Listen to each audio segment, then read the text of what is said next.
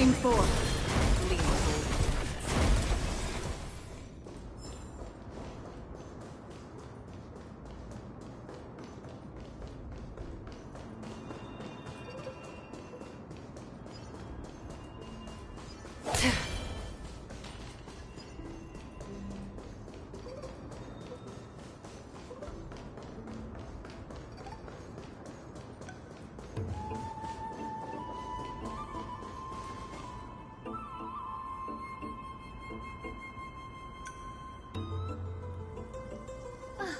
Really now? This is way more trouble than I could have asked for. Or you could sit back and watch.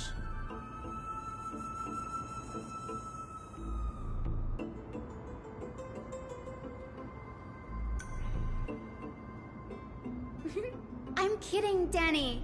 Lend me a hand, pretty please? Alright, now let's get him!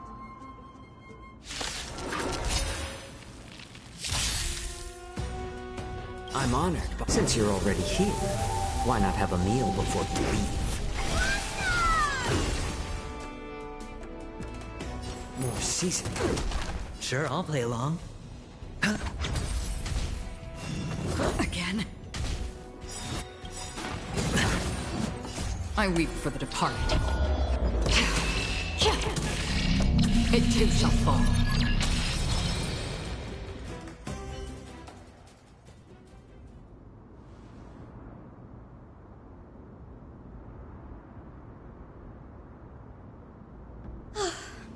The Black Tide is remarkably quick to detect the light of Amphorius. So or rather, the blessings of the Sky Priest in me, might have unknowingly called them to me. Anyway, never mind that for now. Here, you might want to have a look at this. I found it around here and thought it might be of interest to you.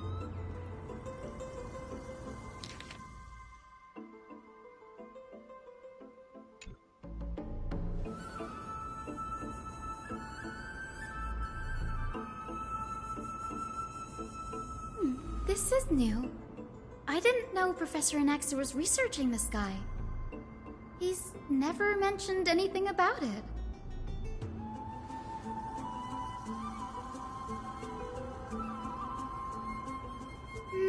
Might is an understatement. Anaxa has never been one to venerate the gods, nor has he ever found it within himself to put any faith in the prophecy. People have come to think of him as a heretic, even in a place as liberal as the Grove. Yet, it is also this very blasphemer that Circe's favors. Fate sure works in mysterious ways.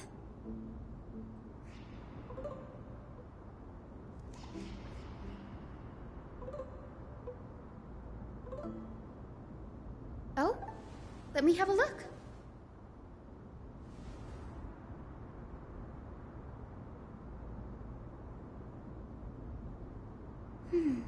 By the looks of them, these scrolls are records of two conversations that took place in the same setting, one after the other.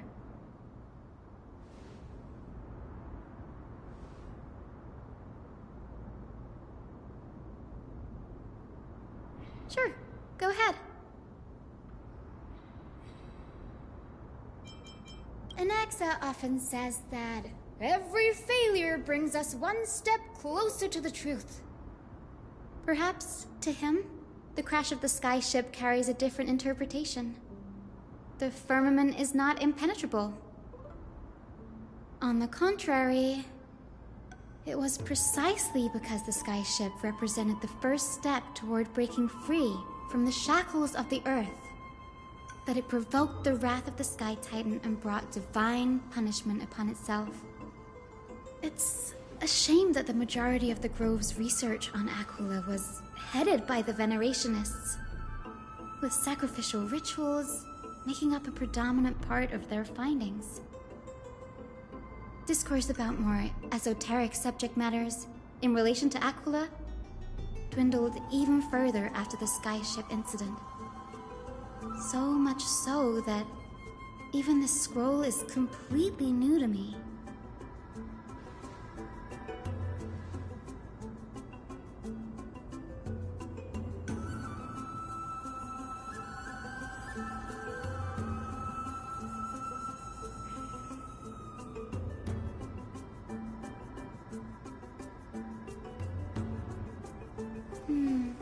That's what I'd like to know. What are these experiments he's involved in? Even I, the assistant lecturer, know next to nothing about them. I have a bad feeling about this. Could there be more to what happened at the Grove?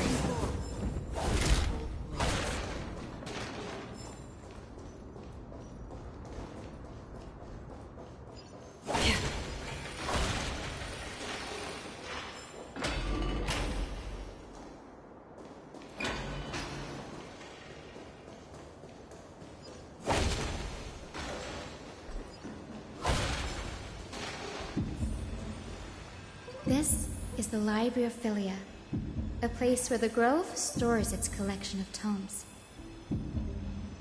Other than books written by the 7 schools, you can also find philosophical texts, ballads, and religious writings from the Outlands here. Cities that desire to learn from the Grove were apparently expected to contribute knowledge of equal value to what they saw. We've had more than our fair share of hilarious episodes over the years. For instance, it's said that the Erythrocheramists once borrowed a manuscript from a certain author, but ended up returning a copy instead of the original. What's more, the original manuscript was supposedly then hidden here.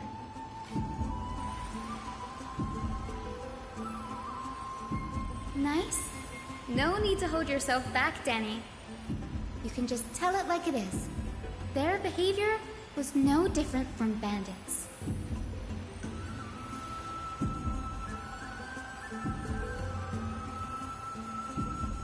Whew. You've got me there. Some said you couldn't even find a dictionary in Castrum Kremnos, so I guess they were spared. There are too many books in the Library of Philia. Flipping through them all will take too long. Why don't we use the Biblioslate to search for the texts we need? We can bring them back to Akama for reading after that.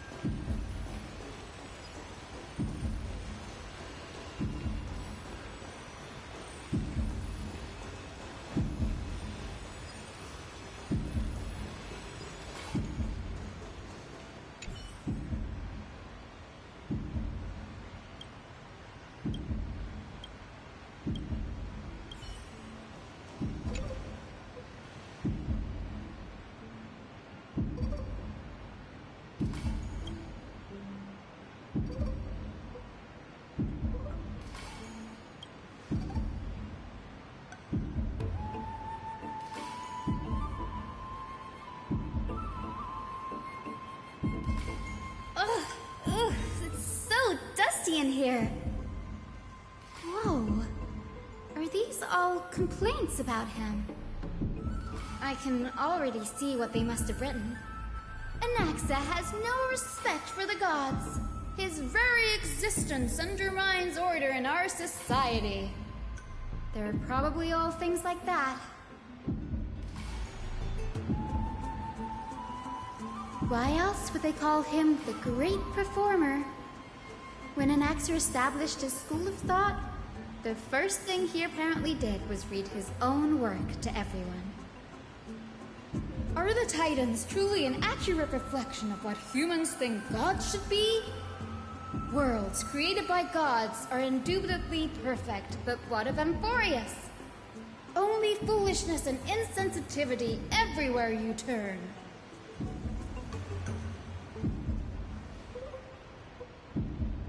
They marched him straight to the seat of judgment before he could finish.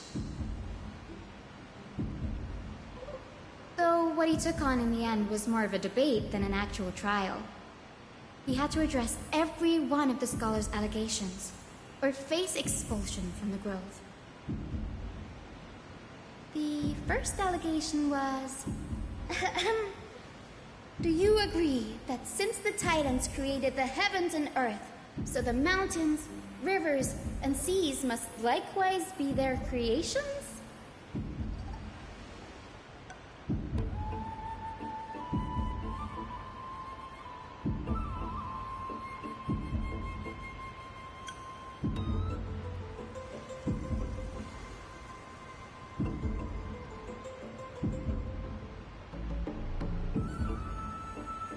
Anaxa would have probably been spared a lot of trouble if he had answered this way. Instead, he quoted past instances of the Flame Chase journey and posited that humans have the potential to take over the divinity of Titans. Needless to say, his critics didn't take kindly to his answer, so they followed up with a second allegation. You claim to be studying souls, yet you are, in fact, defiling them and committing acts condemned by the gods. Do you admit it?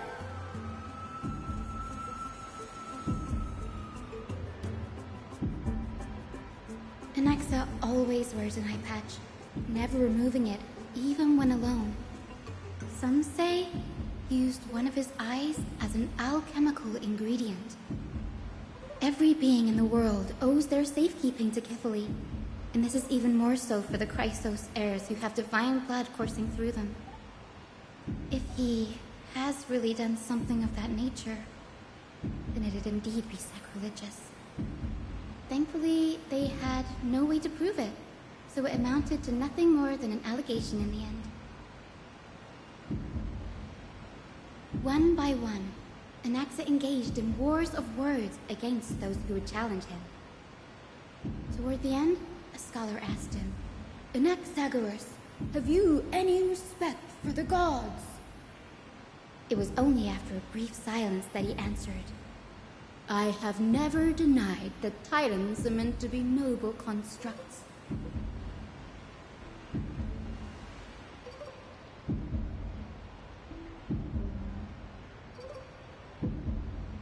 Yes, I'm not sure how that controversy was eventually resolved.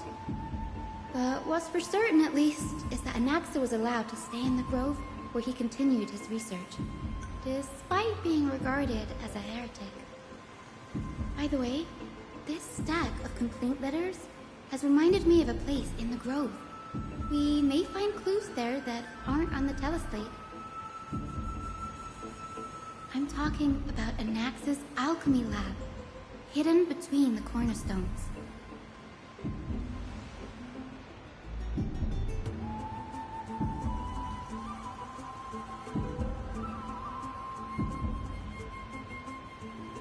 It's a well-kept secret.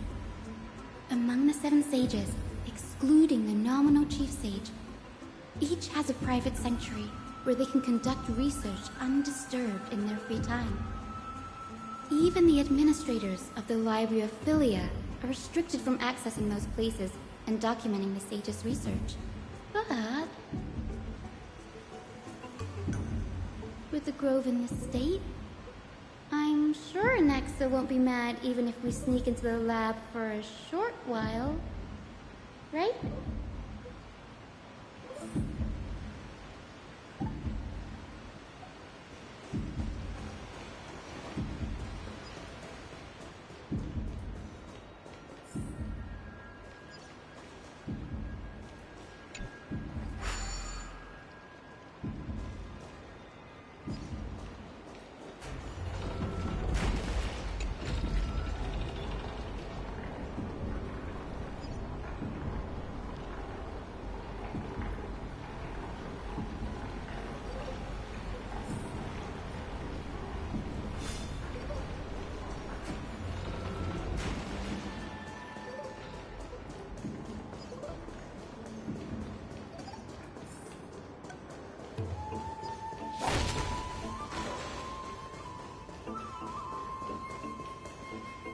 This is the place. But where is everything? Materials for alchemical experiments, matrix diagrams, and even the seal to the lab. They're all gone. Did the Black Tide destroy it all?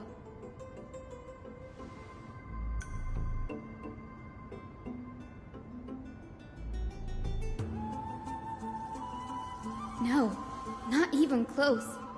Not only are alchemy experiments high-risk activities, but Professor Anaxa also has a penchant for using bizarre materials. Students often saw him walk in looking right as rain, but come out covered in soot with his hair singed. Naturally, no one dared to come near this place. Huh? That bookshelf over there seems to be the only thing still intact.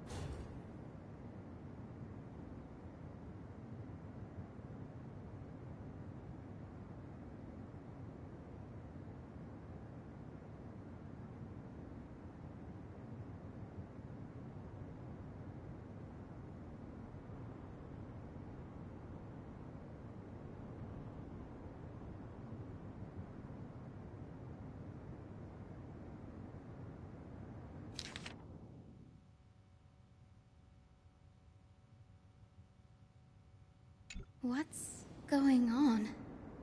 Anaxa is conducting research on our friends in Alchema and... me?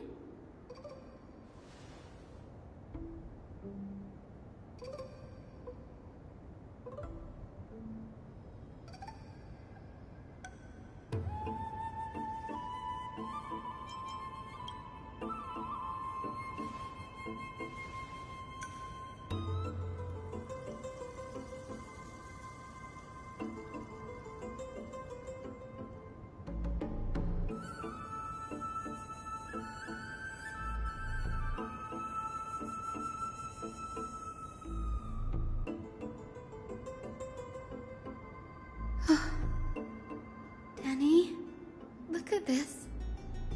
I have a bad feeling about this.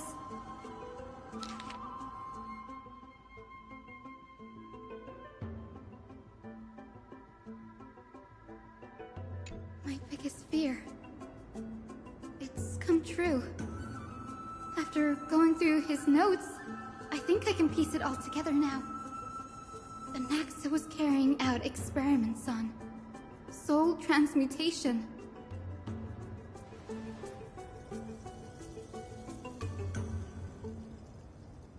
Yes, this is what he was secretly conducting research on. Something he had to keep hidden from others. Compared to his public speeches, this is the real blasphemy. Oh, I just thought of something. Do you remember when the Black Tide was approaching? The Grove had planned to send Cersei's core flame to a safe place. But an accident happened along the way, and Anaxa lost his life in the process?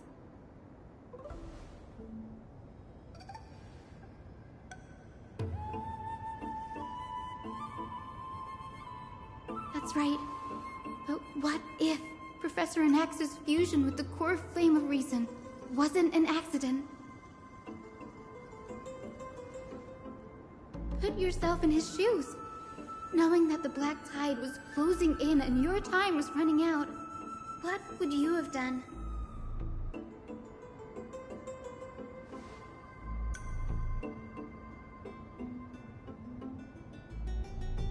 Exactly. When the Black Tide came, the true reason Anaxa headed to the Luminary Throne was to transmute and fuse himself with the Titan's core flame. No.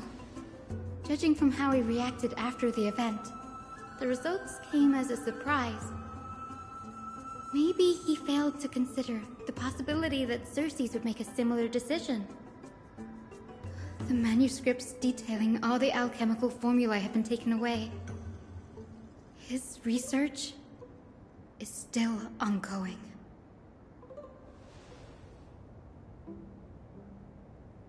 Like, what? There's only one Titan left in the world now. No. No way.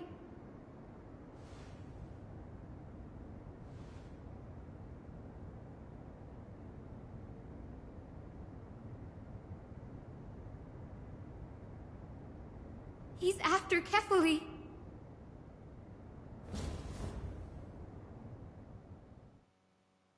Sir, this sky above us, it's not real, is it? Of course not. This is just an image from a projection device used for educational purposes. A simple trick. The day-night cycle has been lost to this world. So that students like you may still learn about the night sky, astronomers have harnessed the Titan's miraculous power to manipulate the light, projecting the nights of the past here for you. Much like how the sky above the Holy City is also illuminated by Kefali's dawn device. So, the skies of Akama are fake too. You mustn't conclude that, Inoxa. You should know that only a child would expose a trick and be proud of it. Often people know more than they let on. They simply choose to feign ignorance because they have no other choice. Then they're just deluding themselves. People believe in Kefali's tale of Genesis, accepting wholesale whatever the priests preach. But we're different. We've already walked out of the firelit cave of ignorance. We have already realized that we live in a world where Titans make the rules. Even when we look at the sky, we're only seeing what they allow us to see. Rather than gazing at this mockery of a night sky fabricated by them for the rest of my life, why shouldn't I be the one to take control of the projection device instead? So much time has passed since you sowed the seeds of doubt in my heart, child. Many a night, I find myself penning down all my theories and wild ideas, only to burn them to ashes when I open my eyes in the day. Why? Because we'll face death by burning if word gets out? As a sage of the Venerationists, my soul has already become inextricably linked to the great tree. Every word I say and every move I make is certain to influence every leaf, every branch, even the tree itself. But above all else, my days are numbered. Instinctively, I have my doubts about the golden blood and the human soul, yet I have no means of verifying them. The golden blood in my veins is woefully thin, and I am loath to waste what little time I have left obsessing over a hypothesis that cannot even be proven in the first place. But I can, sir. I can do it for us. The time is right. Give me all that I need, and I shall accomplish this grand feat on your behalf.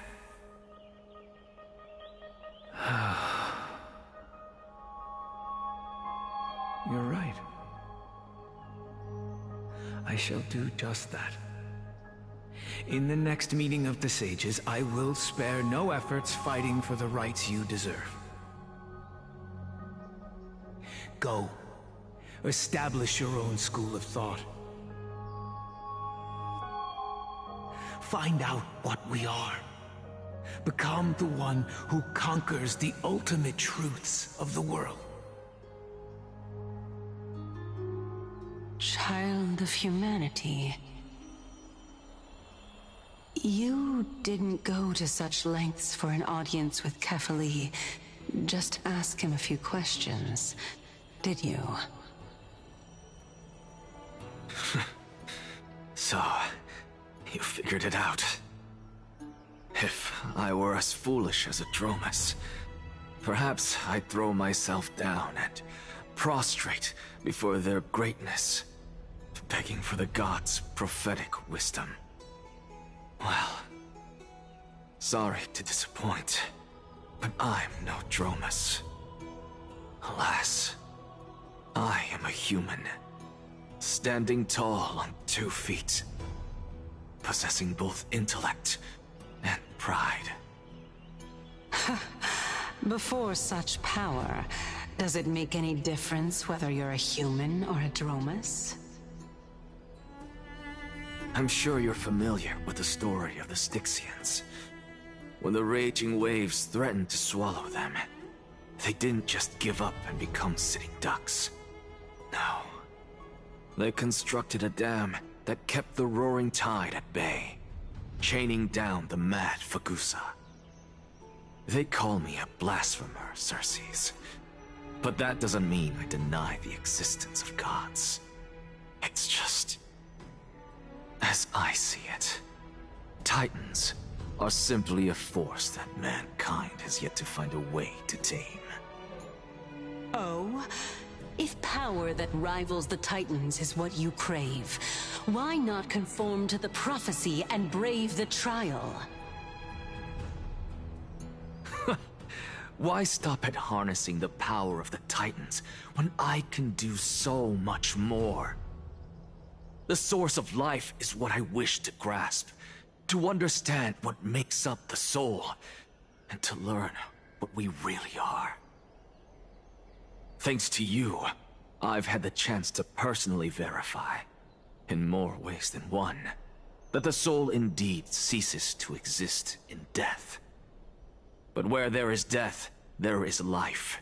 And where there is an end, there must also be a beginning. How then is a soul born?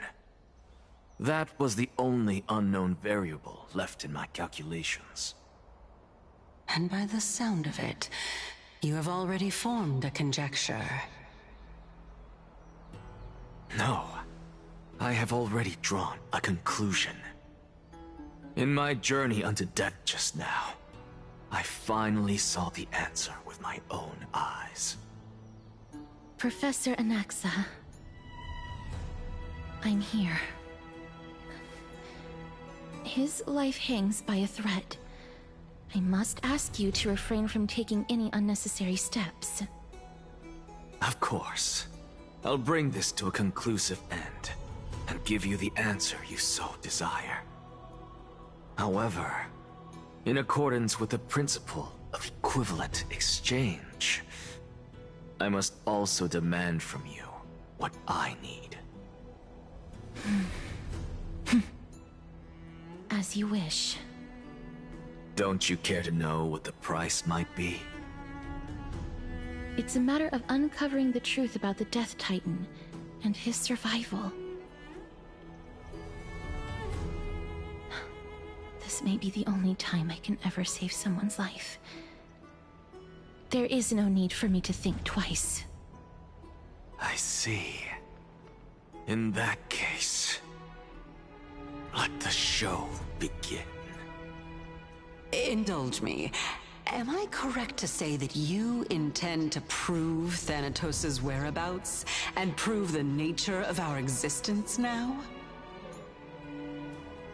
Before I begin, I must confess I had been stuck in a cognitive trap all this time. As unrelated as these two propositions may seem at first glance, they are in fact logical equivalents.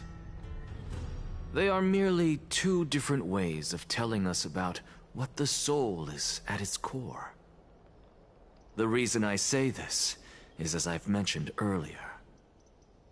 The answer was hidden in my journey unto death. Anaxa, you were in the Netherrealm? Yes, I am but a living dead man now. But that's not important. What truly matters is, I overheard a conversation between heroes. That's not all.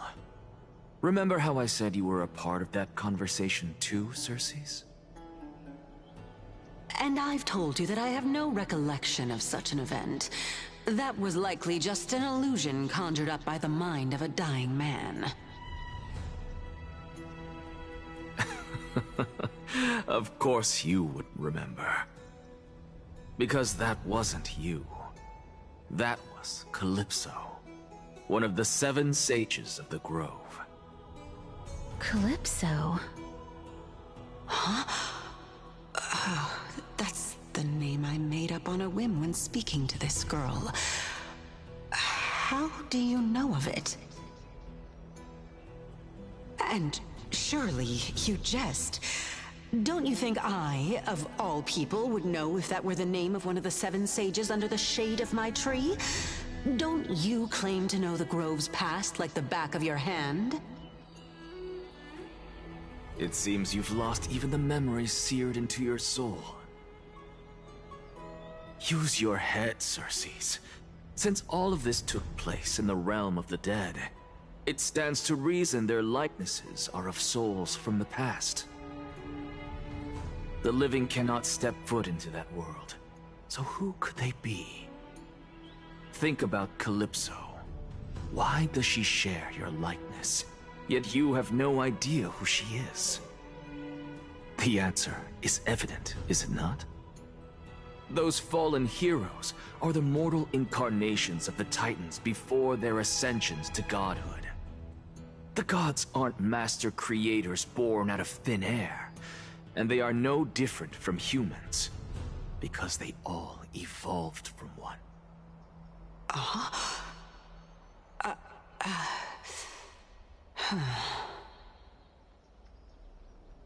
Does this answer disappoint you? Yes, because you've answered nothing. If I truly was once human, as you claim, then where do the children of humanity come from?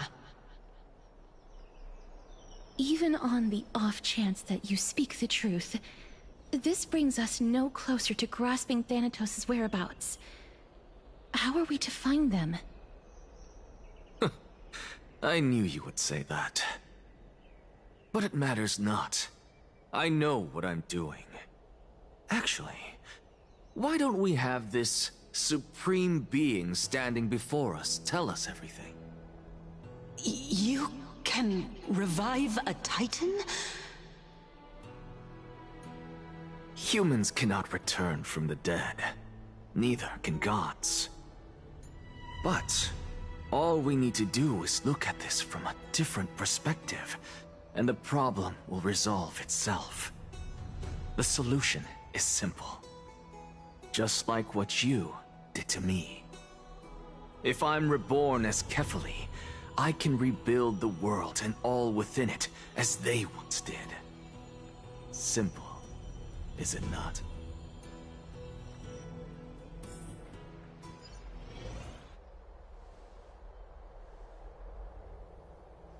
I have news from Hyacinth and Danheng. Anaxa might be trying to do something with Kefali's divine body. Kefali? But what could Anaxa want? Is the Council of Elders going to sit around and let such a sacrilegious act unfold? That is not possible. He is indeed the great performer, capable of fooling anyone and everyone with his tricks. I'm sorry. No need for guilt, for this is good news to us. The Council of Elders has found themselves a traitorous ally. Anaxa's ambitious desires will be something we can exploit. What we should be doing now is to keep our eyes peeled for whichever trickery Kynus is up to, and react accordingly to thwart her plans. Being Akima's political center, The Demigod Council holds just as much significance as the Vortex of Genesis. Someday, after my duty is over, this site will take the place of the battlefield where you hunt gods. Become the next challenge you ought to overcome. Till then, it's best to get used to this place as soon as possible.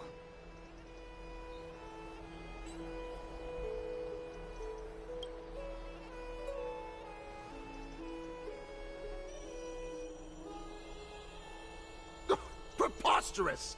The Christos heirs only have their standing because of the Council of Elders! How dare they trample over it!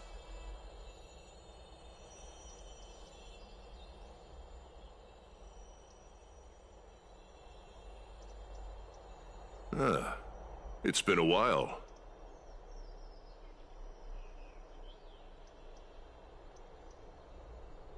What is that supposed to mean?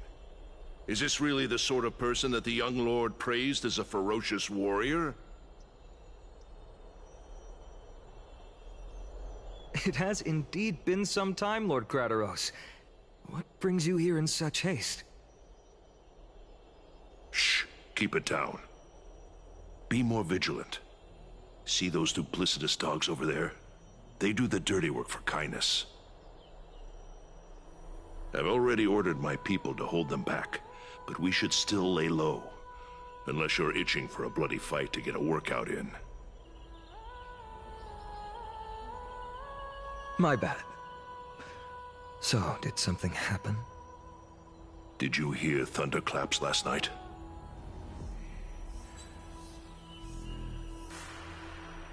Thunderclaps are beacon signals of strife. They are a message from the young lord.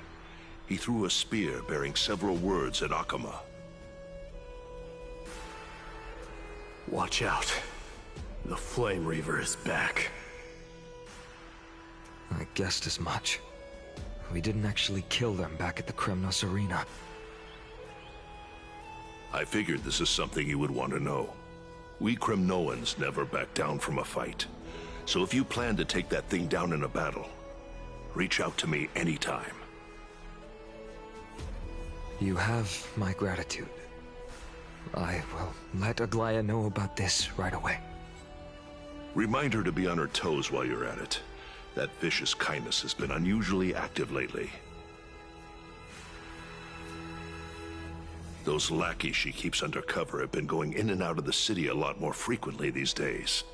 Some even seem to be getting Kremnoans to defect to the Council.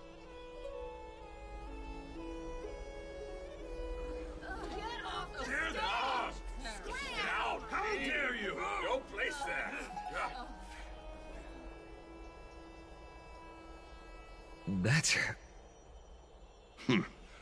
Looks like you can see it for yourself. We should get back. Thank you for the intel, Lord Krateros.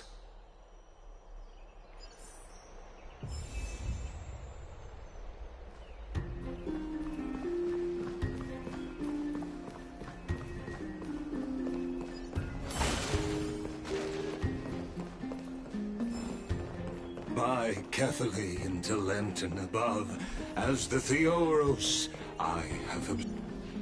Aglaya, what happened here? I know about the poisonous fangs of that king snake through the golden threads. In the past, I would be confident about keeping her in check, but... I admit, I am now unable to do so. What do you mean? It is no longer about eloquence or arguments. I have been a demigod for far too long, that I hardly have any humanity left. Before I realized it, I have become no different from these hypocrites, no longer capable of relating to the people. This has come a lot sooner than I expected. But perhaps it is time. I need you to step up, Finan, in order for me to retreat behind the scenes. Yes, this is my duty, but... It is far easier for the Council of Elders to fool many than just fool one person. Their so-called more support is no more than a ruse to distribute power using words instead of lances. There is no glory in winning this debate, but that makes having respect for humans so much more priceless. Finan, you are a Chrysos heir without flaw, capable of relating deeply with humans. I appreciate what you've taught me, Aglaya. I hope we'll live up to your expectations and win this debate.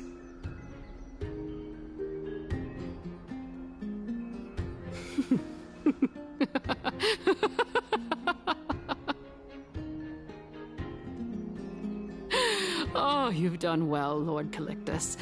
Let me take over and personally close this debate for today. Dearest counselors, let it be known that I sorely miss the blissful times portrayed in lyrical poems.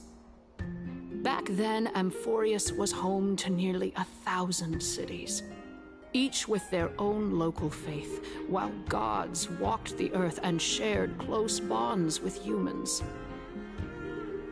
Yet, in the present, people from all over are forced to leave their homeland to seek refuge in the holy city, where they hope to rest under Kefali's protection. All of us have long been in the same boat, with no way out of this plight. We didn't have a choice in the past, but now, the Council of Elders brings to the table a new possibility. All I have left is one question for you. Would you rather strive toward the unheard of Era Nova, or return to the prosperous Era Chrysia of our past? Make your choice. Now, which of the two would lead mortals to an ideal future?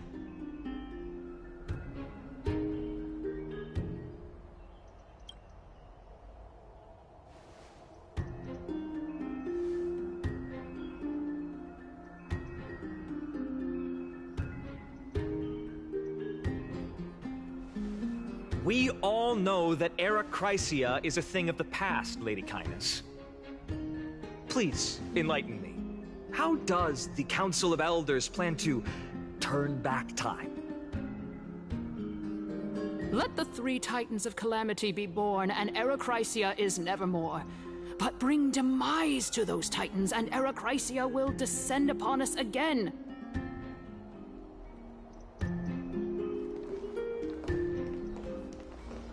Know that the Council of Elders is never one to make empty promises. Look at who we have on our side. Anaxagoras, one of the Grove's 7 sages, and Castorus, Idonia's goddess of death. With the help of these 2 heroes, I can promise all of you that Era Chrysia will exist once more. Aren't they Chrysos heirs? They're supporting the Council of Elders instead? It's clear from the start that these heroes do not get along well in their group. All the more proof that Aglaya isn't fit to speak on behalf of every Chrysos heir. I am in favor of Era Chrysia. Era Chrysia! Era Chrysia! Era Chrysia! Era Chrysia! Era Chrysia! Era Chrysia! Era Chrysia!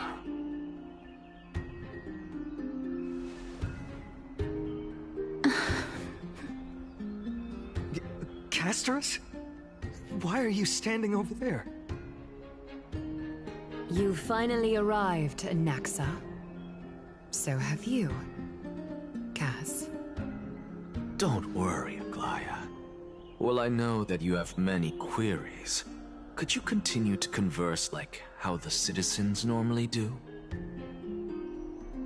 Tell me, dear citizens, if we successfully retrieve and return Thanatos' core flame without anyone passing the Death Titan's trial, what would happen next? The answer is simple. We will have a chance to rid the world of death and bring Amphorius back to an era when all beings live forever. We'll usher in a new future that will be entirely different from the Flame Chase journey. He's one of the seven sages. I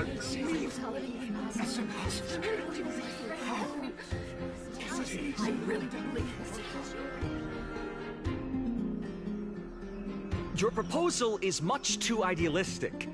As long as the Black Tide still exists, how can we go back to the old days? Remember what I previously said? Kefali's core flame is guarded by the secret power of the Council of Elders. Plus, Pagusa's water curtain will be able to block out any external perceptions. Tell me, dear citizens, have any of you ever seen even a glimpse of the threat that this person is talking about anywhere within the walls of this majestic holy city?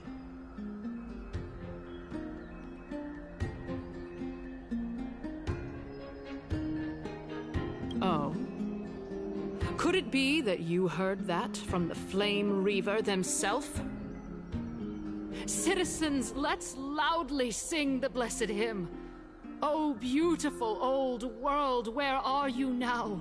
Oh, legendary Erechrysia, return to the mortal realm!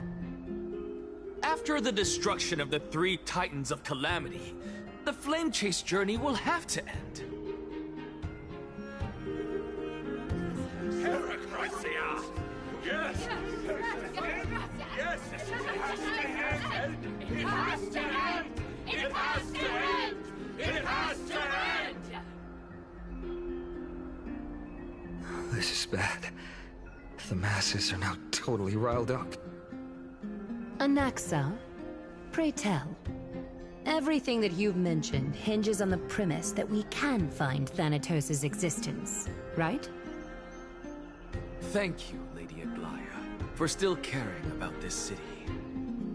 However, dear citizens, we are truly fortunate and blessed. For Castor, goddess of death, will surely find Thanatos under my guidance. What?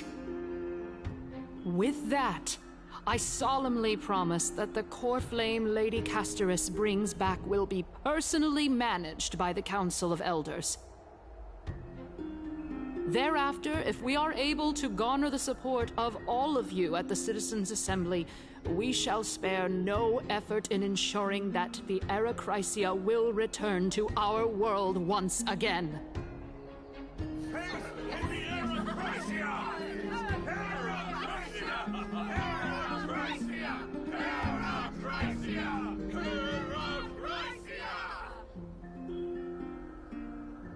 With the balance shattered, the result is clear. By Kefali and Talentin above, as the Theoros I have observed. Akama has chosen her destiny. The issue up for discussion at this Citizens' Assembly shall be modified to the suspension of the Flame Chase journey. This resolution shall be put up on the Wall of Heroes, such that all citizens are aware of the city's way forward.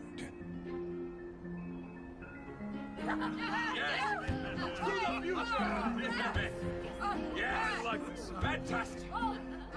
Yes. Aglaya, dear Aglaya, what has caused your heart to soften? You also don't seem to be as quick-witted as before. Wag your tongue as much as you like. Since the Flame Chase journey has been preordained by the prophecy, our failure has never been on the cards. Well then, I guess we'll find out if that's true at the Citizens' Assembly.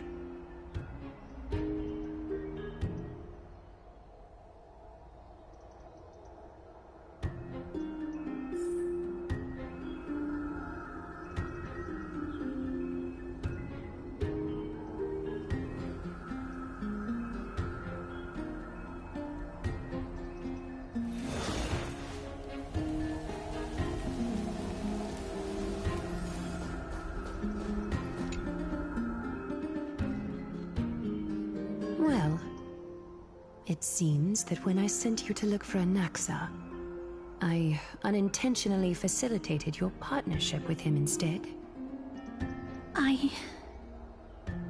My apologies, everyone. I know that you have many questions to ask me. I will answer them to the best of my knowledge.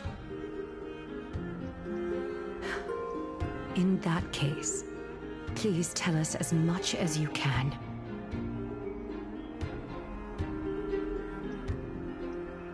In actuality, he showed me a past that was both long and heavy. The reason I say this is as I've mentioned earlier. The answer was hidden in my journey unto death. Anaxa, you were in the Netherrealm? Yes, I am but a living dead man now. But that's not important. What truly matters is, I overheard a conversation between heroes.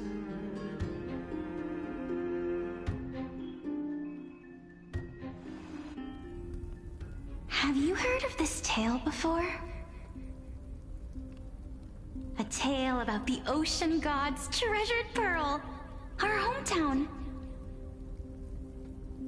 It was a seaside town which enjoyed the ocean breeze and glorious, peaceful times, thanks to the wisdom of its ruling queen. Until one day, an evil dragon descended upon the town. Its wings were large enough to blot out the sun, while its claws were sharp enough to rip the waves apart. It barged into the tall tower and devoured the queen's beloved daughter. It even settled itself in her bedroom, like a tyrant king. The queen assembled 300 warriors who managed to subdue the evil dragon by chaining it up. However, when the queen slit open the dragon's belly, she realized that the princess had long since been digested, and all that was left of her was a pile of bones. Devastated, the queen wept for several days. It was then that a devious, smooth-talking scholar arrived at the palace and suggested that the princess could be revived through the use of dragon bone and dragon blood. That liar called this process the secret art of alchemy. The princess was reborn! The queen was overjoyed, blissfully unaware that the evil dragon's soul still lurked within the princess's body. As revenge, the evil dragon swallowed the poor queen, the glib liar, the courageous warriors, and all of the town's innocent civilians in a single gulp. Worse still, the souls of the deceased refused entry to the Netherrealm because they were filled with regret. Forced to roam the mortal realm, these resentful souls ultimately converged into a river of souls that would not retreat for a long time. The terrifying death had consumed all. Thereafter, our hometown fell into ruin as well. Until...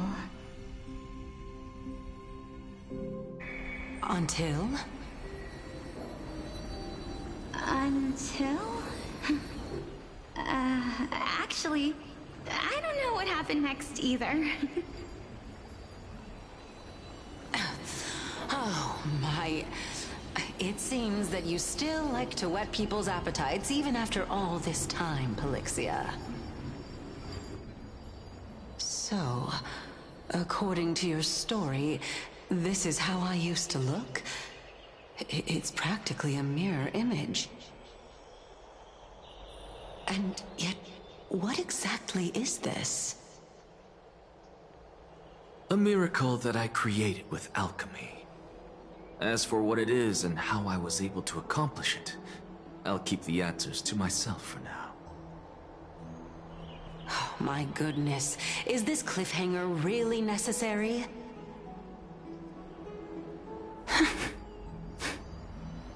Quiet, Titan. Continue to enjoy this splendid play, and the truth will naturally reveal itself. Dragon, huh? I've heard this legend before. In that case, what do you think of it? I think that this so-called alchemy was a tenuous analogy added to the story by future generations. After all, you've never heard of a tradition of alchemy in your hometown before, have you? Indeed. Before I left home to pursue my education, I never even knew that anybody was looking into this area of study. Therefore, we can just treat this tale as a fable told to young children. A fable, you say? If so, what moral is it trying to impart to the kids? I guess it might be the concept of equivalent exchange? Oh? I thought the moral might be closer to something like honor the dead. Huh. What? At a loss for words? No, I merely realized that we're both thinking of the same principle. If life is priceless, then there is hardly anything else in this world that is of equal weight to it, right? Indeed. As expected of the wisest scholar in the land. You flatter me. Why don't I ask you a question as well, as a form of equivalent exchange? Of course. What is your question? If I imparted my knowledge of the art of alchemy to you, would you use it to resurrect someone you loved? What? What kind of strange question is this? I got it. You're just trying to get me to tell you whether I like anyone, right? Let's just leave it at that. That was rude of me. Yes, I would. Oh? Death is inevitable. In the days to come, I'm certain that someone whom I cherish deeply will leave me for good. If such a mighty power really existed, I think I would use it without hesitation. After all, you, me, and the rest will all have to face that fateful moment eventually.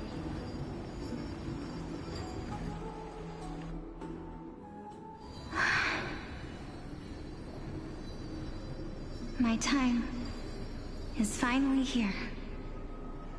However, perhaps because of my firm belief in the immeasurable value of life,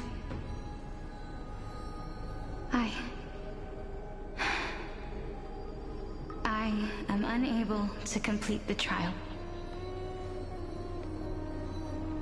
You shall wither, and through that, the dead will sprout again from the remains, and be reborn with the dead flame. It is a pity that fate is such a cruel mistress. Is there no other way of interpreting those words?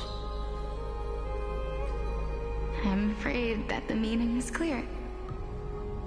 Between my sister and me, one must pay the price. Our trial can only be completed when the one chosen sacrifices her life.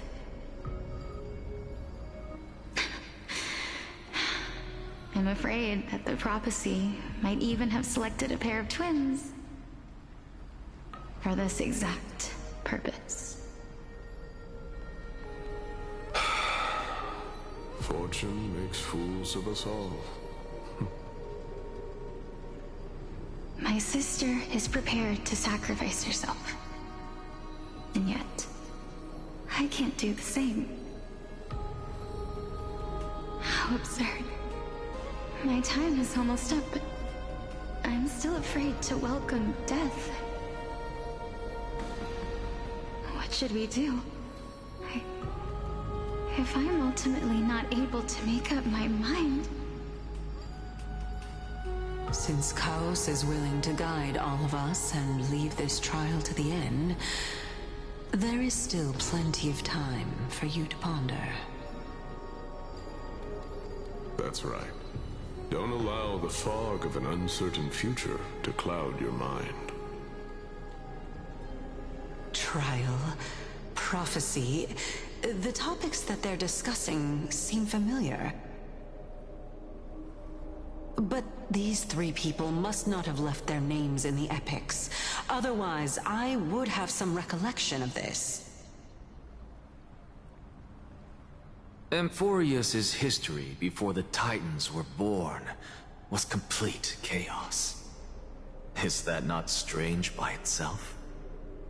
I have long held 3 hypotheses about this. However, let's continue watching for now. Calypso, Polixia, and this warrior. I seem to have met him somewhere before. Regarding this matter, Nias, are you confident that you'll complete your trial? Of course. Though, I am worried about what will happen once I've emerged victorious.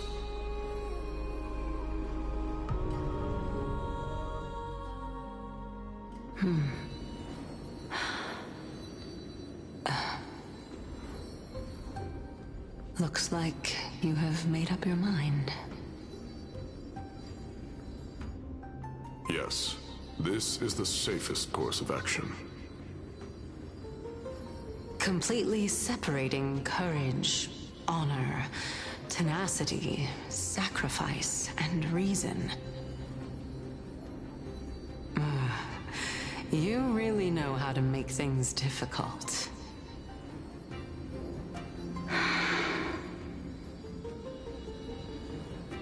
Please, young lady, witness my fall and demise. Lady Calypso, you shall host the soul-rending ceremony. I do not understand. Why would you dare to sacrifice yourself for a future that you won't get to witness? Because this is our destiny. The power that resides within me is so intense that I will one day be engulfed by it.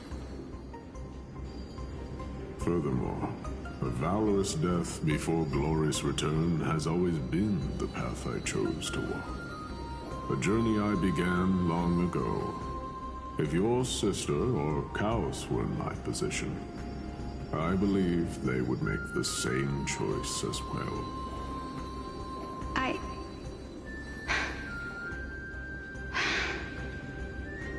I'm not that brave. I don't know how I'm supposed to face such a serious affair.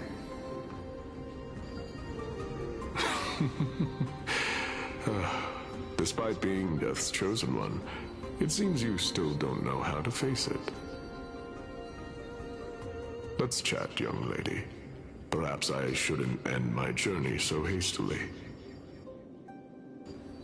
Since there's still time, I'm not worried about letting fate wait a little longer. Of course. This warrior is Lord Nias. As the embodiment of Nikador's divinity, he entrusted his life to us and allowed humankind to end his madness. means that what I'm currently seeing before my eyes is, in fact...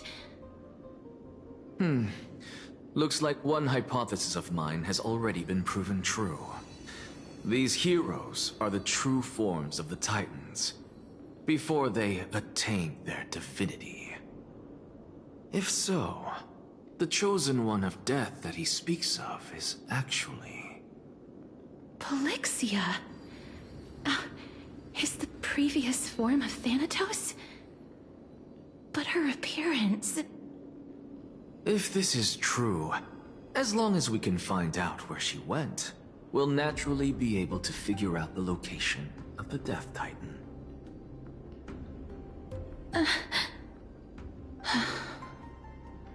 But before that, we first need to witness what ultimately happened to Lord Anaias.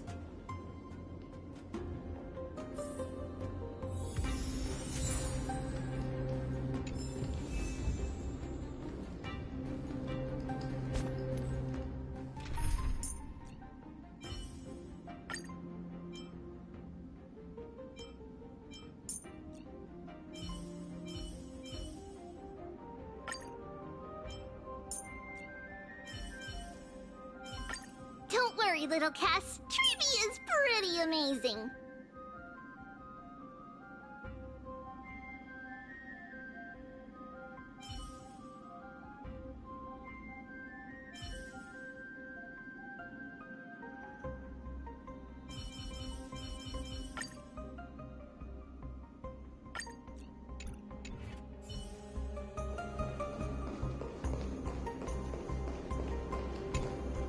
Honor, courage, tenacity, sacrifice. And finally, the only thing that remains is reason. Cheer up, young lady. There is no need to shed tears over a glorious death. All farewells in this world are sorrowful, Lord Anaias. No, young lady. As a warrior, I have witnessed too many bitter deaths. But now, all I feel is peace. I did not know until this moment that mortals could live their lives in such a way. Although only a sliver of your soul remains, you remain so optimistic. Or maybe the truth is that you aren't able to feel sorrow anymore. To be honest, I don't know either. But I am certain of one thing. This is not an acceptance of death nor apathy toward it. It's not even a feeling of despair. I am just enjoying what remains of my life to the fullest. Enjoying? Indeed. Along this journey that we've taken together, not only have I changed the world, I myself have also changed in the process. And now I have reached the journey's end. When I look back and see the grand epic that I've personally written, how could I not revel in that fact?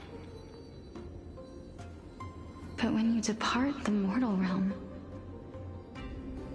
won't all of your accomplishments be reduced to nothing? Separation and death are two sides of the same coin. Reconciling this doesn't come easily for a mortal.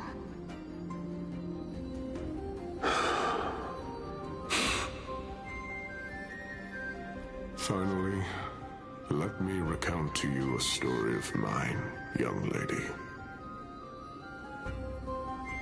The first time I returned from the battlefield, I felt extremely hollow. The calamity had devoured everybody on the battlefield but me. When I returned to the city alone, the citizens held a banquet for me that was far from pleasant. I felt as though I was still on the battlefield, and the person who had returned was nothing but an empty shell. It was late into the night by the time the banquet ended. My head still reeling, I returned alone to the barracks. On the way back, I encountered someone. It was a crazed scholar looking at the night sky and muttering to himself by the side of the road. Although I tripped over him and fell, I wasn't angry in the slightest. And maybe because I saw myself in him, I inexplicably asked him a question. Do you think that it'd be better if we just died on the roadside like a couple of stray dogs? To my surprise, he shrugged his shoulders and sighed. How does someone who is currently experiencing death, dying and living, afford the same amount of bliss? Now please, go away and don't block my starlight. Are you trying to say that there is no difference between living and dying? For they are both journeys that lead toward death? That's exactly what life is, and death is, but a scale to measure how valuable the journey was. Journeys and epics are only glorious and magnificent because all things eventually fade to dust. Therefore, young lady, don't detest your fate. Instead, willingly and respectfully embrace it. The embodiment of strife, telling me about the majesty of the world. Indeed. I believe that when the fated moment eventually arrives, you will be able to understand my words. It is time for me to knock on death's door. I will set up a long table at the end of the road and humbly await your arrival. When that moment finally comes, let us drink and be merry then.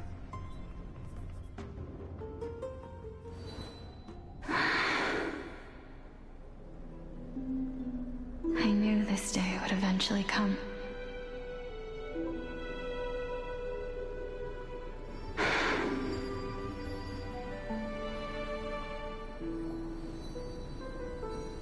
Are the both of you ready? Mm-hmm. Elixia. I'm here.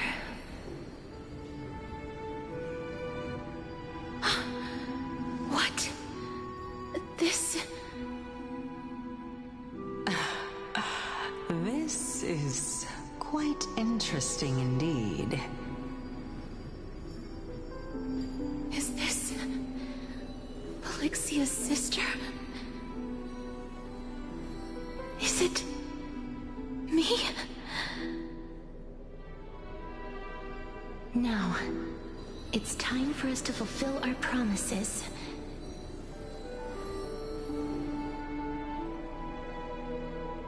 Are you afraid?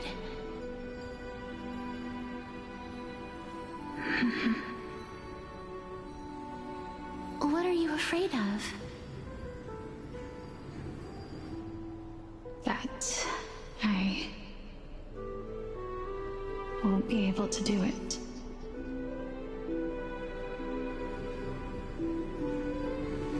You shall wither, and through that, the dead will sprout again from the remains, and be reborn with the dead flame.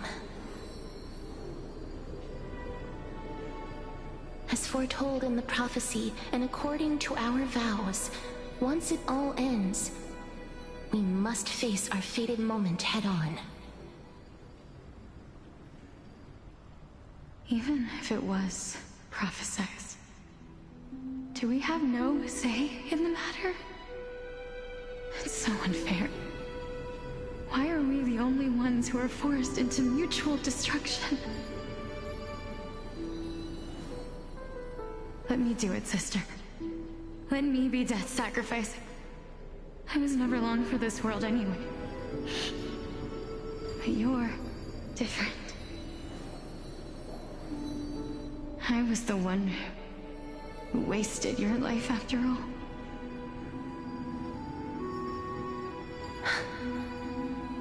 You're wrong, Polixia.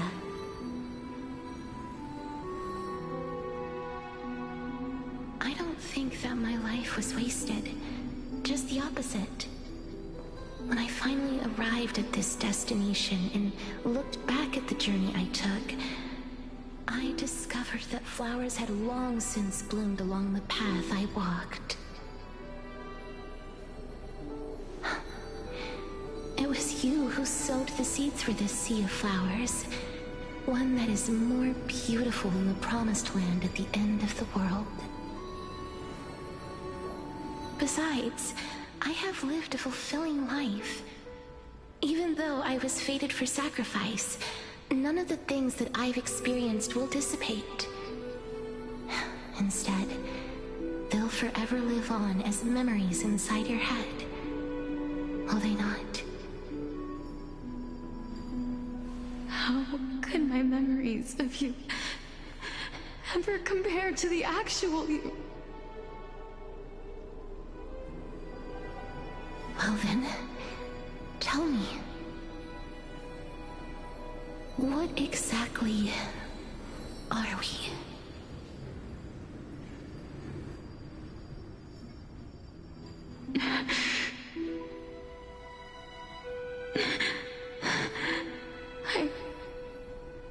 I don't know. I don't know either. But regardless of what the answer is, regardless of how we're shaped by others, or even by this world, ever since we were born, the fact that we existed was predestined, and nothing could erase it. This is why I will always, always be by your side. We're twins, after all.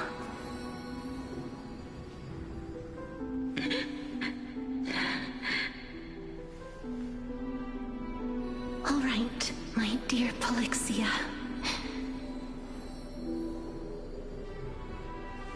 It's time to extract my heart and light the flame of death. After that, use it to plant the first bud in the prophesied new world.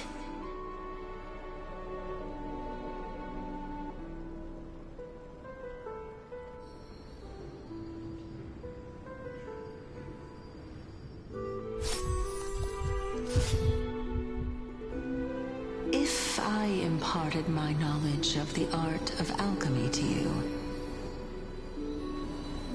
would you use it to resurrect someone you loved?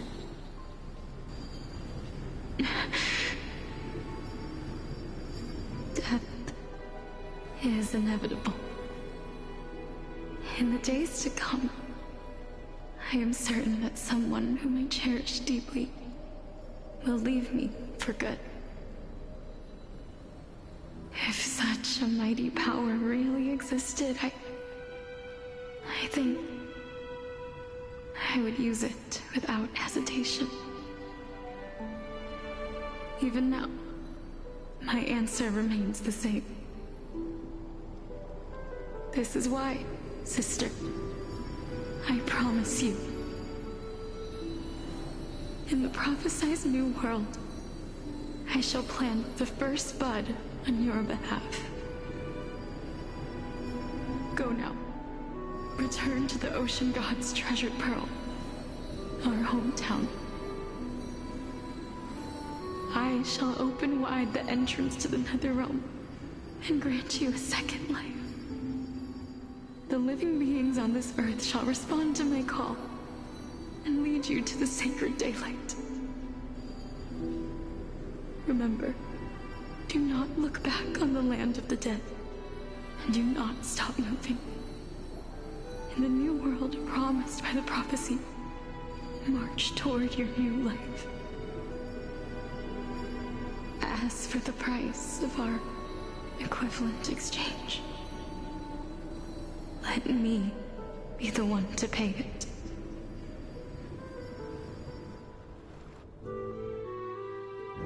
everybody. We've come to the end. Unfortunately, I am not compatible with the Supreme Being, so I was unable to completely fuse their soul into my own body. However, being able to glean all this from them is exciting enough. I'm certain of this now. Before the Titans that we are well acquainted with were born, a group of heroes roamed the land. These heroes followed a prophecy and took possession of divine authorities one by one, until they eventually became the pantheon of the New World. Just like the flame chase journey of today, Amphorius's history is cyclical in nature. Huh. What a startling revelation. This means that the demigods, who bear the core flames, will also become the new Titans at the world's end, thereby shaping a new world? I believe that this is the truth behind the Era Nova, as mentioned in the prophecy. This is utterly unbelievable. Besides, those twins in the past, even if they really are Thanatos, their whereabouts are still unknown even today. Are their whereabouts truly unknown? Didn't Polixia mention that seaside town, the birthplace of alchemy in the Tale of the Dragon? In our world, there exists a city which perfectly matches that description. Styxia. But the people there worship Fagusa and bear no relation to Thanatos. I have also never been to that place, as in the time of Idonia, it had long turned into underwater ruins. Take this. This is... the new Sporist masterpiece, the Philosopher's Stone. It was made by transmuting all of the sages' wisdom into a single entity, with their flesh and blood as its foundation. Remember, I've mentioned before that the art of alchemy is all about conversion, tempering, and ascension. This process also applies to the pursuit of truth. Regardless of how unbelievable this sounds, the truths of the world have been refined from the impurities. Think about the story of the dragon. This stone will lead you to your real hometown, allowing you to reform the door to the Netherrealm and discover Thanatos' fate. You still look as confident in your victory as ever. But what if your conjecture is wrong? Simple. I shall merely admit to the entire world that my experiment was a failure. However, my line of thinking will not fail because I have already planted the seeds of doubt into the hearts of the masses. Actions speak louder than words, Castoris. With the assembly about to begin, don't forget the promise you've made. I've already searched for so long. I'm willing to try one more time. While we converse, his life is also slowly slipping away. But before I leave, I have another question. What exactly did we witness just now? That was the world imprinted in Kefali's soul. If we are to prove its existence, you must take the final step. Go. Do not disappoint me. I understand. Hey, child of humanity. Don't get antsy. I still remember the question you posed to me. As a scholar, I do not wish to offer up ambiguous conclusions. Let's discuss this topic again when she manages to find the evidence. I merely wanted to ask, Was that stone transmuted from your heart? If so, rebirth is no longer an option for you. Why not? When I was a child, I lost someone dear to me. When I was a teenager, I lost my faith. A while back, although you saved my life, I also lost my soul in the process. Now I'm merely forsaking my body. What's the big deal? Why are you always finding ways to die? Isn't it good to be alive? This is but a necessary sacrifice on my path to transform into the purest of them all. Can someone who's dead even claim to be the purest of them all? Furthermore, if your hypothesis is proven correct, does it not just confirm that the myths are true, and thereby invalidate all your theories? No, it's just the opposite. If my hypothesis is correct, it means that I can actually ascend to godhood and reshape this absurd world that you all have created.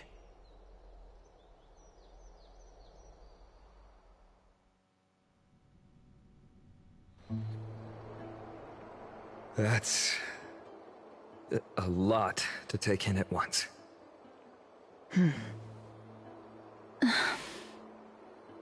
Lady Aglaia, please, let me explain. Go on. You know that the core flame of death has always been the greatest unknown regarding the Era Nova, which is why both you and Kindness desire to gain the power to control that core flame in the approaching Citizens' Assembly. Professor Anaxa has come to a consensus with Kindness. They want to suspend the trial once Thanatos' core flame is reclaimed, hoping thus to eradicate death from this world. If they're successful, then the flame chase journey will cease, and Akama can enjoy everlasting peace. But I know this runs counter to your wishes. So long as we do not usher in Era Nova, the Black Tide will never be eradicated. Even with Lord Mighty on the front line, and the Black Tide not posing an immediate risk, the danger nevertheless remains. Honestly, it's difficult for me to assess the pros and cons in this decision. But someone must bring the core flame before we can begin negotiations over it. The Titan could be very near. I cannot let this chance slip by. Besides, someone has to make this trip to bring back Mr. Soul. Well said. You already had every reason to seek an audience with Thanatos. It's that great performer who has weaponized your wishes and placed us in this difficult situation. A world without death. Do you desire that too? If fate dictates that my path must oppose yours, I will do all I can to resist it and protect what I aspire to achieve. Lord Mighty showed me that without taking the first step, all talk of what follows is moot.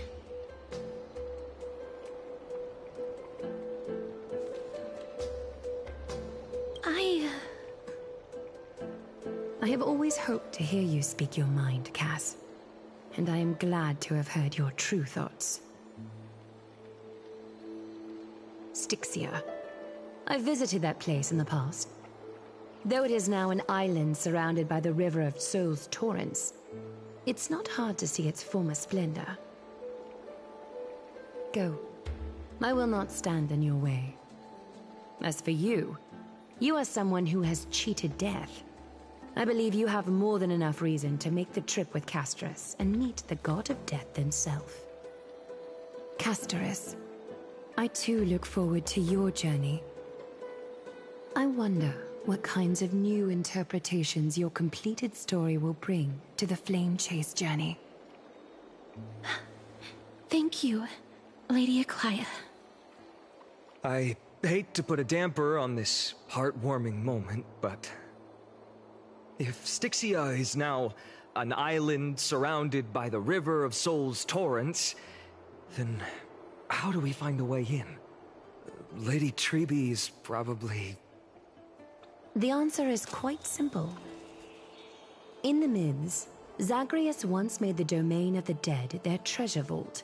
That is to say, they could enter and leave the Netherrealm as they pleased.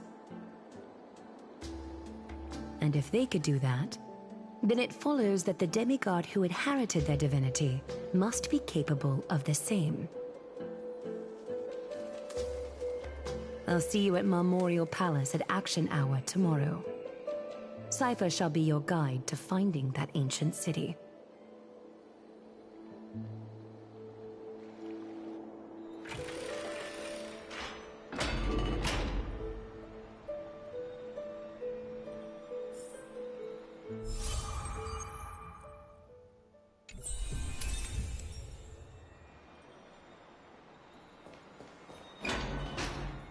Hey, friend!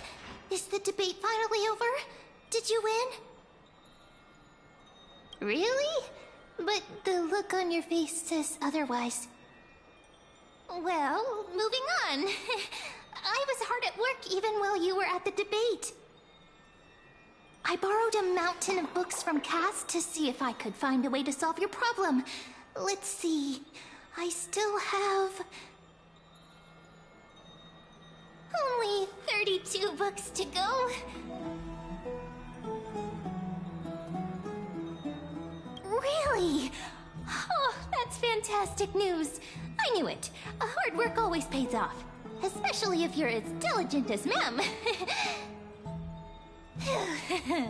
I feel like a huge burden has finally been lifted off my shoulders. Why are my eyelids so heavy all of a sudden?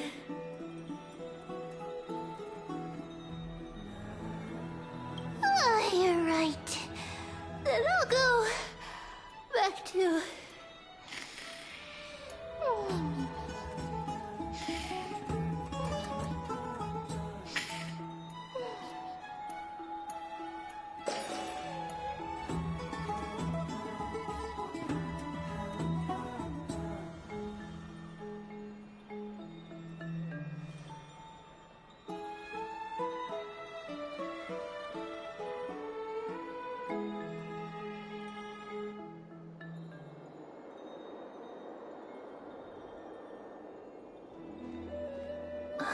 Cass? What a surprise. Lady Trebe...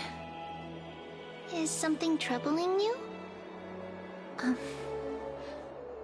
I just wanted to speak to Lady Trian for a bit before I set off. No matter how breathtakingly beautiful Styxia once was, the place is now the domain of the departed. There is no telling what we'll encounter there. I don't want to have any regrets. Has anyone told you that your eyes are sparkling today? Is that a figure of speech? In the past, when you did smile once in a while, all of us could see that your heart remained troubled, even as you smiled. Lady Trebe, you know perfectly well that see you tomorrow is nothing but a white lie. I hope your toughness is not a mask hiding a lonely heart. Cass, you hardly ever talked of your past. None of us knows what you went through, apart from Maggie. But we know it must have been filled with pain and hardships, as it is the fate every Chrysosaur is destined to live out. We are just happy for you that the core flame you're meant to inherit has finally surfaced. Isn't it a little too soon to say that? But you already know where tomorrow is, don't you? There's no need to rely on anyone else. Just give it your all and leave no regrets. We have always believed that your embrace is just as warm as everyone else's. Because we embrace others to comfort them. And Cass, you're the kindest Chrysosaur we know. Thank you, Lady Treeby. This feeling... it's hard to put into words. I suddenly found myself with so many wishes. So much I want to accomplish before setting off. Then go do it, Cass. Trian was actually working on a surprise gift for you. It's a pity she didn't get to finish it. But now Trinan and I are working on it, and we'll make sure to give it to you. So, let's meet back here when you return from Styxia. Safe travels. See you tomorrow!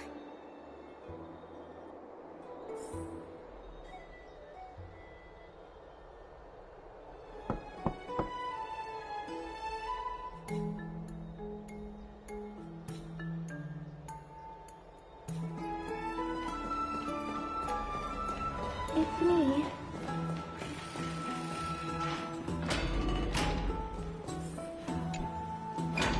I hope I didn't wake you. Huh? No. No. I'm here because of private matters, actually.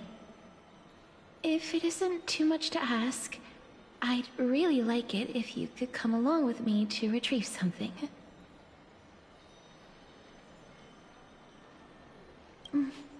Aren't you going to ask me what it is? It isn't a long way from here. Shall we?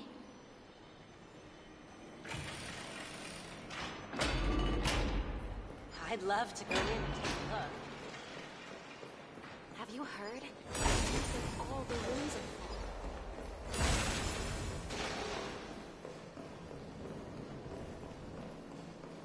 Faith can dispel the black tide. The streets are packed.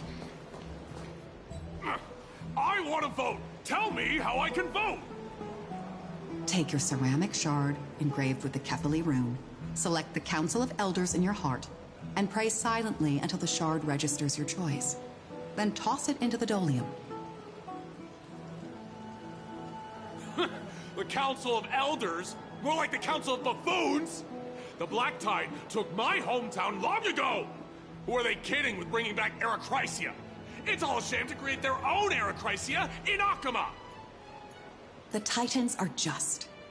So long as we do not overstep our bounds again, we will not incur divine wrath. Oh, please. The time when these deranged Titans should have vacated their spot to the demigods is long overdue. You'll see soon enough, you old fogey. And I pray that Talanton smacks some sense into you with their scales. We shall see how this turns out. That was quite a spectacle.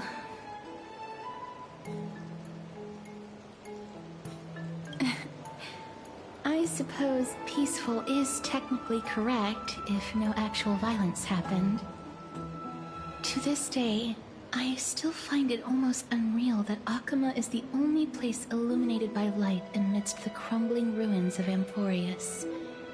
And its people are even holding votes to reconcile differing opinions. This peaceful sight is making me forget that this is the end times.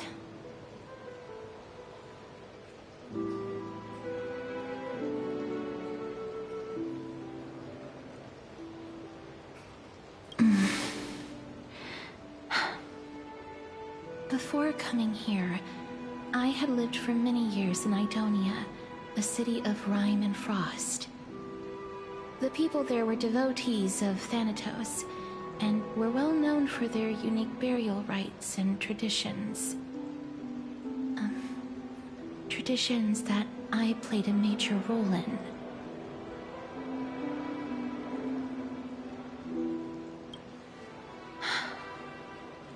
Yes. You now know me as the Mortician of Akama. But back in those days, I was Idonia's Maiden of War. I was trudging across the frosty plains on my own when the Idonians found me. They saw the curse in me as a blessing from Thanatos, and believed that my hands could correct the Arachrysia's mistake and lead them to meet the great god of death. They provided me shelter, but in return, I was expected to grant merciful deaths to war captives, prisoners bound for execution, and heroes alike.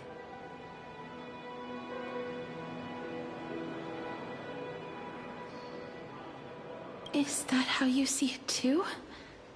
But no matter how kind or cruel the means, nothing can change the essence of death. Taking away someone's life is never worthy of religious worship.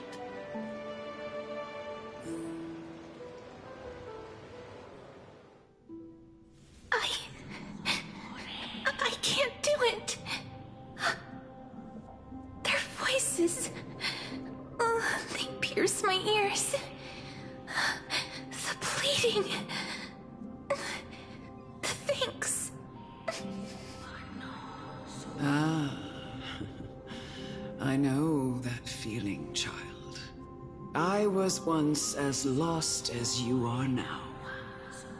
But you must respect those walking towards death, just like how you should respect yourself as the Holy Maiden granting humans glory and liberation.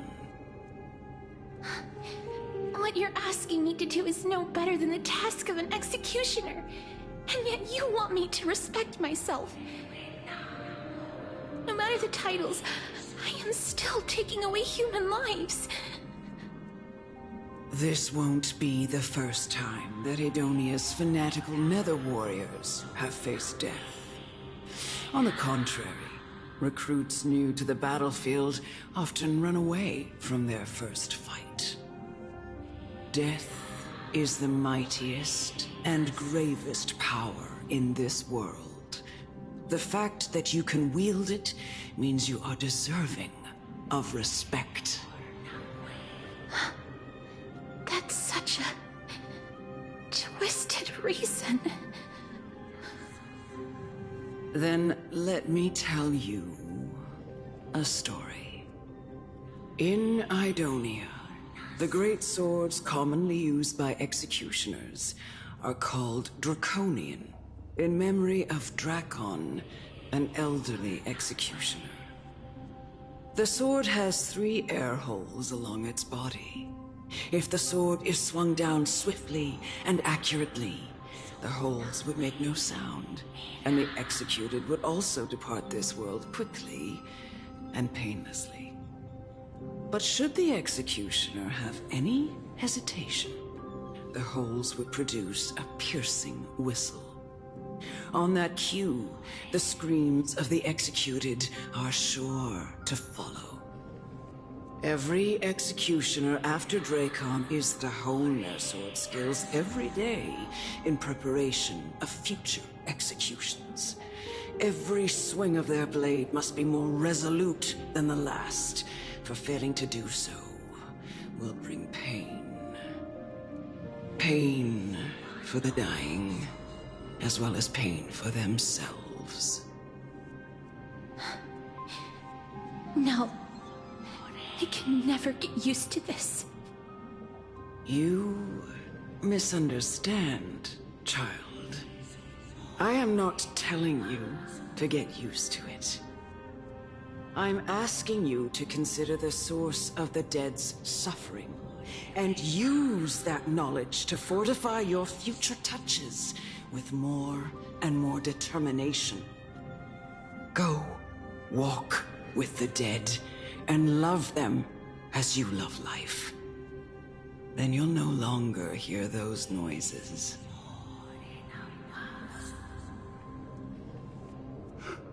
Please! Don't kill me! I don't want to die!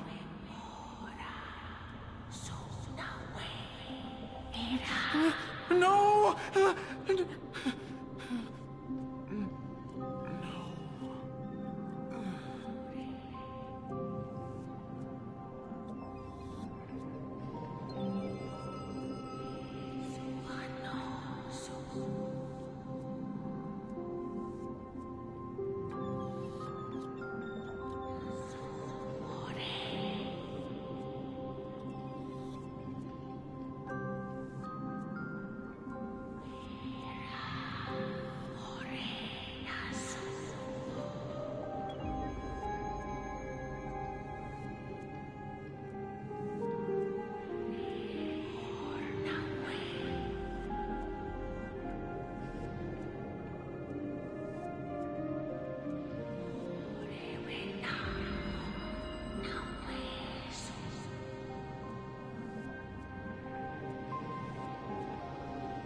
May you gain some insights through his sacrifice.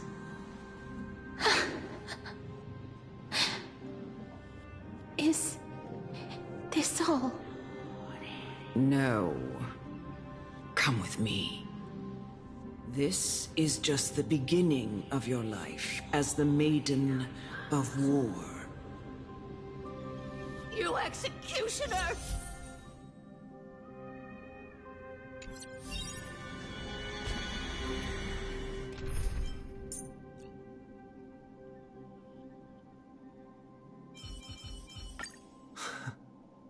How long has it been since we performed together? I missed this.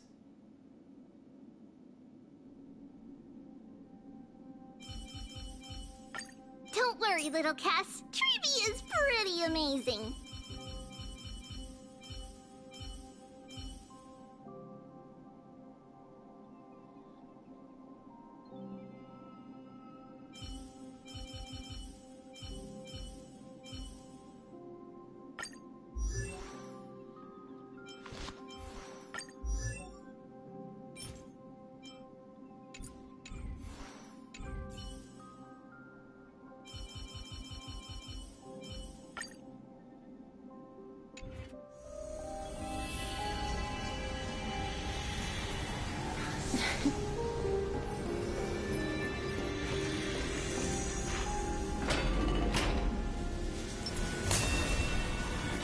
Emerge from your cocoon. Oh.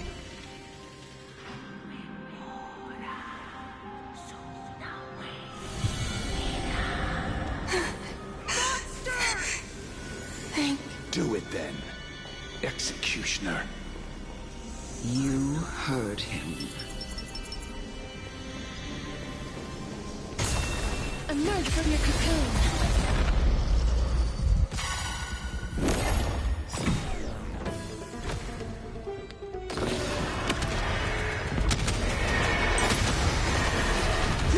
Protect us!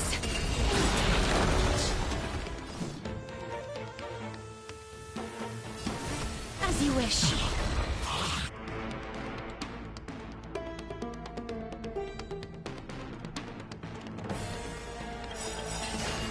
It's coming.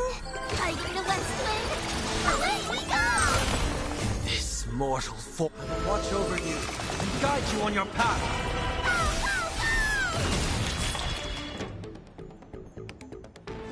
Serenity is before me. Root here.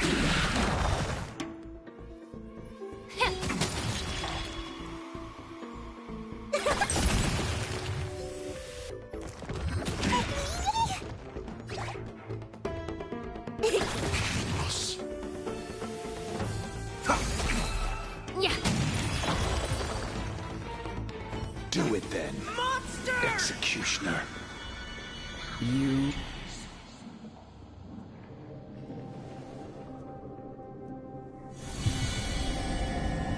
I curse you to live in eternal pain.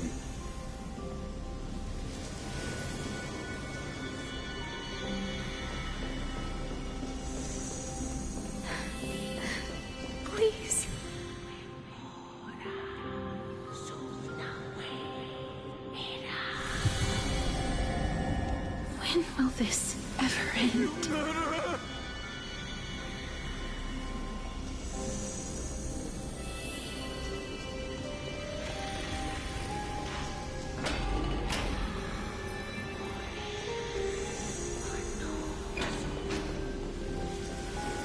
Come. What are you trying to do with me? I have aged. The time has come for me to heed the summons of Thanatos and journey to their domain. The final resting place of every Idonian. You're not that old yet. You still have many, many years ahead of you. No. I'm already dead. For I have come to fear my declining health and impending death. Ah, Castorus. Will you give me one last chance to charge towards fear and prove that I am no coward? I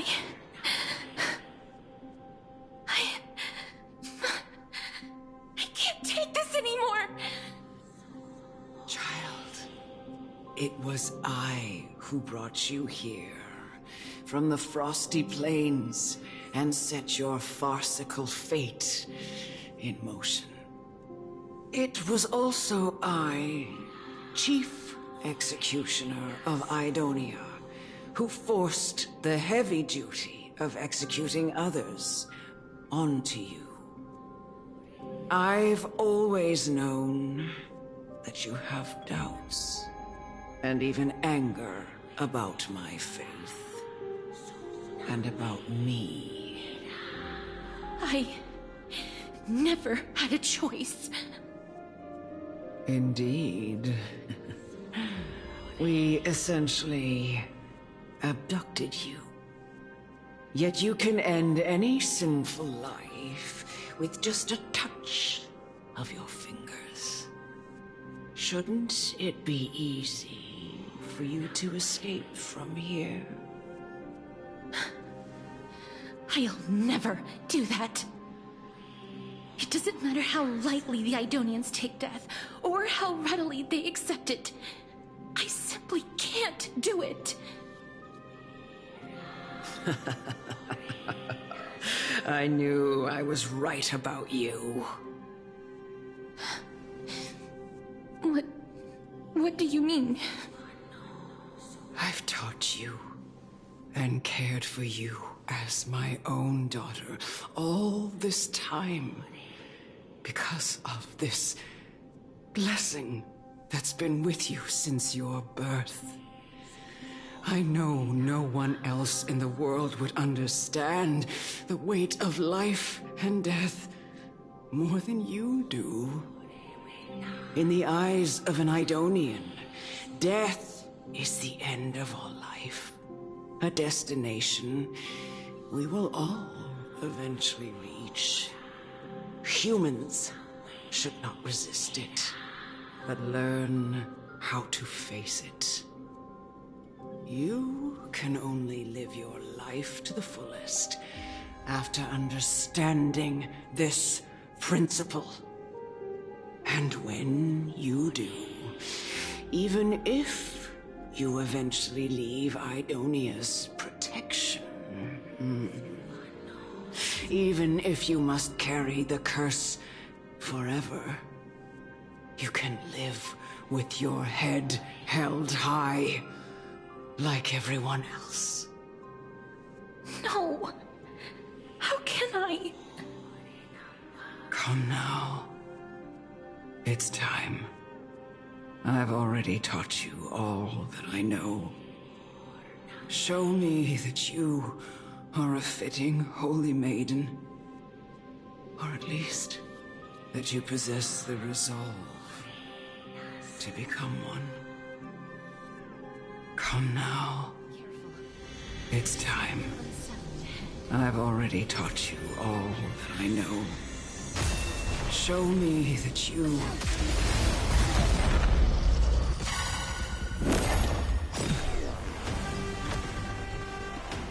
It's coming! Ready for the west wind? Away we go!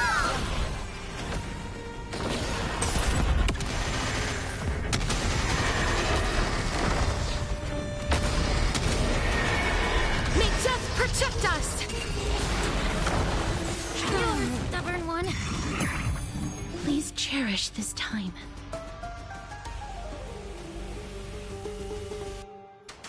Loot here.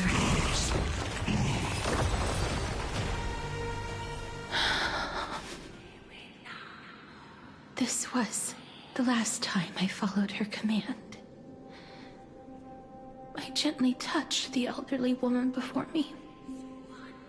The executioner, who had seen too much death, died the same way as everyone else. I gasped for air, a wistful look in her eyes, and a barely perceptible tremor in her fingertips. Elder Amunet, the person who tried to teach me about death, ultimately vanished like dew in the morning mist. She spent her life embodying the beliefs of the Idonians, and when death finally came, she embraced it exactly as their doctrine had taught. I have nothing but respect for her. I erected a cenotaph in her honor in the marshes outside Idonia's city walls with the others I had laid to rest. Then, I set out once more in search of Thanatos. It was a long, long journey. I heard so many discussions about death along the way. Life finds meaning in death. The world improves because there is an end. It seems the most terrible darkness in this world. Everyone talks about its heavy weight. Some resist it, some worship it, and some even revere it. How did a disappeared titan become the deepest fear of humankind? And why do they haunt my dreams? I continued my travels to seek an answer. Initially, I was running away. Then, I started searching for it. And now, at the end, I just want to know if my touch, if my embrace, can do more than taking things away. Can I make anything? Can I leave anything behind? I don't want to die. Please, I'm begging you, just let me go. I don't want to die, please. I don't want mercy like this. Just let me go. I need him. I don't...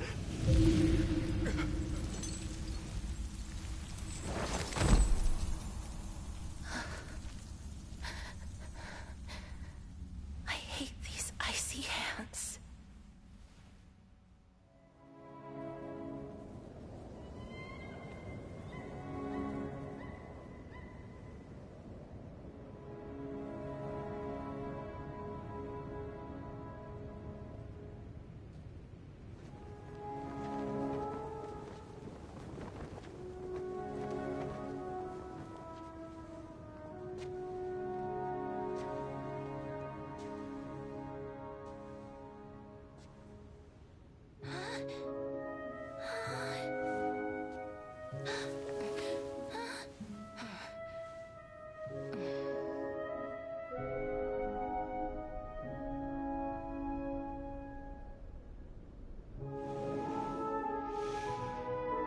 Get it over with. End its suffering.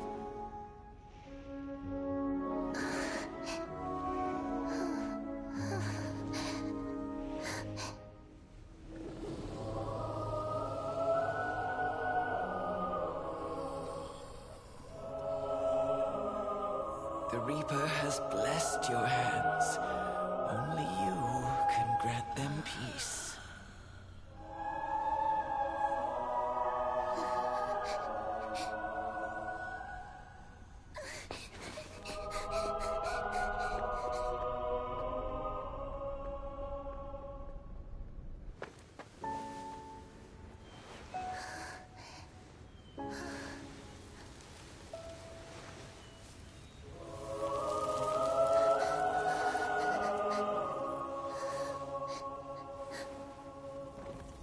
embrace death. Walk alongside it.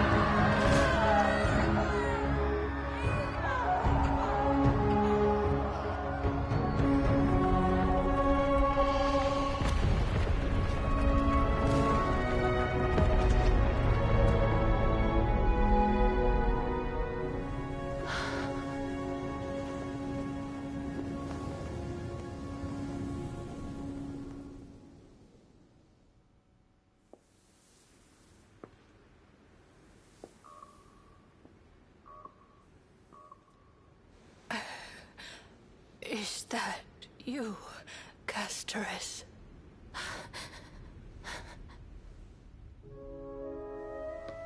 All of them have gone, heeding death's summon, crossing into their domain. I must go too. I don't fear it, just I have some regrets. Watching people leave this world again and again, it must be lonely for you. You must want to desperately embrace them before they go. I can't. These hands, they're too cold.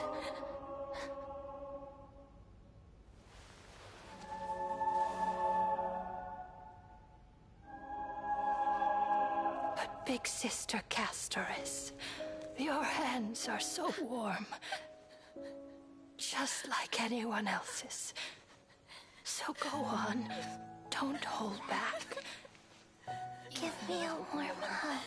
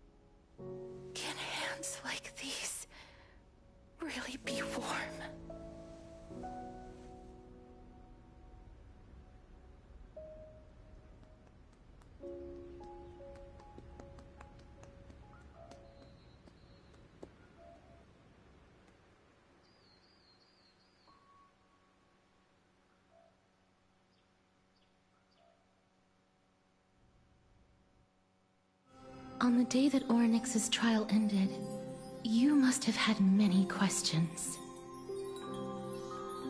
I felt just as confused. Why, as someone from beyond the sky, were you so cruelly dragged into Amphorius's fate? I wished I could take action, but no matter how hard I try, I cannot simply interact with the living as ordinary people do. Even when we brushed against each other unintentionally in the grove, and it was obvious that nothing had happened. When an almost unattainable hope finally welled up in my heart.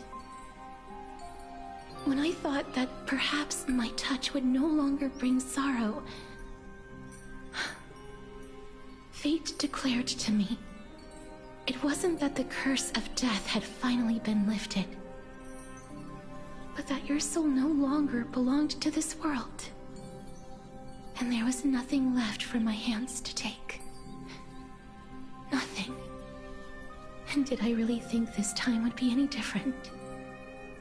It's not that I don't understand this reality, just that I'm unwilling to accept it. Having walked such a long road, I am still unable to find the answer to life and death. I am resigned to eternal despair. Anything I wish to hold on to, death will inevitably wrest from my grasp. From that moment on, I lacked the courage to confirm it again. Until Oryx laid bare the cruel truth before us.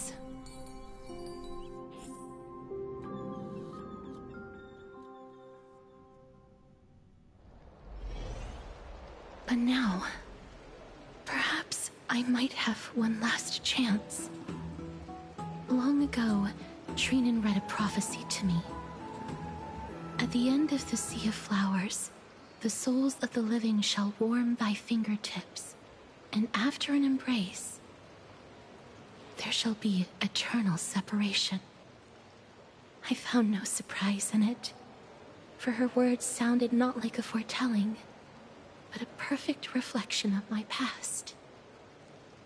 Embraces in this world are born of reunions, yet my touch speaks only of farewells. In that moment, I had no doubt that this destiny would weave itself through the entirety of my life. And yet, things have taken a turn for the better. Now that I can finally have an audience with Thanatos, perhaps I can rewrite the meaning of that fated prophecy. I have no reason not to give it my all. For your sake, and for my own.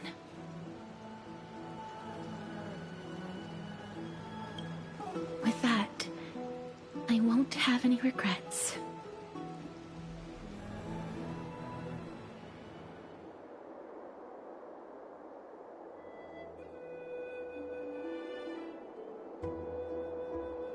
Let's put that aside for the moment. We've arrived. I want to retrieve a small gift I specially prepared for you. I made it myself, like the trinket I gave Lady Trian. I want to leave something for everyone, if possible. The journey to seek an audience with the Death Titan cannot be an easy one. I want to make full use of every moment I have before we depart, so that I don't have any regrets.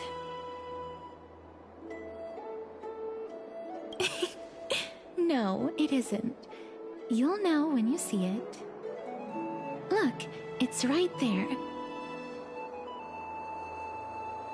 Huh? Where did it go? What's going on? This is the coin of Zagreus and a slate. So it's her. It's Lady Cypher, the demigod of Zacharias whom Lady Aglaia had spoken of. She's a master thief who's left legendary tales all over Amphorius. So many years have passed, yet she's still announcing herself in such a crass manner. Let's just do as the slate says and look for Lady Cypher.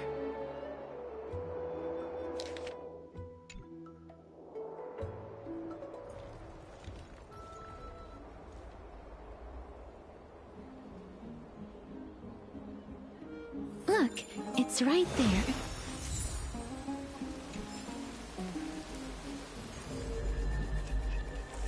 We must pursue her.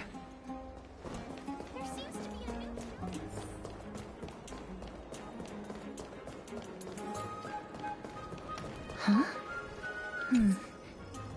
This is a trick she left for us.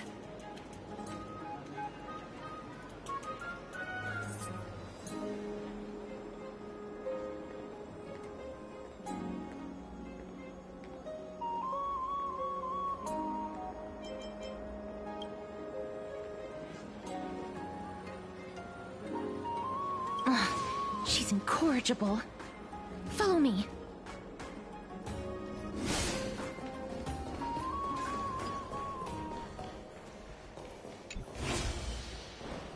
This is how it should be.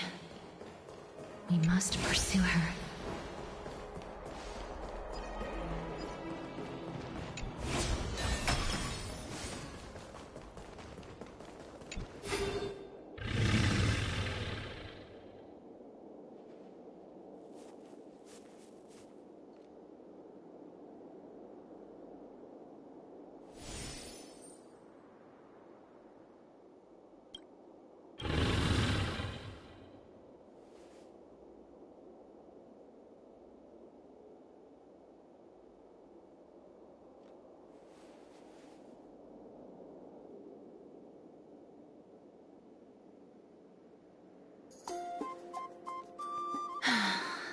Lady Cypher, please come on out.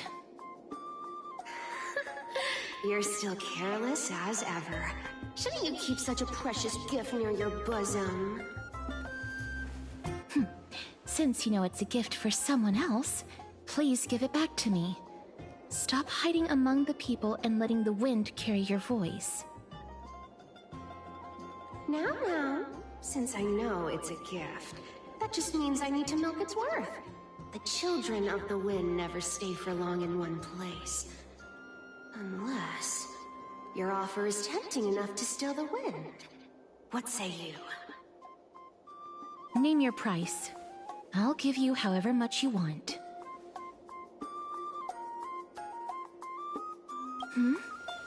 What's wrong?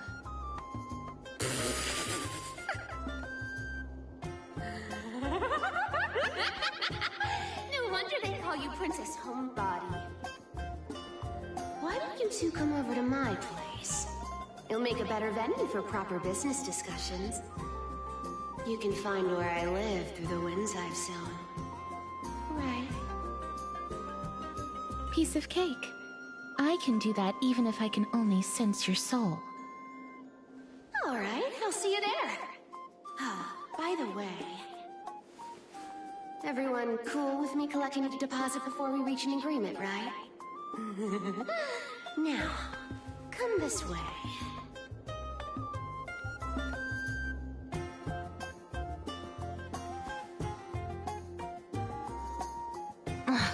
She's incorrigible.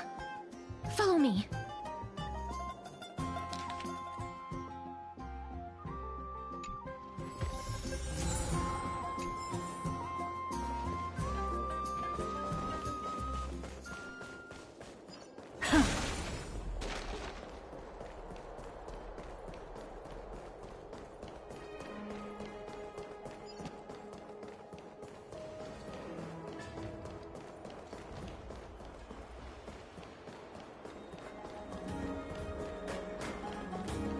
It's about time you do some exercise.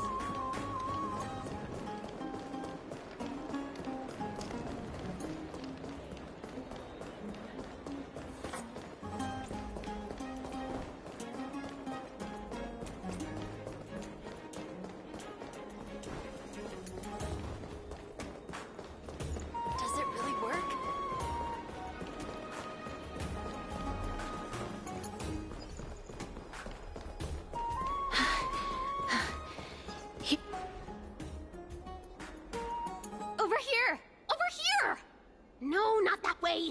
This way! Come on. If I really wanted to hide, you'd never find me. So relax, you two. No need to get your hackles up. I'm not that scary, am I? Meow.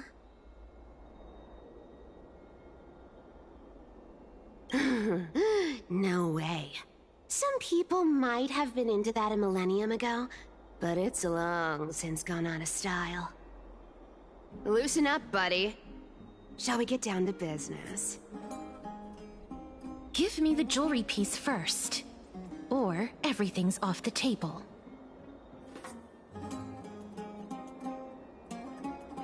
Oh, come now. Don't be so upset.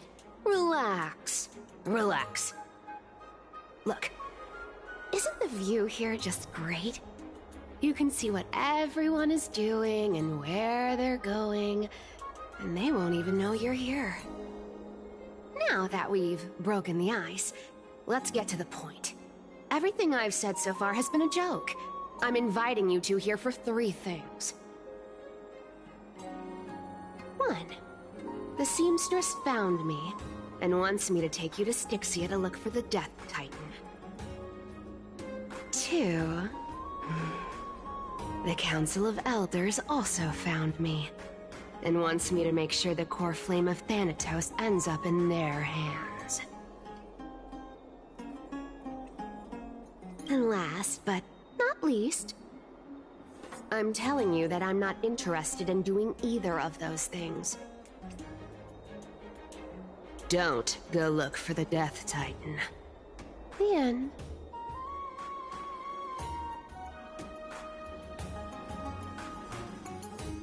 Wow, this is some high-quality stuff.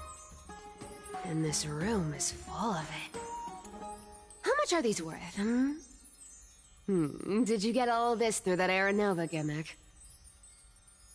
Some of it is family fortune, while the rest came from my business as a dressmaster. Don't liken the flame chase work to your shady dealings. Wow. I should have busted down your door instead of going around like a thief. Well, spill.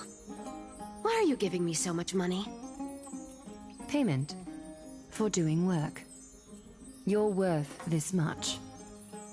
Did you forget my stance to all this? I thought I made myself very clear.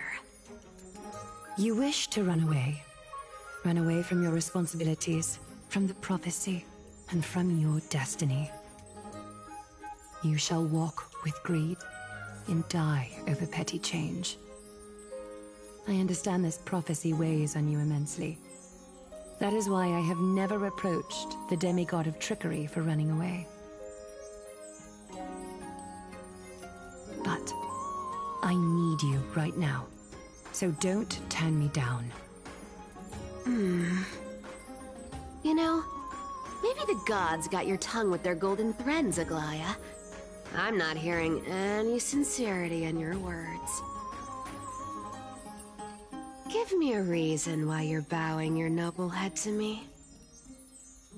We lost Trian. Oh. The divine power of passages is running out. I need another demigod to escort Castoris and help her fulfill her lifelong wish. Oh, I get it now. You're sending Castoris to her death. And you want me to die with her. This is Castoris' own request.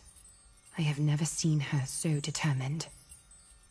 She brought this up herself? You're not pulling my leg. She's also made up her mind to leave her confused past behind.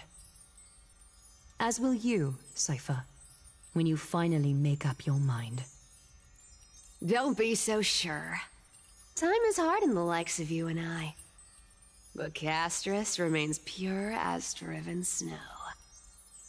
She can always turn back before the end, you know? Maybe she'll remember Trian's sacrifice. Maybe she'll remember the countless martyred Chrysos heirs. Maybe she'll remember you, with your one foot in the grave. as optimistic as you about what she'll want to do. Tell you what. Why don't I take this room of treasures as a security deposit? And we make a bet. Go on. I bet she'll change her mind and turn back. Now, if I lose, I'll do what you want me to do. Return this deposit to you, plus giving you another room full of treasures. How does that sound? You sound like you have all the confidence in the world. In that case, let's make a pact with those conditions. I hope you're prepared to lose it all. In conclusion, I want to win. So I hope you two can give up on going to Styxia. I'll give all the treasures in that room to you. And you can split it between yourselves however you want. What do you think? Tempting, right? I decline. If we don't find the Death Titan, his soul will... Oh? I can't go into the details, but we have to go to Styxia. I really don't get how. Princess, homebuddy, you keep talking about needing to find Thanatos, about getting rid of your curse, and you don't care about anything else. But did you ever live for your own pleasure? Even for just one day? What are you trying to say? I'm saying, contrary to your beliefs, Aglaia didn't take you in just so you can die for her Aranova. The flame chase journey walks hand in hand with sacrifices. Isn't that why you're always running away from Lady Aglaia? Fine. Never mind. We all have our own problems. I ain't gonna say anything anymore. It's not like I was gonna honor that bet anyway. But listen to me. Styxia is no tourist destination. Sure, the treasures buried in there are 10, no, 50 times richer than Aglaia's vault. Yet, I've never been there. And I never plan to. Because even a demigod can't be sure they can walk out of that place alive. And now I'm supposed to escort you to Styxia. Sure. Pay up.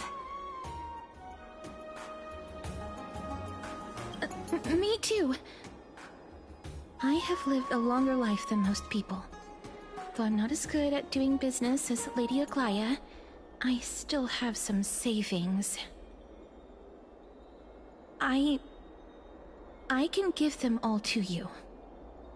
Then how are you going to live the rest of your life? Then I'll give you 90, no, 80%. Well, don't mind if I do. 80% of Castrus's savings and a bottle of dew of divine blood. Not a bad trade. Okay. I didn't know you hold grudges. Gray mystery. Here!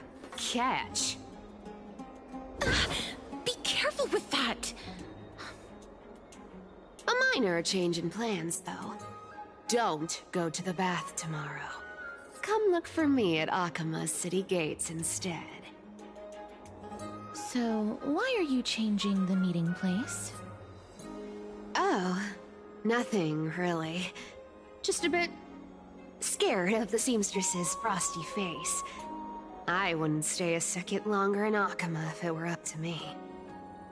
Well, now that we've struck a deal, why don't I give you guys a lift back? It's gonna be a long ride. So have a good rest.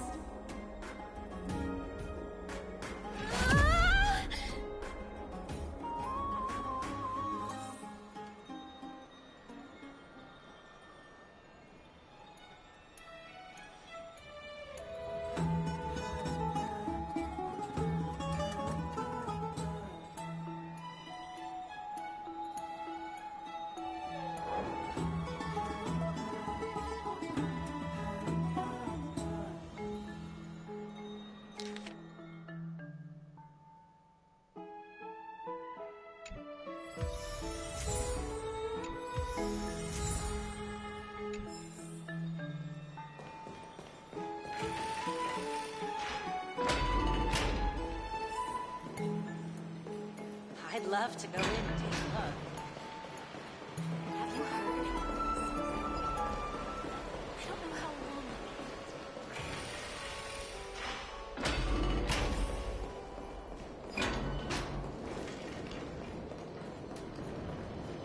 The story of the Christ of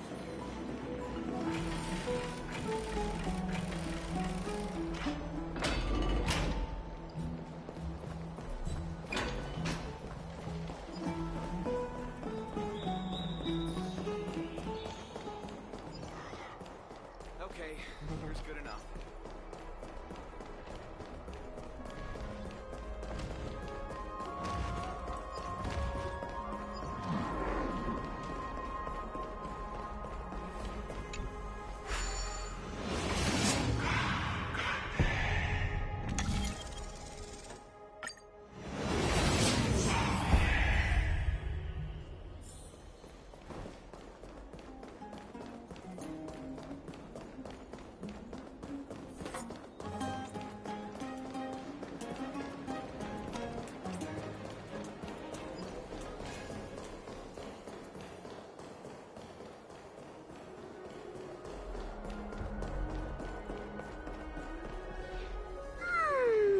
Bright and sunny.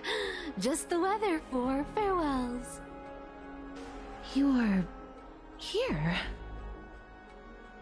Totally. The trio team is the best set up to reach the finals. No need, I already told her. She's fine with it. You sure know how to put me in a spot, Casterus. I need to travel with you, but I can't touch you. What a bother. Sorry. Aw, I was just teasing. Don't take it to heart. Did you know that the legends say you have to put an obol into the mouth of the dead or over their eyes if you want them to successfully cross the River of Souls and enter the Netherrealm? That's the fairy fare for entering the Netherrealm. However, I honestly won't ask you to pay this time. I'll pay.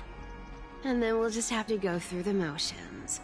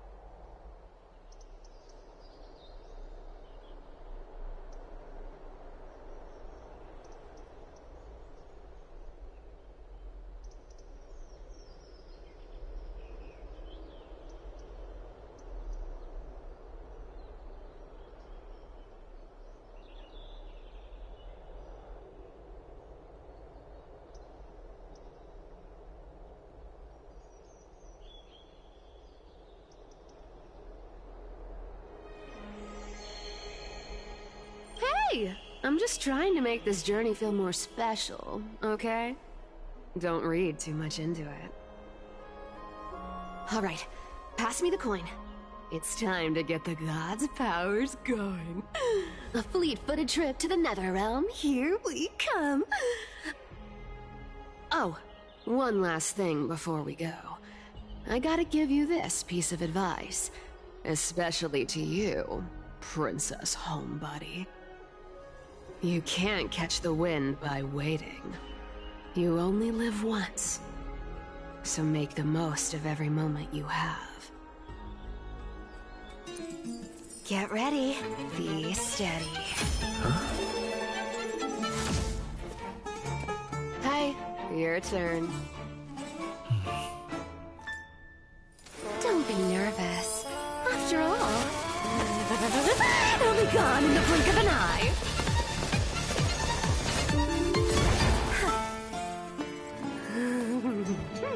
All done. Bye-bye.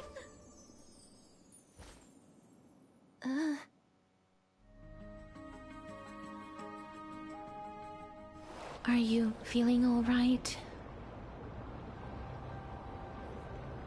She's the demigod of trickery.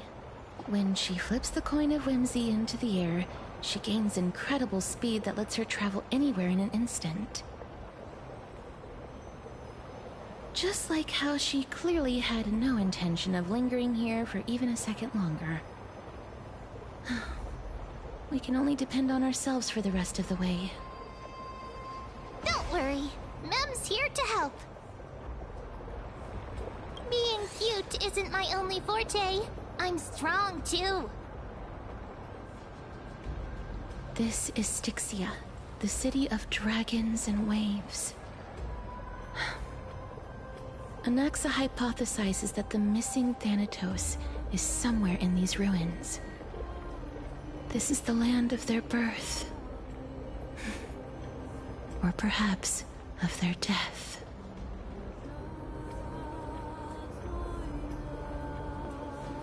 Anaxa had used a secret alchemical art to temporarily fuse his soul with Circe's and Kefali. And when he was on the verge of death, he was pulled by Thanatos and caught a glimpse of the flowing river of souls. This alchemy, considered a sacrilegious act, might actually make the souls of mortals and titans attract each other. Even though Thanatos has been missing for 1,000 years, and even their followers haven't been able to find them, perhaps that special attraction could summon them here. Oh, so are we going to use that Philosopher's Stone to conjure the Titan? I guess that's the only way. The only leads we have now are the name of this city and the fairy tale about the dragon. Thanatos is even more mysterious than I am. Indeed. Even one as erudite as Anaxa could only point us to this place, and no further. We will be entering the unknown as soon as we take our first steps. But that won't be the first time in my long journeys. I believe that, rather than standing still, taking action is by far the better option. Perhaps fate might take pity on us today and show some compassion.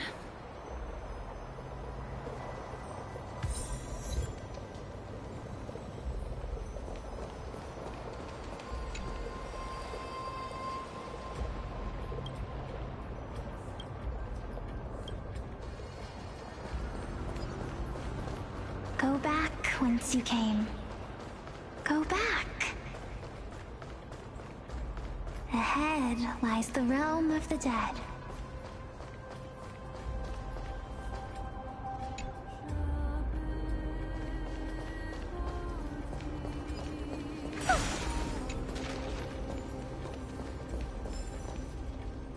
What a beautiful butterfly.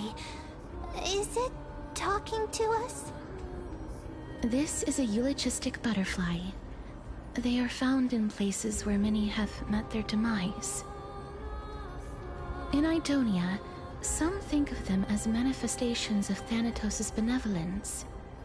By turning the lingering obsessions of the deceased into these creatures, it is as if the Titan has made life into a specimen. Others think of them as Thanatos' messengers that guide the departed to the nether realm. The second theory sounds more believable. After all, the things they're saying are rather, direct. Perhaps. But the fact that we're able to hear their whispers proves that we're fast approaching the realm of the dead.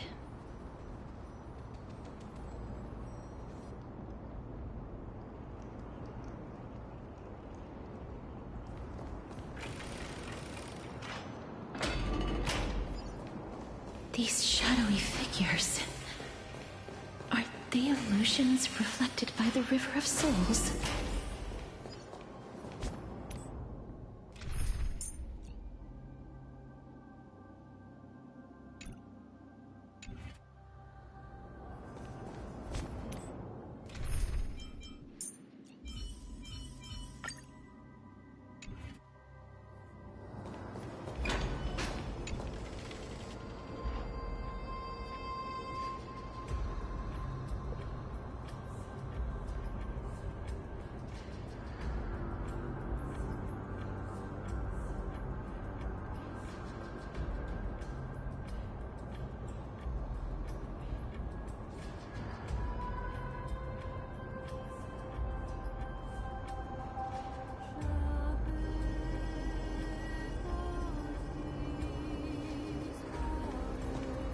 Do you want to buy any fish?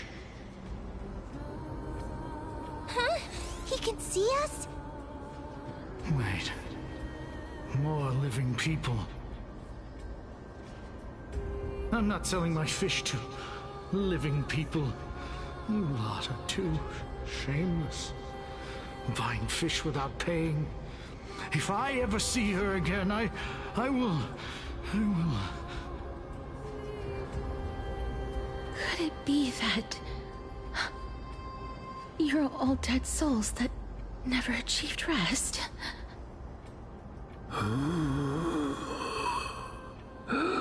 The Nether Realm does not exist.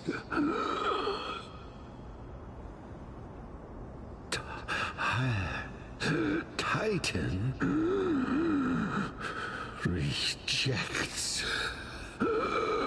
you.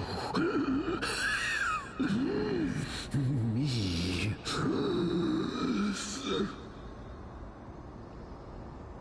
So, do you want to buy any fish? But there aren't any fish nearby. Other fish gone. The people are gone too. I can only keep selling fish. So, do you want to buy any fish?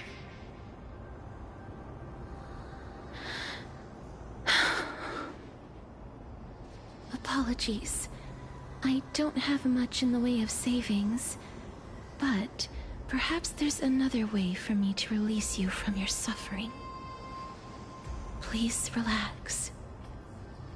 May you fall asleep peacefully amid a gentle field of flowers. This...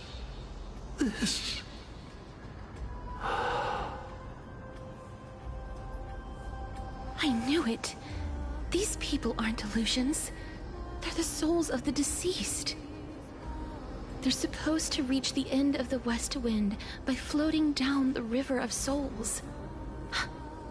Yet, they have floundered upon the shoals of the stream, unable to move forward. Did Thanatos reject them? Or perhaps they didn't really die at all? I have no idea. This circumstance is completely unprecedented. Hang on. Didn't he say more living people? So that means he's seen other members of the living apart from us? Could it be that these souls are stuck here due to someone's deceit? If something is done out of goodwill, are you really gonna call it deceit? Goodwill? I can't see anything good out of... Wait a minute. Lady Cypher? That's me. Could it be that you are the living being that those souls met? I couldn't take their behavior anymore. So I stole some things here and made up some lies there. Just trying to give them something to look forward to, you know? It's because of vile living creatures like you that we're being misunderstood by all of them. What else am I supposed to do? You can see the mess this place is in. These poor souls are denied by the Netherrealm. So now they're stuck in a few brief moments of their life, unable to move forward or back. Did you see those two blacksmiths on the way? They've been here for as long as the sun's been around, wailing over and over about casting a shield. Styxia is so freaky. Then why have you come back, Lady Cypher? Hey, I'm not here to aid your adventure. I hate water more than anything else in this world. Especially that stinky river of souls. But, I just discovered some stuff before I left. And I reckon you should know about it. It's about that boy who defied death. I found traces of him here. Lord Mighty? Oh, right! That's his name. Well, now you know. As for whether that info is actually useful, that's for you lot to figure out. So long, Princess Homebody. So long, Grey Mystery. Huh? She disappeared just like that? Lady Cypher has always been a free spirit. In any case, she has brought us some valuable information. If Lord Mighty is also somewhere along the river shoals right now, then he will certainly become our signpost. After all, he's different from those wandering souls. He will find his way, even in the realm of the dead. Don't worry, it's time for me to shine. Ornyx's Rune of Recollection is nearby. Use prayers to return the river to before it got flooded.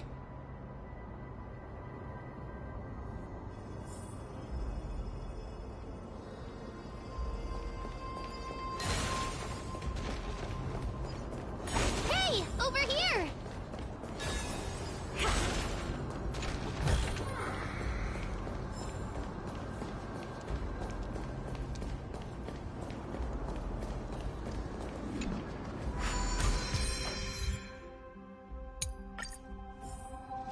Ornyx's miracle has appeared.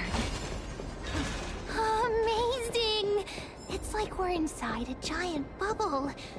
Even the river got parted.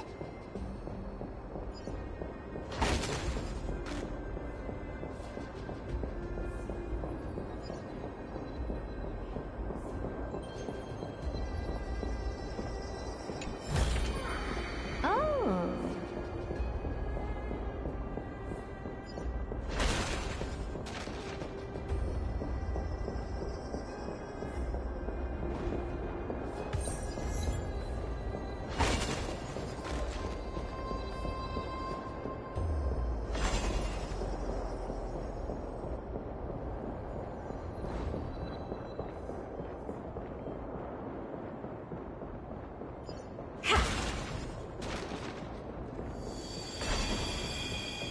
Huh. So this path actually didn't exist back then? Fine. Take it and amuse yourself.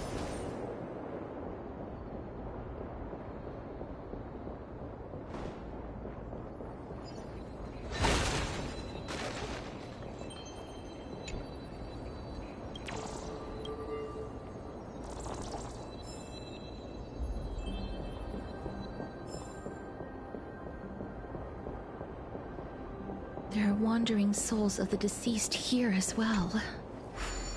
We must first return to the present before we can communicate with them. Oh.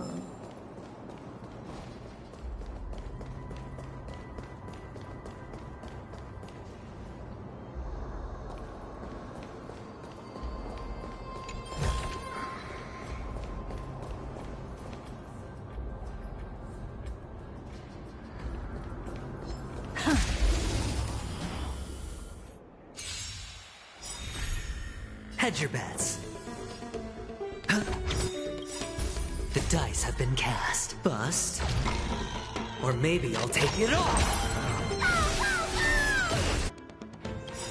Curiosity. Endless riddles. Nothing but a void. Helpless as ever. Expand your field. Glimpse the unknown. Watch your head. Ready to lose you can fight it, or rock with it! Sure, I'll play along. Ah.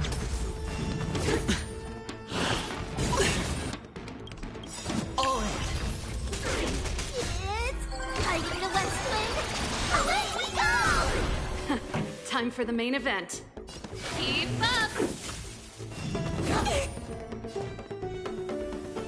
Open sesame.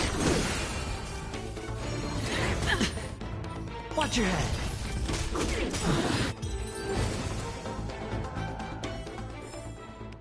Amazing. But then again, it's me we're talking about.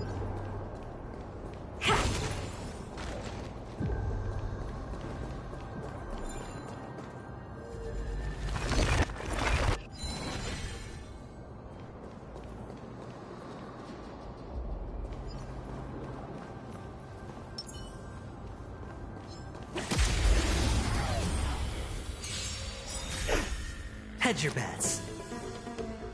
Curiosity. Endless riddles. Nothing but a void.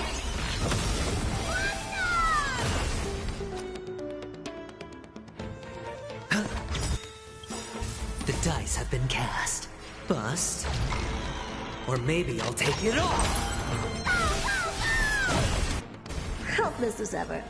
Expand your thinking. Watch it crumble. No dirty all in. Is it coming? Are you the West Wind? Away we go! Sure, I'll play along. Time for the main event.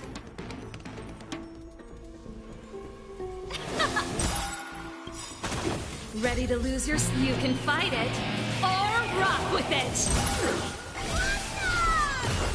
Helpless as ever. Open sesame. Curiosity. Endless riddles. Nothing but a void. Hedge your bets.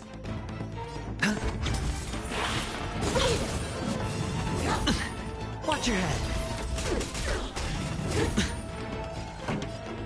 Turn it up! Helpless as ever.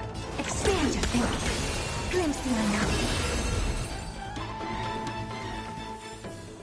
The best is yet to come.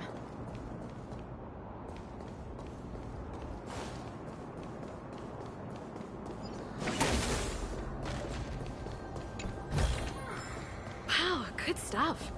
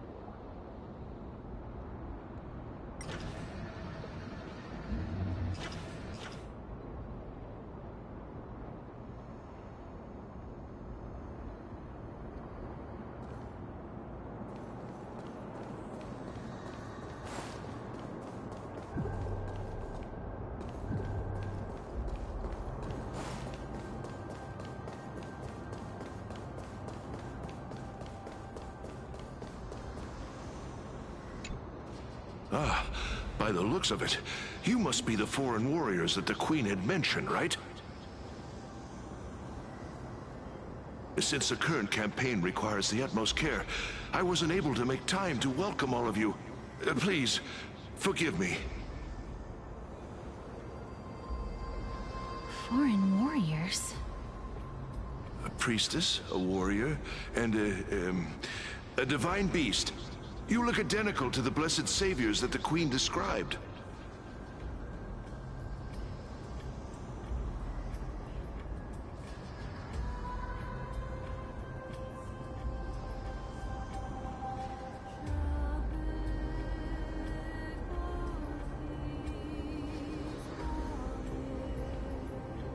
What? A campaign? Who are you campaigning against? Nobody knows, as of now. Of the scouts that went ahead, only one has managed to return. He says that the land ahead is a forbidden land that should not be approached, as it is the doorway between the netherworld and the mortal realm. As for the rest of the scouts, they've completely lost their souls and are decaying by the day. While there is still dissension within the city, the scholars agree that this calamity was so unprecedented that it needed to be given a new designation. An unprecedented calamity. Could it be death? It seems that you have indeed heard about this. Well, death is just one of the possibilities. It's too early to come to a definitive conclusion. A world that has never seen death. Looks like these people lived in the era Chrysia before the Calamity Titans descended upon the land. May I ask, where is the scout who managed to come back? So he returned to Styxia. He only had enough left in him to last no more than half a day. However, it was his intel that convinced us to rally together. He said that he witnessed the demonic specter of an evil dragon at that treacherous land. The apparition opened its giant maw and devoured everything in sight, and thus brought Styxia that thing called death. Styxia. An evil dragon that brings death. It all sounds rather familiar. Wait, wasn't this part of that fable? Sir, could I ask how the Queen and Princess are doing? The Queen?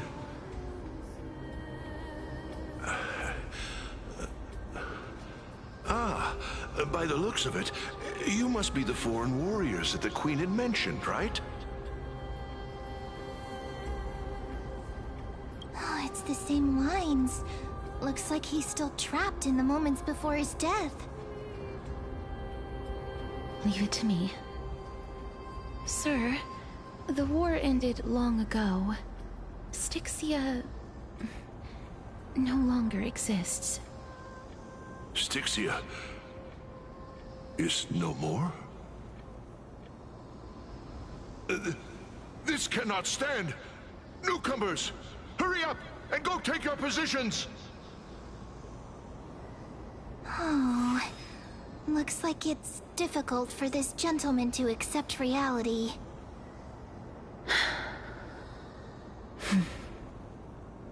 Sir, I am the Maiden of War, sent here by the Queen herself. If you accept my blessing, then today's battle will be smooth sailing.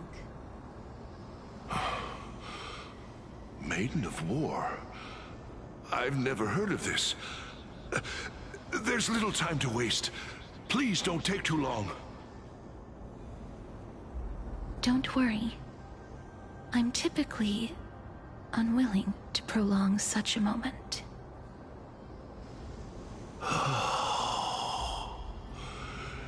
Is it over? Have we one.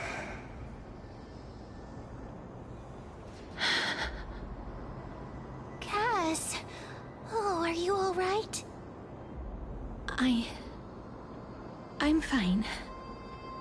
I just didn't expect that I would still have to embalm others, even in the realm of the dead. Is this a remnant of his soul?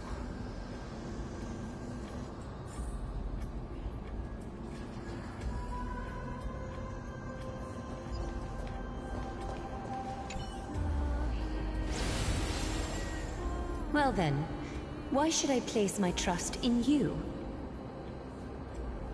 Holy maiden from afar. Wait, this is...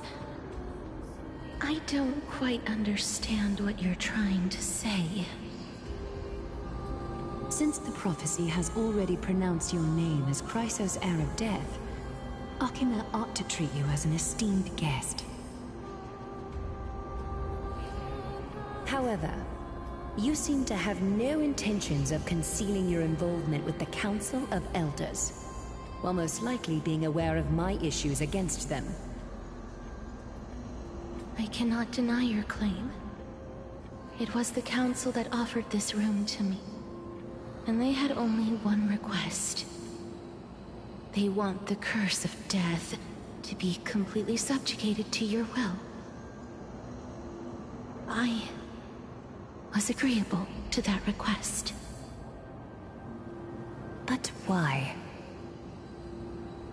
I am unable to rid myself of this innate curse. However, from this day onward, I shall use it according to your will. I will never make any superfluous moves on my own. I see. So that is how they plan to control the Flame Chase journey. They have shifted the heavy responsibility of granting death over to me. If I ever become obsessed with executing people, they will then have ample reason to terminate the Chrysos heir's journey. And yet, you seem to not mind. This is quite surprising to me. That's because the fate that we were born with is a burden far heavier than that of an individual's life. I've woven many unforeseen events into the tapestry of fate. This is but one instance. Tidy up your precious garments and come with me. Akima welcomes you, Castoris.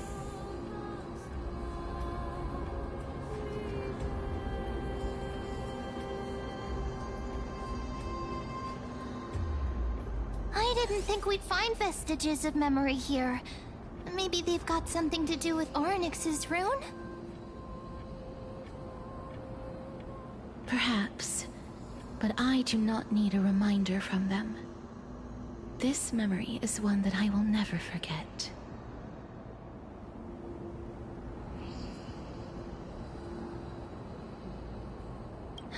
Indeed.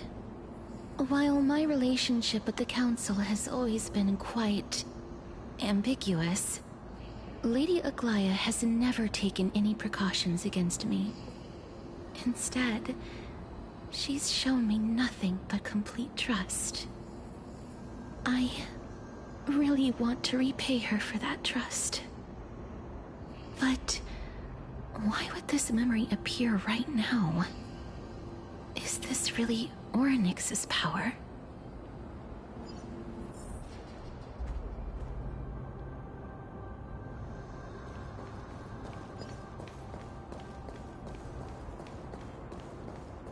Could these dead monsters actually be... If Lady Cypher is to be believed... Ah! Why are the Black Tide monsters here too? Can they swim in the River of Souls? Even Thanatos wouldn't be able to accept Black Tide monsters into their realm. These traces seem to suggest that anybody who trespasses upon death will pay a heavy price.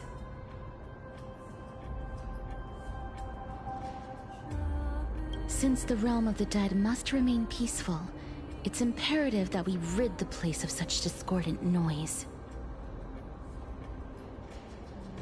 Please stay back.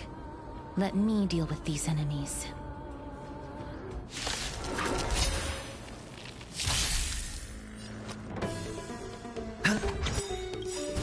The dice have been cast.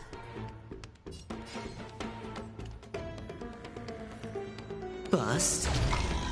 Or maybe I'll take it all.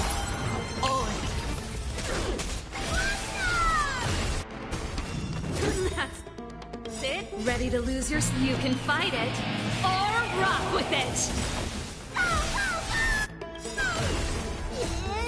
fighting the West Wind! Away we go! Time for the main event. Turn it up! Never seen perfection before? Open sesame. Curiosity. Endless riddles. Nothing but a void.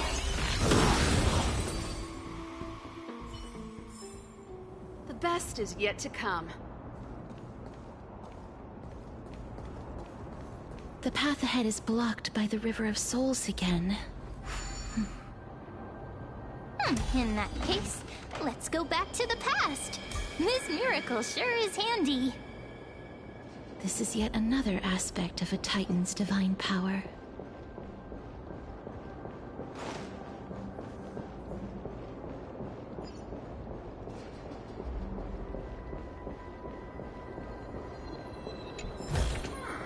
Wow, good stuff. If Dan Heng was around, he'd definitely be able to raise the waters of the River of Souls into the sky. If Lady Hycelens was still alive, I think she might be able to do that too.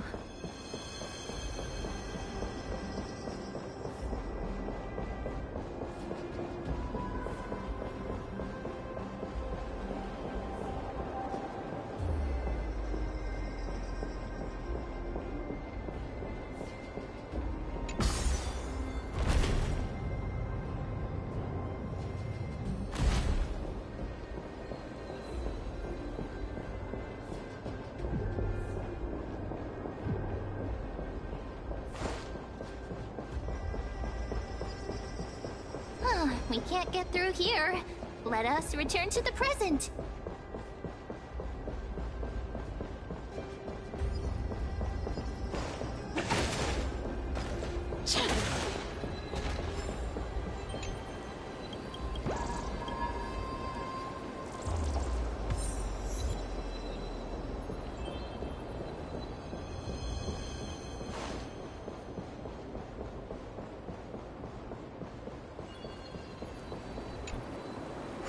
You seem to be able to discern both the past and the future.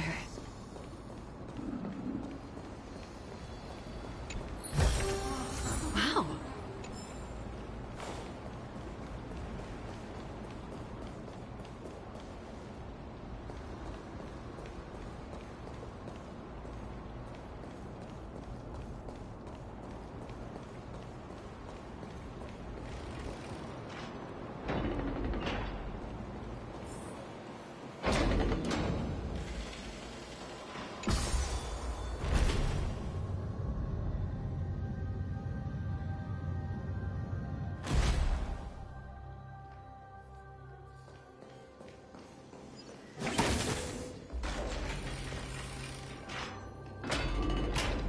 Oh, this place must have been a beautiful courtyard in the past.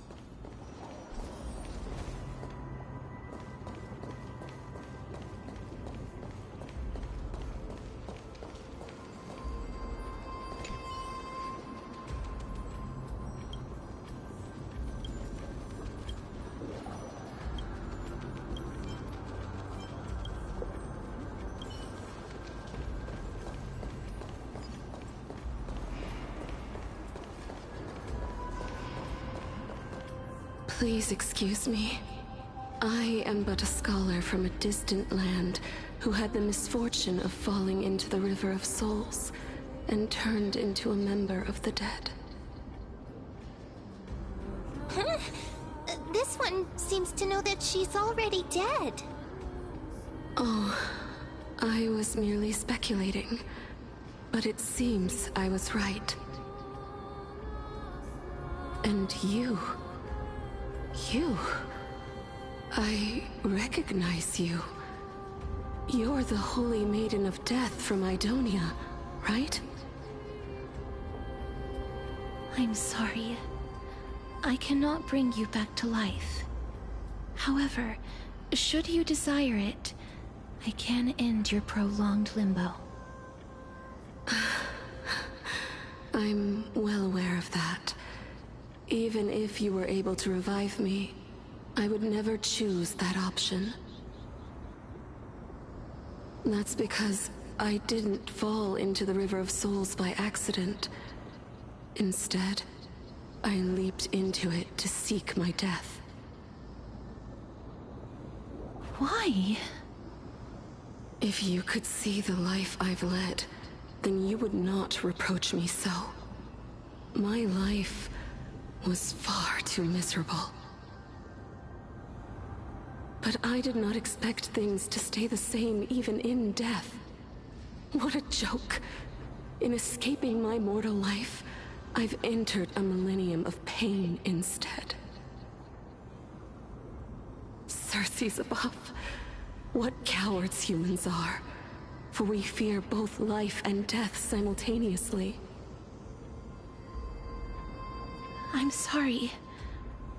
I am also powerless to answer that question. That's all right, Holy Maiden. At least you are able to respond to me.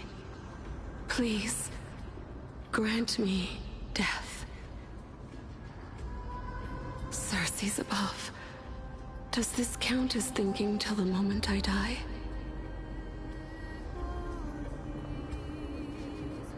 I have seen too many farewells. Her distress is quite commonplace. There are those who will end their lives over what seems to be the smallest of worries. For some people, this power that I possess is a blessing rather than a curse. But I never managed to convince myself of that. Cass, are you still trying to create a world without death? Yes, because when placed under time's vast scales, there is no worry in this world that cannot be solved. This is a wish that I've held for almost a millennium. My mind might have changed once upon a time if people managed to strike up a friendship with me.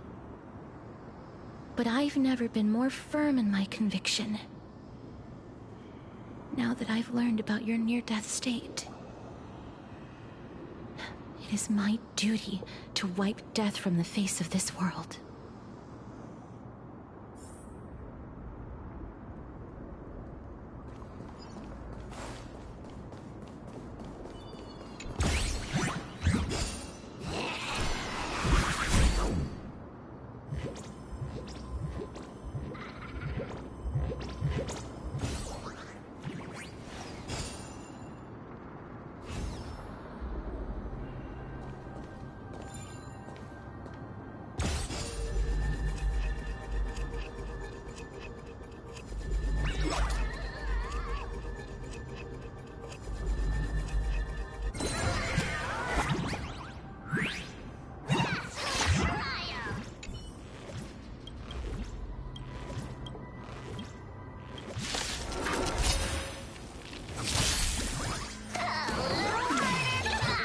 Hedge your bets.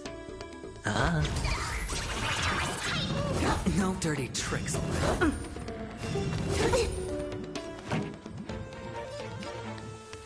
Let's rock! Ready to lose yourself? You can fight it, or rock with it! I don't have time for games. Open sesame.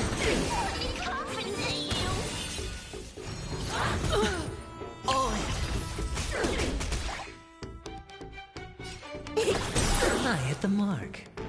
It's coming. Are you the West Wind? Away we go! Time for the main event. Keep up! Expand your thinking. Curiosity? Endless riddles. Nothing but a void.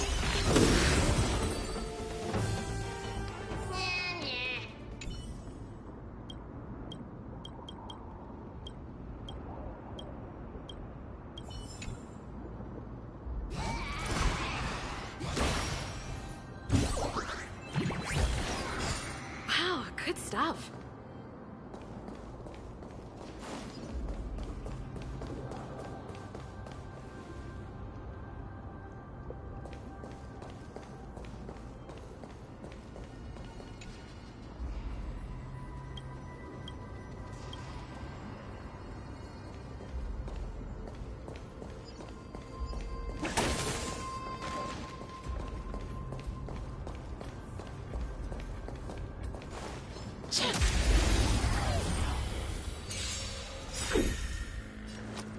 Ready to lose yourself? You can fight it, or rock with it!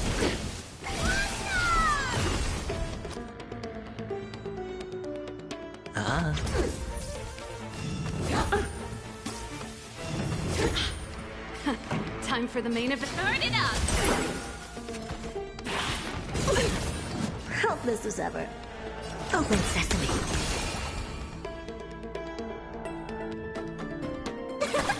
Sure, I'll play along. The dice have been bust. Or maybe I'll take it all. Watch your head.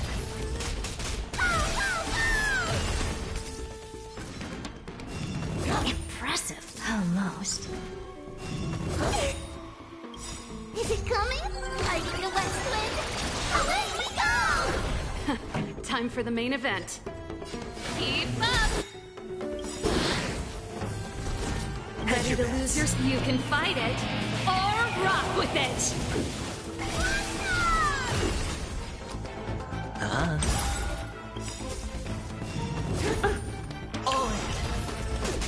Curiosity. Endless riddles. Nothing but a void. The best is yet to come.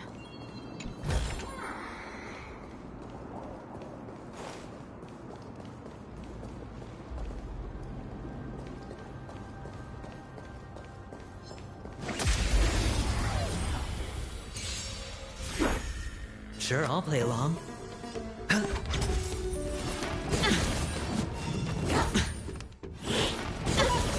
Watch your head.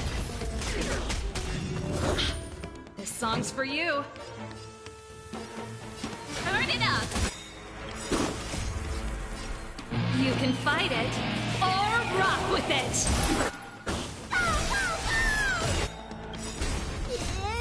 Are you the West Wind? Away we go! Helpless as ever. Expand your thinking.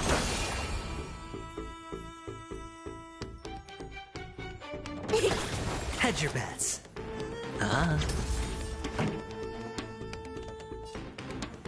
Keep up! Never seen perfection before? Open sesame. The best is yet to come.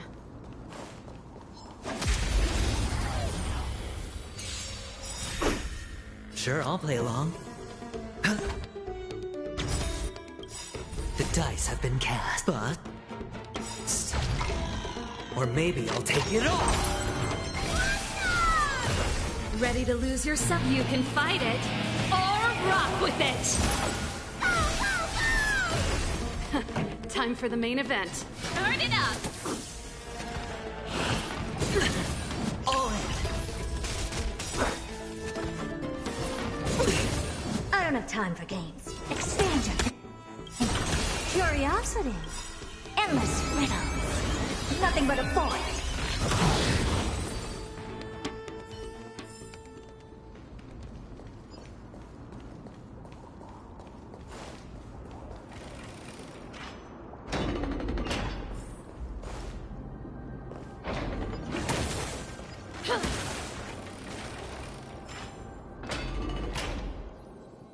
Wow, this place is so spacious. Is this the kingdom's fault? That's fine and all, but we need to lay down some rules. We're not gonna return to the past to steal things. Do we need to enter that doorway to climb even higher? There seems to be a person. Oh, more like a soul guarding it. But how should we get up there?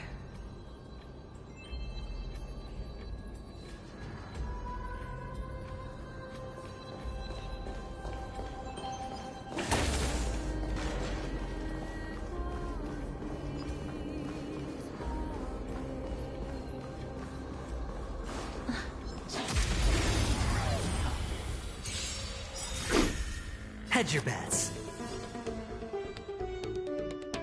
No dirty tricks already. Is it coming? Are you the West Wind? Away we go! Time for the main event. Keep up! You can fight it, or rock with it! Helpless as ever. Open sesame. Underestimating us will cost you!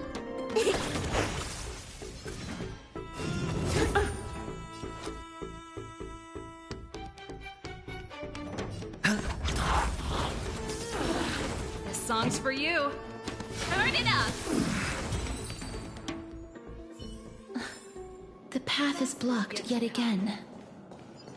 Oryx's 8 always appears in times like this. How convenient.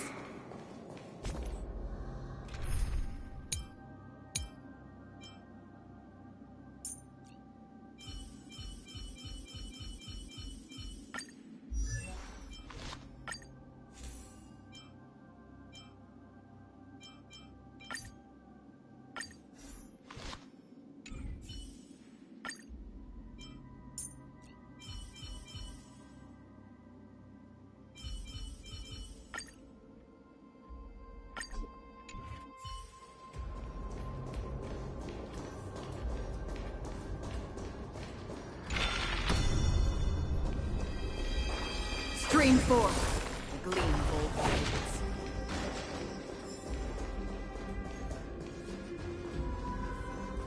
Look! There's even a platform lift over there!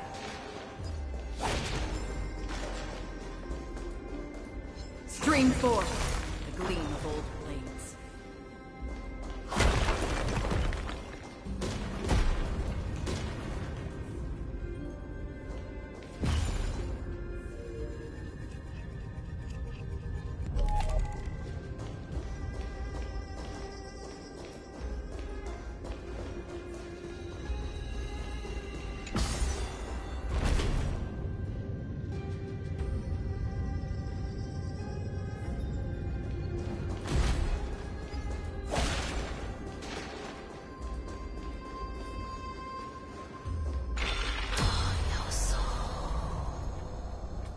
A chest of the past has been left behind, but none of its treasures remain inside.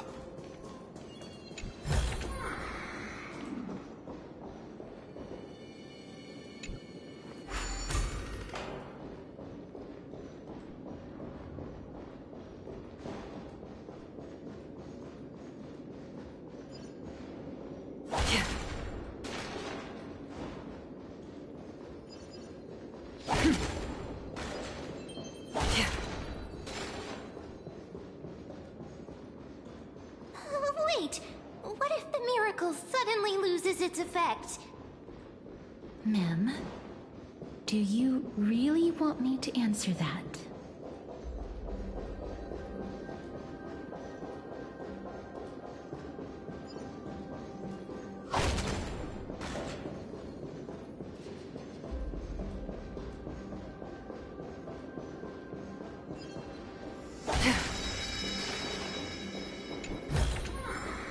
Don't forget to let your friends in on the action.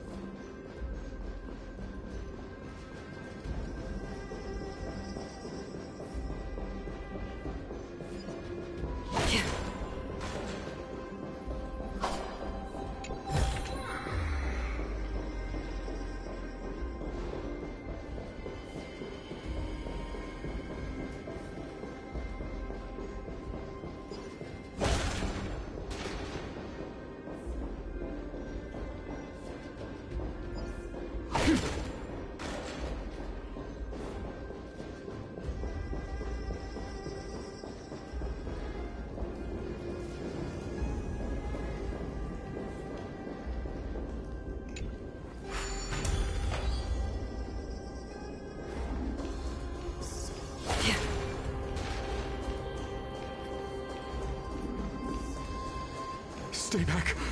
Don't come any closer.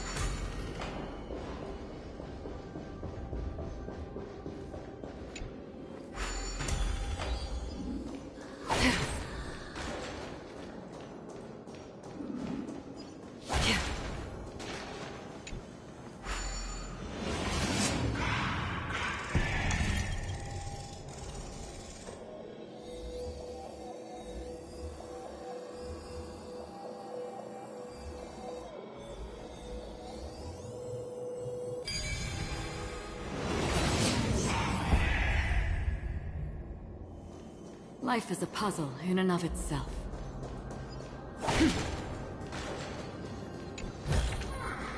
Seek, and you will find.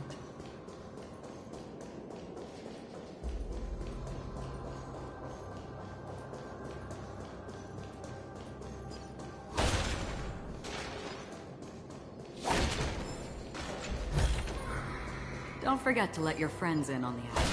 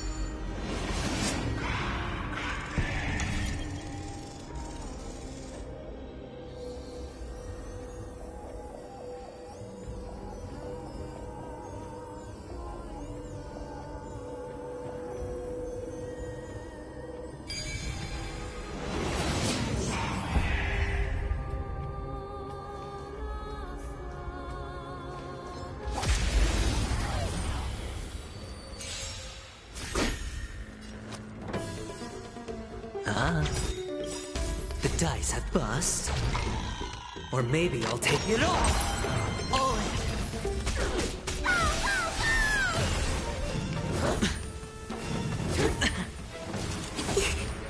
That's half the work. Still waters of oblivion. I weep for the departed. It too shall fall. Watch your head.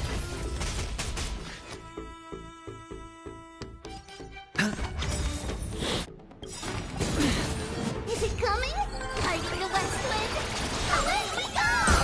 That's half the work. Destined for oblivion. The punches decide. Step out of it. Watch closely. Where's the applause? Let's see some sparks fly!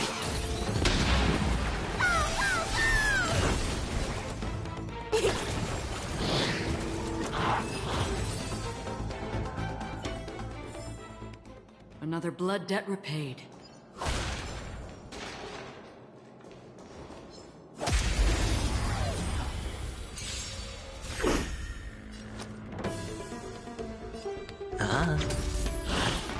No dirty tricks, all right. It's coming. Fighting the west wind. Away we go! That's half the work. On the still the waters of oblivion. I weep for the departed. It too shall fall.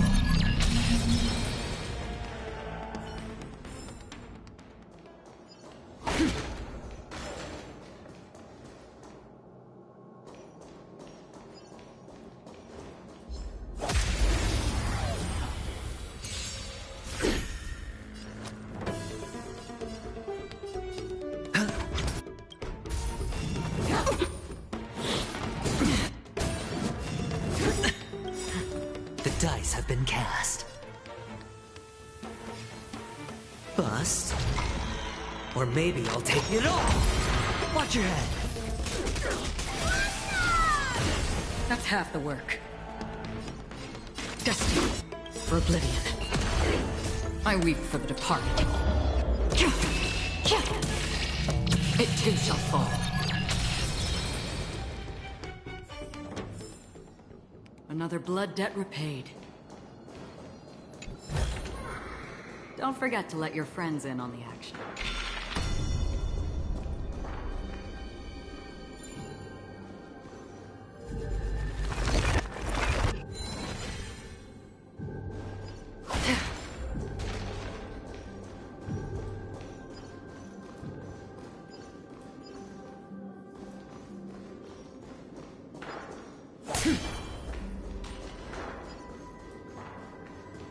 Stream forth the gleam of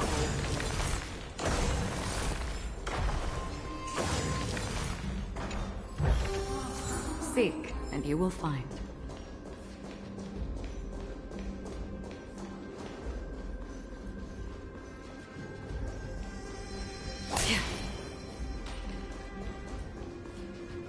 Stream forth the gleam of old blades.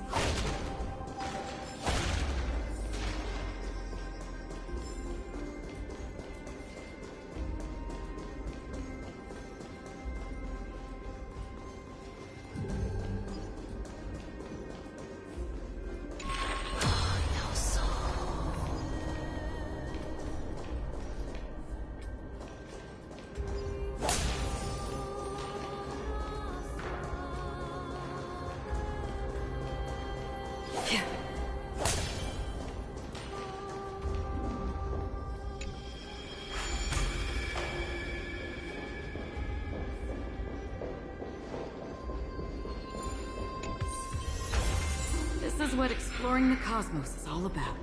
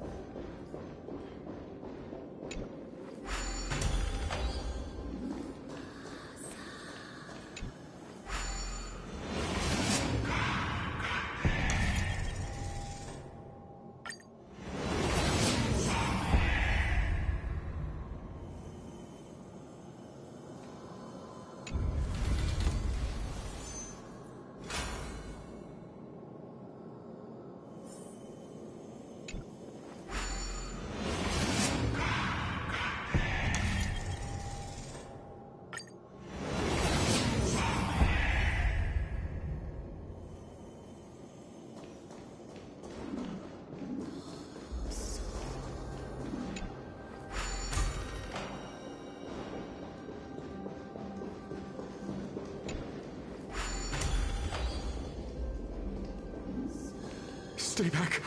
Don't come any... Don't come near me. Huh? Why does he look so panicked? Did the black tide monsters frighten him? Or is he actually scared of his own extraordinary power? There's no need to be alarmed. We're just passing by the area. See? None of us look threatening.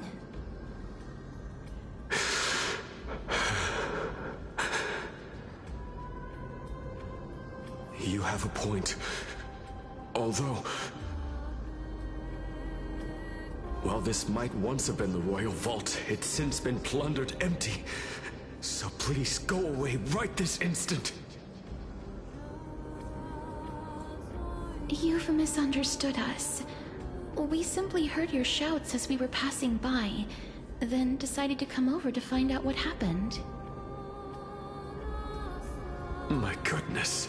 Did I really yell out loud? How rude of me. I'm sorry to have bothered you. I merely saw a warrior. While that spirit didn't harm me, his blows really packed a hefty punch. A warrior? Could it be... Wait a minute. You seem to be quite different from him. Are you actually alive? How can you walk around here while alive? It's a long story. We're here to seek an audience with Thanatos. Thanatos? Who's that? Is it possible that he's also living in the era before death descended? Death? Could it be that you are here to defeat the evil dragon Pollux? Pollux. Is that the embodiment of No. Death? According to the warriors under the Centurion's command, that evil dragon has been dead for quite a while. The curse that condemns people to death didn't originate from it. But they saw a girl within the dragon's embrace, and she is the true Reaper.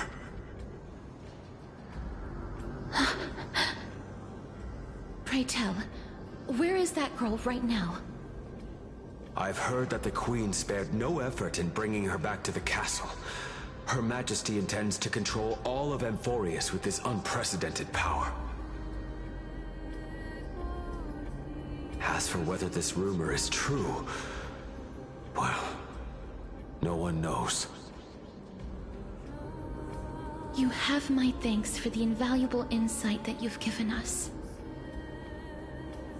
Please, treat this touch as a token of my gratitude. You... Are you...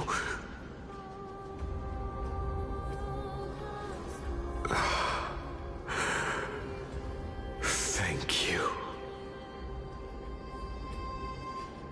This is his...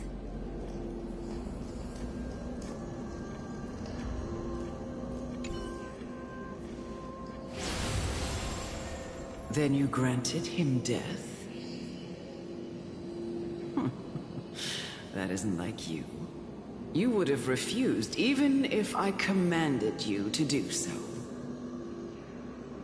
I don't know. I did it out of sympathy, believing that I wouldn't be racked with agony, but... I am still in a state of turmoil. Sympathy? Sympathy for that youth who triumphed in every battle? That young man was favored by Talantin, who taught him a move that will defeat any mortal enemy with a single blow and emerge victorious every time. He could rely on that move to always achieve victory during Era Chrysia. However, now that death has descended upon the mortal realm, that divine swordplay also means he can send others to death at will. In other words... You feel that he's similar to you? Yes. Since he can never be inferior to others in martial combat, death would be the inevitable outcome every time he strikes. That's why he approached me and pleaded. Pleaded for me to put an end to all of this. You are perhaps feeling lost from making your peace with death in so abrupt a manner.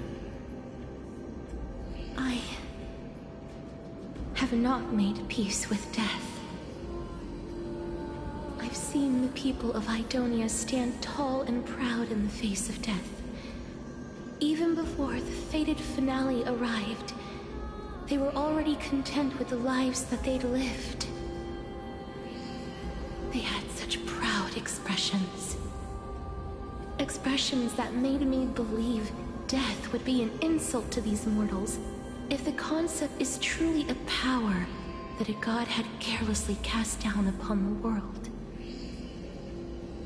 Perhaps death's authority was never meant to exist in this world. Just like how I shouldn't exist. I won't refute your beliefs for now, but would you be interested in listening to a story of mine? It's a fairy tale from foreign lands, told by the person who brought you to me in that ice field long ago. A tale told by the Queen of Styxia. What? Wait a minute. That means the girl born in the dragon's embrace, the personification of death these souls talked about. That's you, Cass? I've already had an inkling for a while now.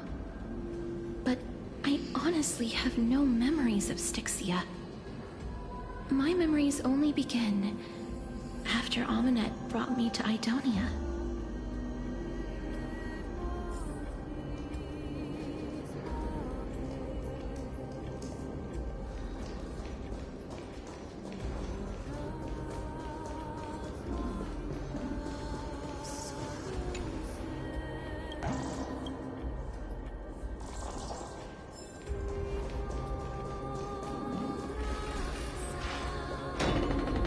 Don't look back. Keep moving forward. Always. It's yet another eulogistic butterfly. Are we getting closer to the Netherrealm? Don't forget to let your friends in on the action.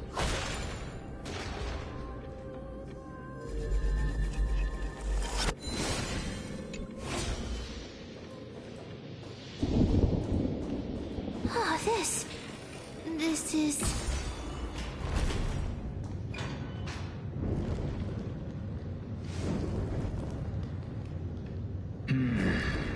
Living ones?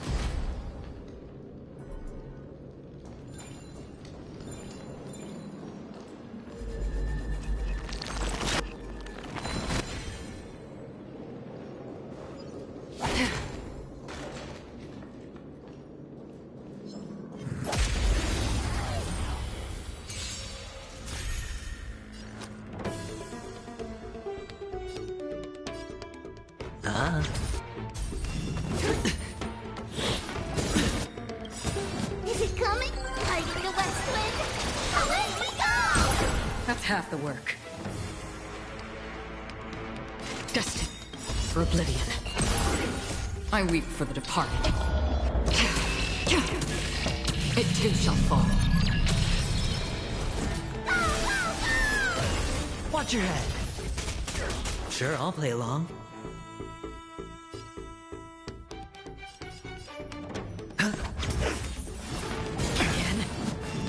Again. All in. Free will, or was it fate? On the still waters of oblivion. Give up. Step out of it. Watch closely! I hit the mark.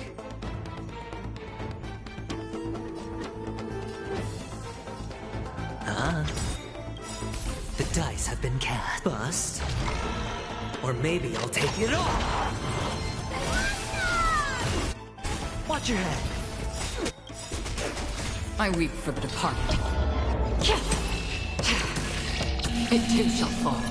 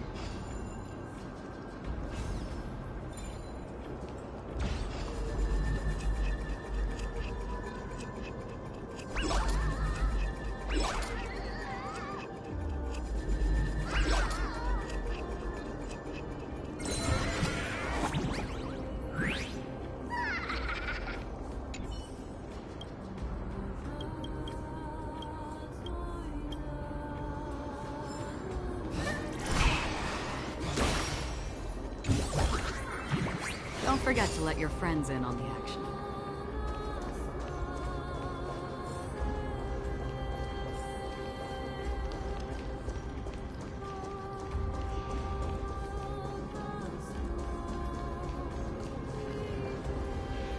Oh, could you be the scions of Styxia?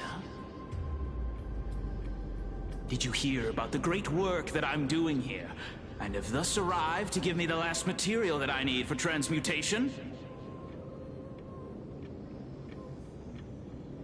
Great work? Have you heard of the great name of Pollux, perchance?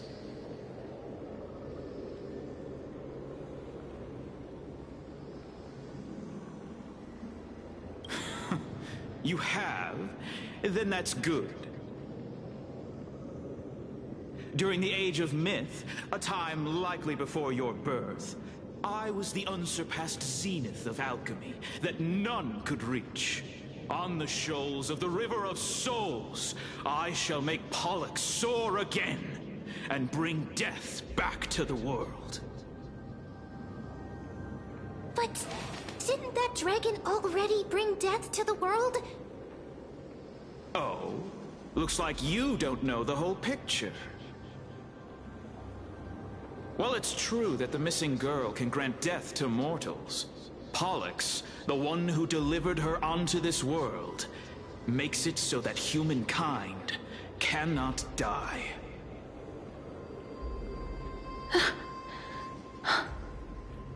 So, it's just as I feared.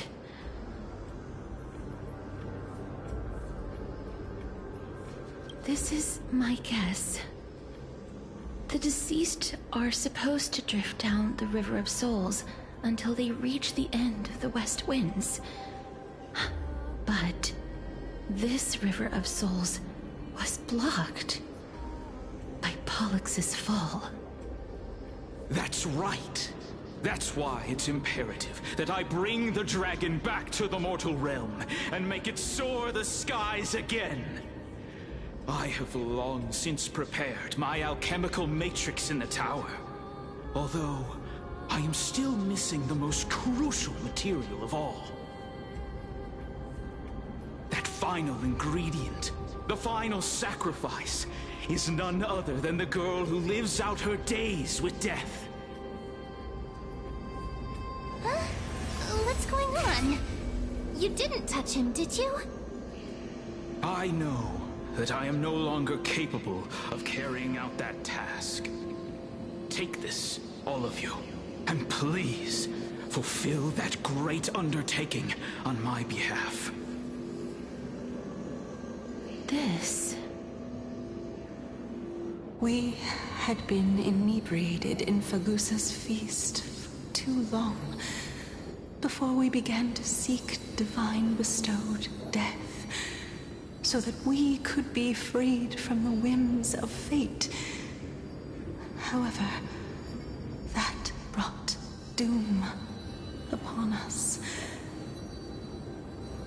Instead of summoning a supreme god, we encountered a monster that cut off the River of Souls. That detestable dragon Pollux denied all the dead from the gates of the Nether Realm. Unable to rest in peace, these departed spirits engulfed Styxia like a roaring tide. As a result, my city and its people no longer exist. That child is the only person whom I managed to save. Born within the evil dragon's abdomen, she has possessed the talent of death since her birth. She must have been granted to us by the gods as a chance for us to atone for our sins. Please, you must nurture her to adulthood and prevent her from experiencing all of the suffering that we went through. I promise that I will care for her as a mother. that I will protect her from the evils of death. My Fagusa above, thank you for your kindness. As her mother, please bless this child with a name before I am swept away by the River of Souls. Please, let me know how I should address her in my next life. Oh. Like how a transient raven butterfly, a fleeting papilio castor, perches on the twig of death. Castorus. That shall be her name. That's where my name comes from? The sound's back. What is making that ruckus?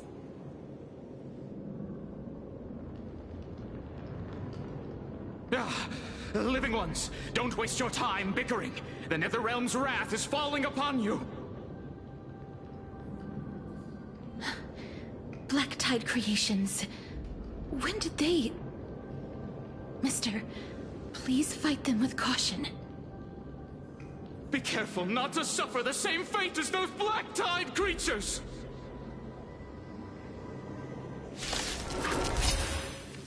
Everyone, hide behind me! Let me go! That's half the work. Destiny for oblivion. I weep for the departed. It too shall fall. There's so many of them! And who are we holding up? Sounds familiar.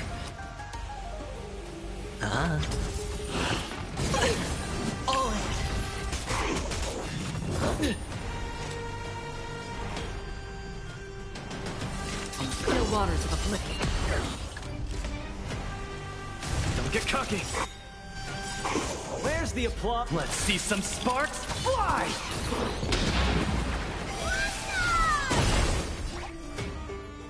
Delivering warmth! Super big meanie! No, Birdie. Watch your head. The dice have been cast. Bust. Or maybe I'll take it all.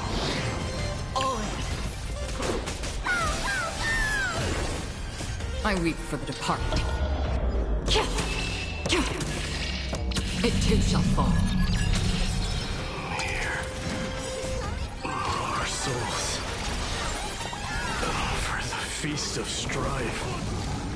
Upon their triumphant return.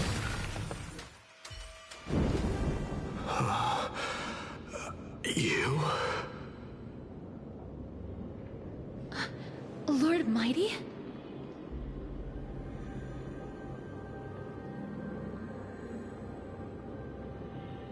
Lord Mighty, you've been through some tough battles once again. That black tide is endless. My death is only temporary. I will find my path of return and go back to the world of the living and continue my protection. Lord Mighty, I have always wanted to... Why does death reject you?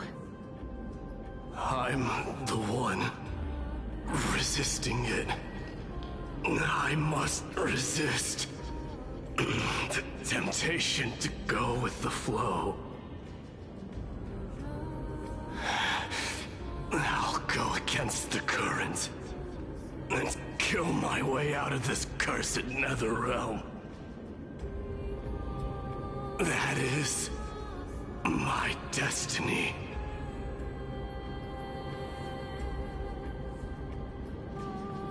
It seems like he's completely focused on resisting the temptation of the dead's whispers.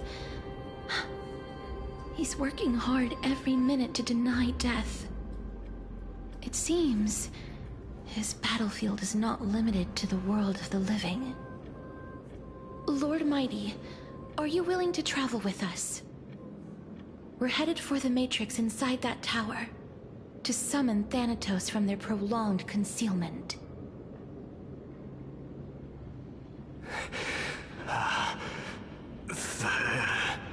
Thanatos. Challenge. Death. That's right. If we can work together and defeat them, you won't have to be troubled by the curse of immortality any longer.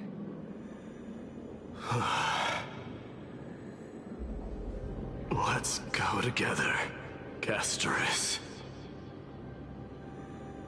Let the person who has brushed against death countless times guide your way. Cass, are you sure you want to do this? The alchemist said he wanted you to be a sacrifice. I'm not afraid. There's no reason for us to turn back anymore. Rather than standing still, taking action is by far the better option. Perhaps fate might take pity on us today and show some compassion.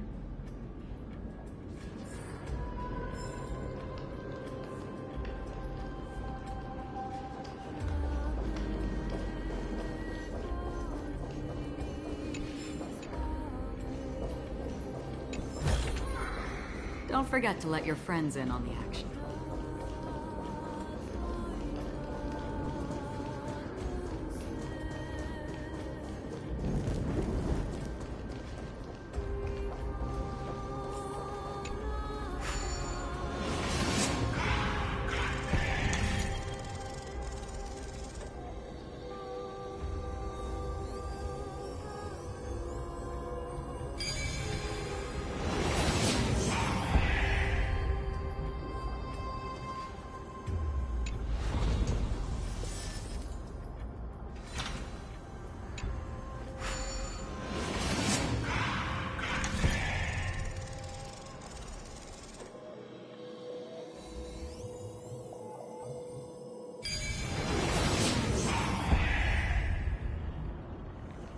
Life is a puzzle, isn't it?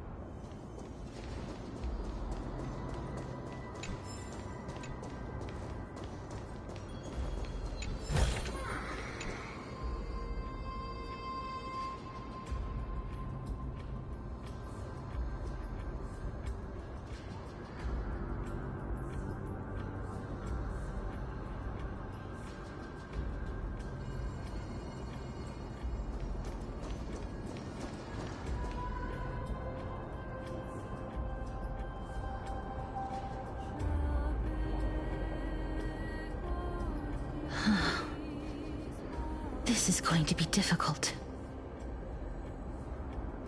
I'm familiar with this kind of mechanism.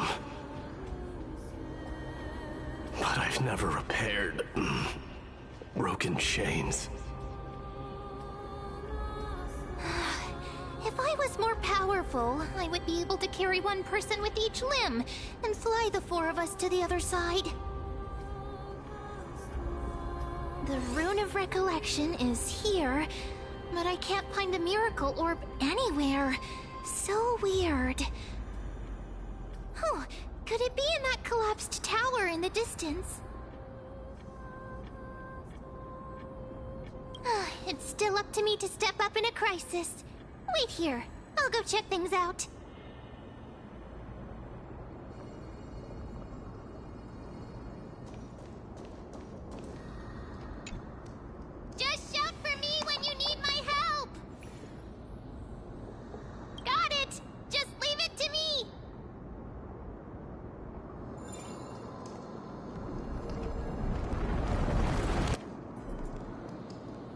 Trian did it. The pink squirrel is very smart. The miracle's range is limited. Please come a little closer. Aren't I a good fit for Orynyx's priest? Of course. You're the most competent priest ever.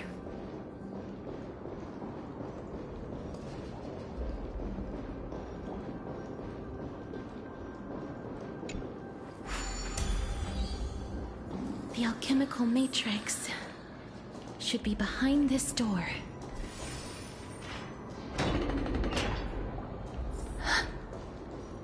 Is that...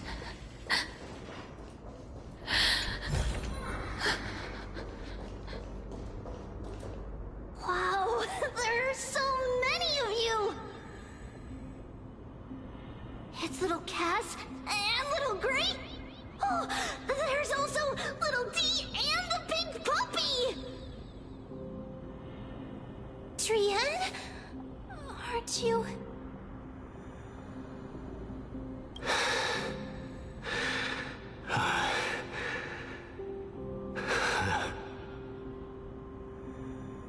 This is the first time I've encountered a deceased friend while going upstream in the River of Souls. It really works like this. Just like the other departed spirits we've encountered along the way. I'm also unable to sense the aura of the living on Lady Trian. Yup, you're right. Trian already knows that she'll not be able to return to everyone's side. But Trian believed that little Cass would eventually return to the Netherrealm.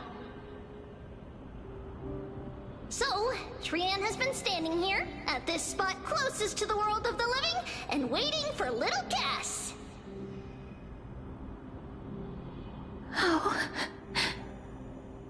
It must have been very tough for you. But according to what Trian said, we're almost at the entrance of the Netherrealm. Trian promised Trevi and Trinan that when little Cass got here, Trian would get the gift ready and be the first person to run over and welcome you. So, little Cass, don't cry. Please, accept this. We finally finished it! This is what Lady Trevi once mentioned. The gift for me that you didn't manage to finish. The Holy Maiden of Yanis. Even when separated by life and death, their thoughts are still connected. Trian spent a lot of time drawing this. Trian hopes that little Cass likes it. Seriously? It's seriously a wonderful drawing. Lady Trian.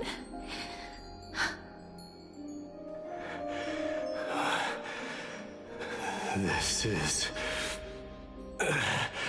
our flame chase journey. Little Cass, we don't know what your journey was like before. Trevi has always said that it must have been a very harsh and frightening journey. But little Cass no longer has anything to fear now, because everyone is here with you in this flame chase journey! That's right. Only now, when I see Lady Trian's gift, do I realize that I've already obtained so many things I would never have dared to dream of since I embarked on the flame chase journey. It's the first time I've gained so many companions. The first time I picked up the hobbies of crafting and photography. The first time I had dinner with someone else.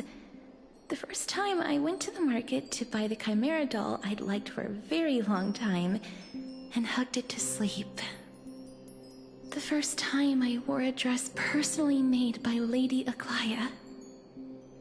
The first time I went for a walk with Lady Treeby, Lady Trianne, and Lady Trinan.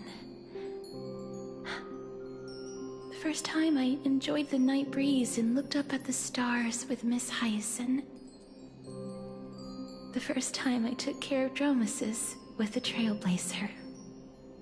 Looking back at all these experiences I never thought were possible, it feels as though the scales of my life had shrunk from centuries and decades down to minutes and seconds.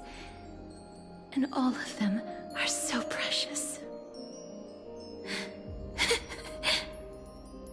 I took countless photos in the past, but they're all black and white landscapes. I don't have a single one with friends. If I had known, I would have taken more pictures.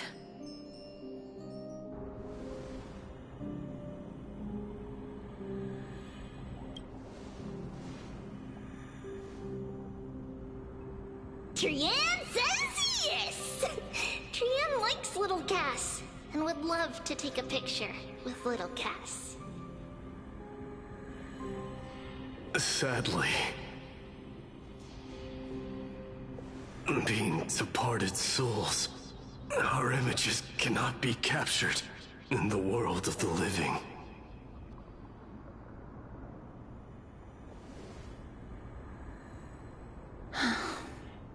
I thought so too. What? Are we seriously going to leave any room for regret?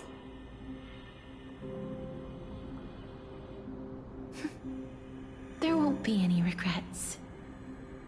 This vivid drawing surpasses any photograph from the world of the living. Little Cass smiled. Treeby, Trinan, and Trianne's wishes finally come true! I remember you once said that fate is not the flowers that bloom at the end of the road, but where people tread beyond the gate. Now, the path that belongs to me is about to reach the end. Thank you for bringing me the final key. Key? Little Cass, why are you talking in riddles all of a sudden? I have a feeling that soon, this gift of yours will become the key to saving Mister's life. Wow, that's amazing! Then keep smiling and carry on bravely! Little Cass, Little Gray, everyone, see you tomorrow!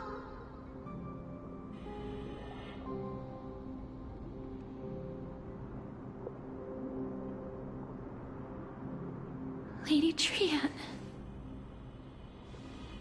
The aura of this place. We have indeed reached the end of the stream of souls. If I go any further, I might lose myself. I must leave now, for the black tide still wreaks havoc in the realm of the living.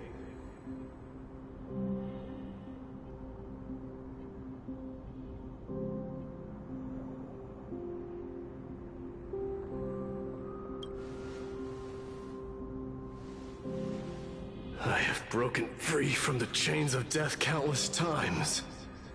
This time will be no different. Castorus, will you fulfill your duty for the flame chase?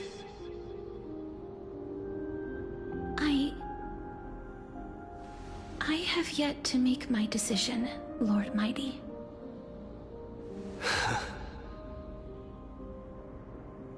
No matter. Make the choice your heart desires. Even if it takes 1,000 years of waiting. I will continue to fight till I die. Then rise from death till the miracle descends.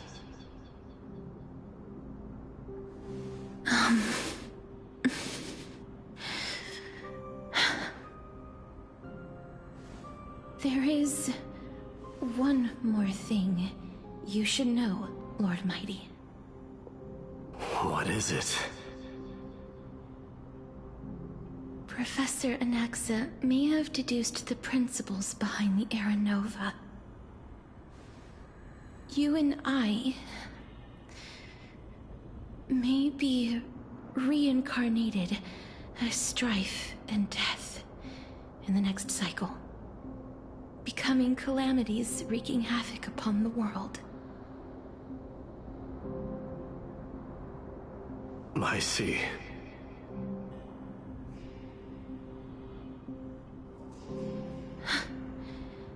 Is that all? Are you going to accept such a fate without complaints? Do you have a strategy to shatter the shackles of our fate? I haven't found it yet. Perhaps I never will. Then, cease wasting your thoughts on futile matters. Control what little you can. And when fate's inescapable grasp comes, resist it with the strength of your mighty will.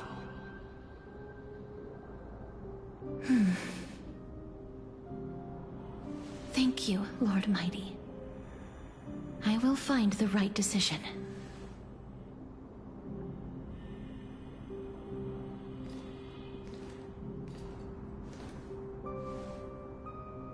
In the name of strife, may you meet a fitting end. This must be the alchemical matrix the spirit mentioned. Let's see. We need to insert Aquila's sky, Georios' earth, Kefali's fire, Fagusa's ocean, and Nestia's love. It seems our sweet Princess Homebody has made up her mind. In that case, seamstress, I suppose I no longer need to deliver your message. My time is rather precious after all. Whether you wish to break free from death or not, please, follow your heart. By the promise you once made, I ask that you fulfill your duty one final time. Castorus, please, live as a human, and die as one. According to that alchemist, the final piece is supposed to be me. However, he is not privy to the past, and therefore cannot see the full picture. The past? I saw the twins of death in Kefali's memory, and now I am certain that I was one of them. The trial of the Hand of Shadow demanded taking the life of your family. I died during that trial, falling before the gate to the new world. And my sister, whom I never met, became the Titan Thanatos of this cycle. She was consumed with regret over my death, so she used the Titan's authority to reforge my soul. Yet, it also means she has never revealed herself to anyone, hidden away from the entire world. That's because the Titan she became already fell at the start of everything. They died for me, and now lie in slumber in the River of Souls. You mean Pollux? That's right. The River of Souls is no material river. It cannot be blocked by ordinary means. Only a divine corpse can prevent the dead from reaching the next world. And that's why We have to awaken Pollux from death before we can retrieve the core flame of death. We have to reforge its body with the power of alchemy. But Cass, if that alchemist speaks the truth, does that mean you're also part of the dragon body? According to those departed spirits, I was indeed born as the dragon's twin. But before we talk about that, have you heard the sighs?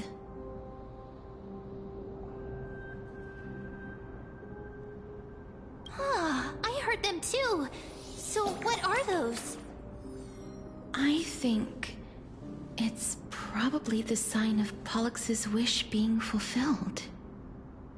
They must have realized how heavy a price they'd need to pay when they used their divine authority to resurrect a dead woman.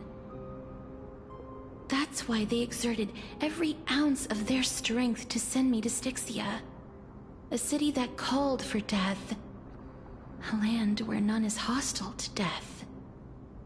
They never saw their wish fulfilled and fell so prematurely, all because they wanted to give me a new life.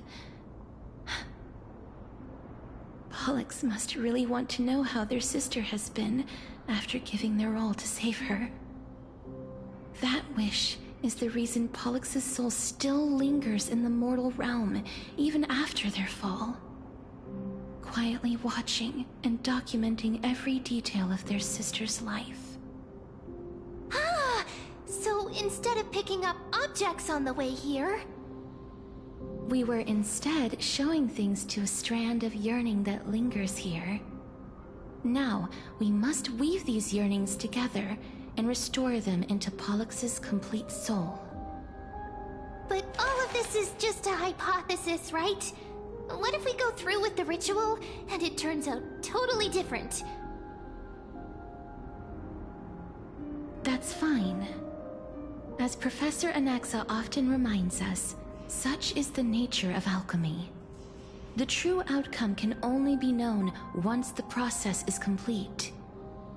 This is why alchemy is also known as the miracle of creation. Now, the puzzle of Pollux's yearnings is nearly complete, with only one final piece remaining. I shall reveal what they have been yearning to know in the alchemical matrix. I will show them my whole life since I left Styxia. Lady Trianne has already drawn a picture of my entire life, and it is now in my hands.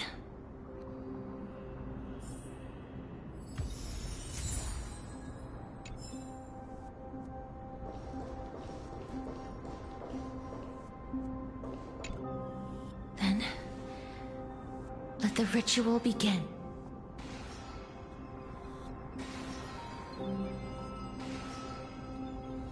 And now, the objective is complete. That is all. Such is what Professor Anaxa always says after preparing for an alchemical ritual. And now, Pollux, I shall lift you from the River of Souls and reforge your soul. Perhaps you will be disturbed by this, and your body may become horrifying to behold. But if even the slightest trace of your soul remains, the soul that once ferried me to this side of the shore, then please, look at me. I wish to thank you in person. I have obtained everything you sacrificed your divinity for. Lady Almanette. Did she recognize you? Oh, she must be the first soul we can communicate with here, right? I'm afraid she is just another spirit trapped here, like the rest of them. The only difference is that I was there when she died. Please, go on. I'm listening. Are you about to tell the story of Styxia? Yes. You're just as smart as I imagined, but... never mind. Now's not the time. There's no need to worry, Elder. Take a look around you. You're already at the resting place of the dead. The world of the dead? But how? I understand that you chose to remain silent about the story to protect Castorus, the girl who coexists with death. But you no longer need to hide that story. I can assure you that you have protected that girl's life well.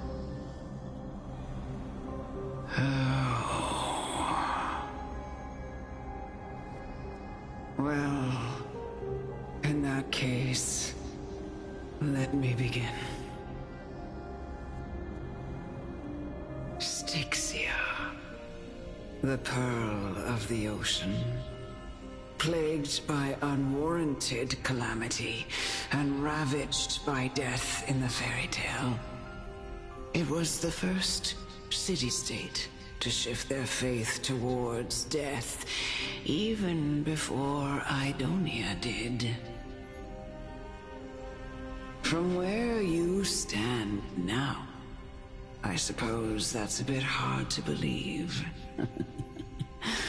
Right? Indeed. I cannot imagine that those from the Era Chrysia, blessed with eternal life, could ever yearn for death.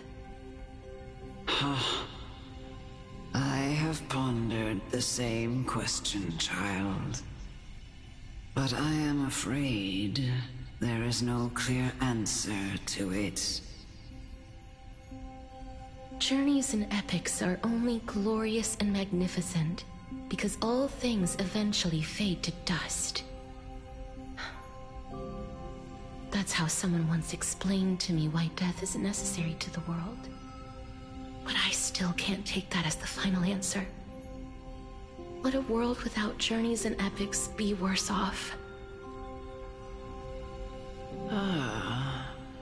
I take it the one who spoke this line was a general, or perhaps a warrior. I, however, did find some inspiration in these words. Would you like to hear my thoughts, Castorus? Please enlighten me, Lady Amunet. Though I have already made up my mind on how to handle the authority and core flame of death. Your words might truly guide me toward the path forward. You and I are neither warriors nor generals. Therefore, journeys and epics cannot truly resonate with us. But what if I reframe it like this? What if love is not a trait bestowed upon mortals by Nestia, but a blessing from death? Love. No one ever invented the word cherish in the era when life was eternal. For all the good things in the world could be revisited endlessly, and every bond formed carried no risk of being severed. The so-called Era Chrysia was an age devoid of both virtue and sin. People did not truly live. They simply existed, going through the motions without passion or purpose, then waiting for something to happen. Perhaps the people of Styxia chose to embrace death not out of fascination with its cruel and fearsome side, but instead became fixated and obsessed with the impulses and desires tied to a finite existence. Therefore, death is not a thing of fear and desperation, but... That's right, Casterus. It is the reason we shed tears when parting ways. And also the original spark that ignited the passion of mortals. If you truly intend to deprive the world of death, then be prepared to witness it return to a state of stagnation. I understand, Lady Amunet. Our limited lifespan shapes all that we know and love. Not even the Death Titan has the right to take that away from humankind again. Nestia's love was the chrysalis of Gold's first blessing, but it most likely wasn't understood by mankind. We only learned to interpret this wonderful gift after Thanatos' arrival. If the world was bereft of death, then the Queen of Styxia wouldn't have played a midwife in delivering me into this world. You wouldn't have welcomed me into Itonia, and Aglaia would never have invited me to join the Flame Chase journey. None of these stories would ever have happened, and I would never have lived, let alone found happiness. Thank you, Mother. I will use all the love I've experienced in this long life to complete the final miracle. My teacher, Anaxagoras, grant me the wisdom of all things. I call upon thee, the stripped dead dragon's corpse.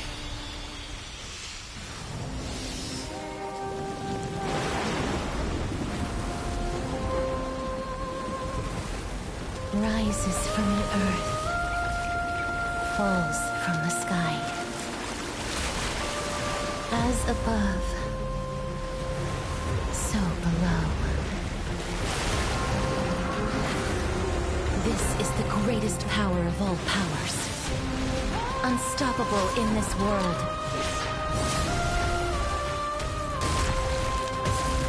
The great work that commands all death. I shall grant you embrace.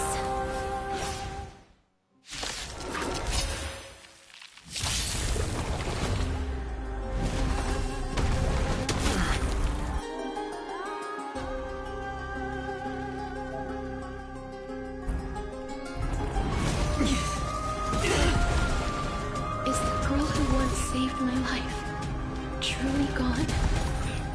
Or will you show yourself again, once we eradicate this hatred and regret?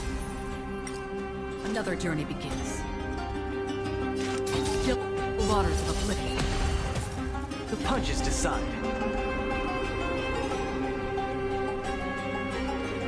Step out of it. Familiar. Watch your head. I weep for the departed. It too shall fall.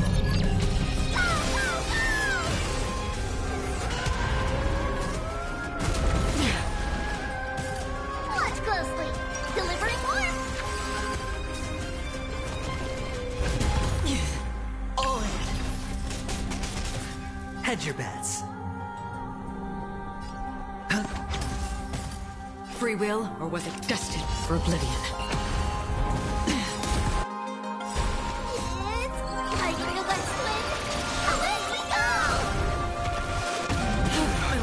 Watch your head.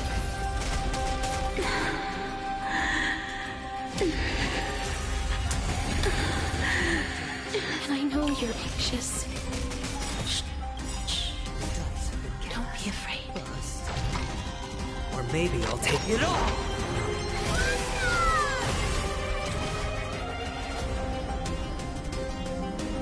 Get cooking. Where's the applause? Let's see some sparks fly!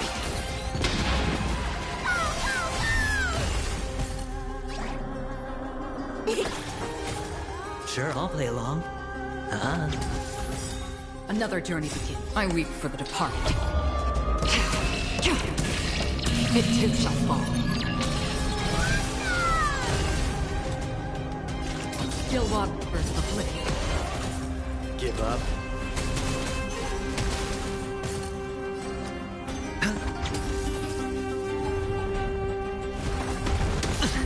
Watch your head.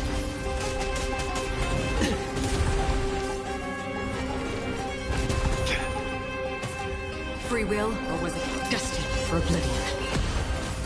Underestimating us will cost you!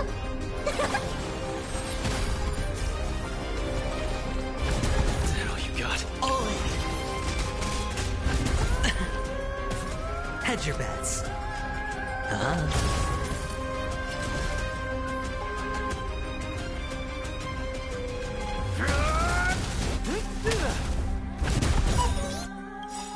Is it coming? Are you the West Wind? Away we go!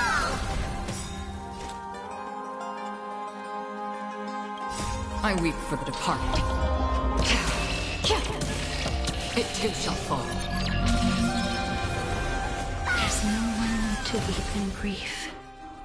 I will grant you peace.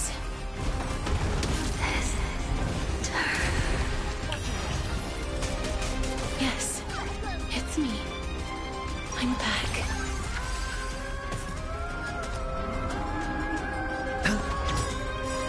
The dice have been bust. Or maybe I'll take it all. All in. Familiar. Watch your head. Small fry.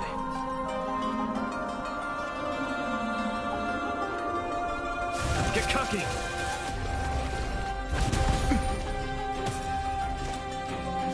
Destined for oblivion.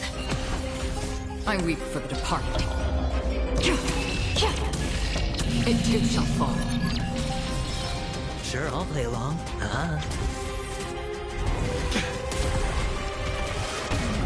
Familiar. All in. Be careful. They may be moving by instinct, but there is fury welling up within them. Are you the West Wind?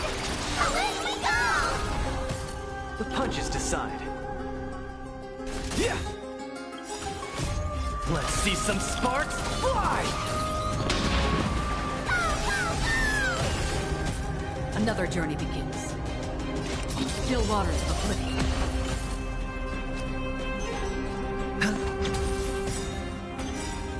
I weep for the departed. It too shall fall. Free will, or was it fate? Destined for oblivion. Watch closely!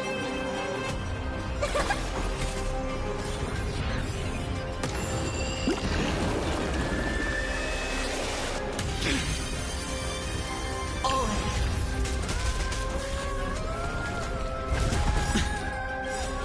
The dice have been cast. Bust. Or maybe I'll take it all.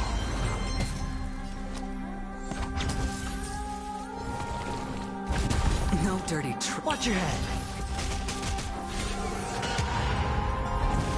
See you tomorrow.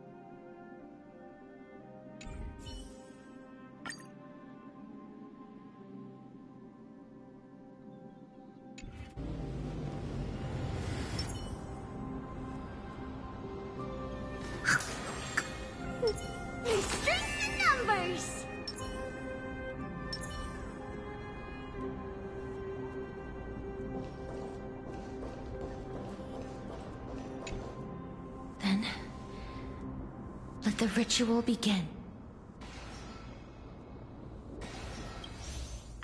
Styxia. The pearl. That's right. My teacher, Anaxagoras.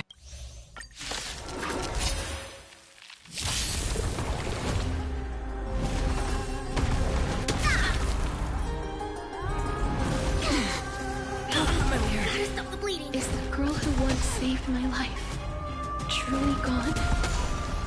Or will you show yourself again once we eradicate this hatred and regret?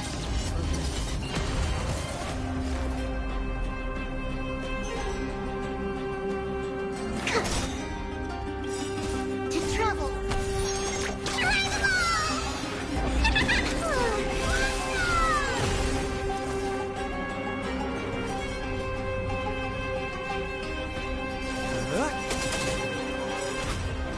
I weep for the departed. It too shall fall.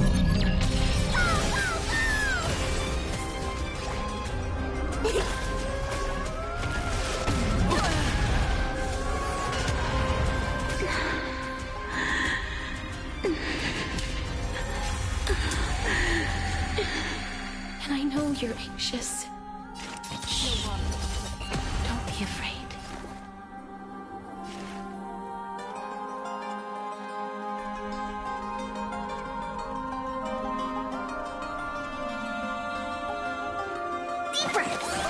I owe you.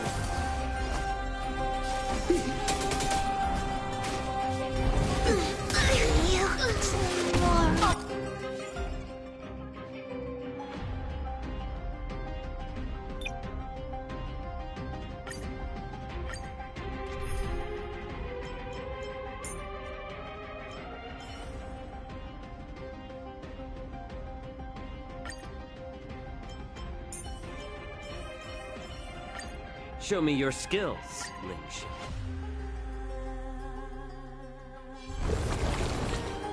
You refused the toast, yet you still want the wine? Let's add more seasoning. Since you're already here, why not have a meal before you leave?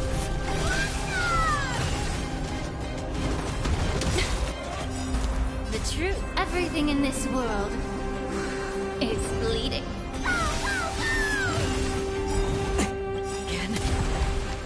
I weep for the departed. It too shall fall. Is the girl who once saved my life truly gone? Or will you show yourself again once we eradicate this hatred and regret? Your body and mind. It's just a tweener massage.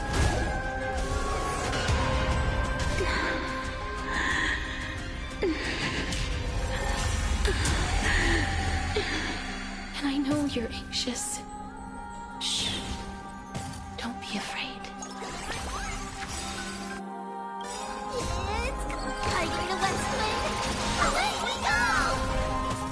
Free will, or was it fate? May the foul stench dissipate quickly. Yeah. It's better to make no move.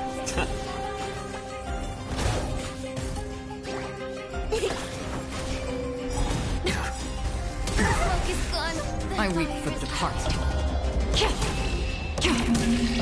It too shall fall. Another journey begins. On the still waters of oblivion. Again? How about letting the enemy strike first?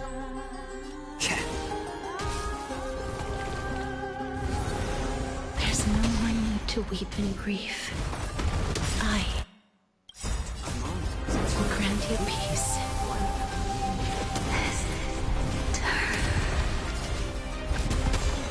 Yes, it's me. I'm back. I weep for the departed. It too shall fall. It's better to make no move.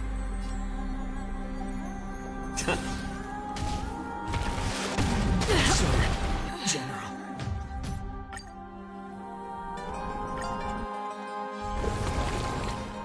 You refused the toast, yet you... I'm honored, but since you're already here, why not have a meal before you leave?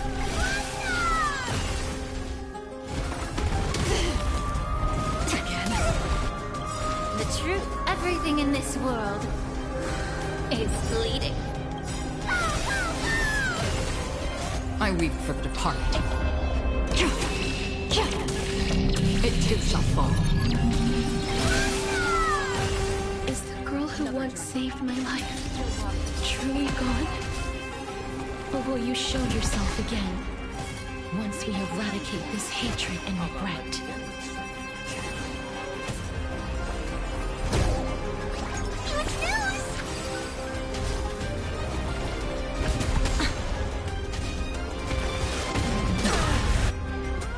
Is it coming? I feel that swing. Away we go!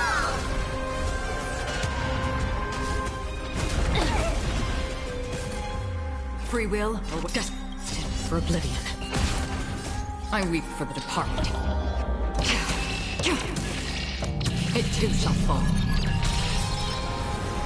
There's no one to weep in grief. I will grant you peace. Allow me to bring This turn. Yes, it's me. I'm back. Underestimating us will cost you!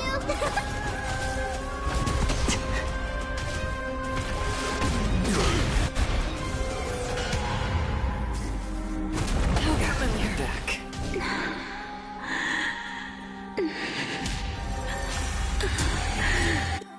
Be careful.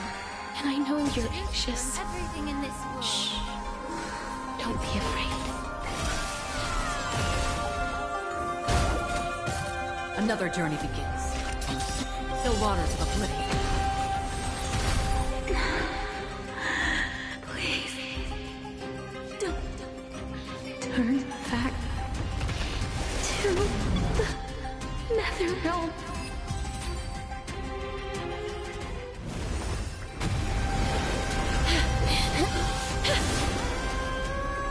Oh, death. Sleep in peace.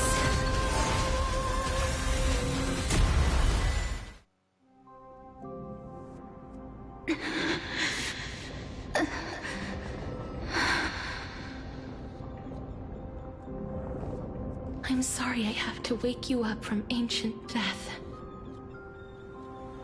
And I know you're anxious. Shh. Don't be afraid.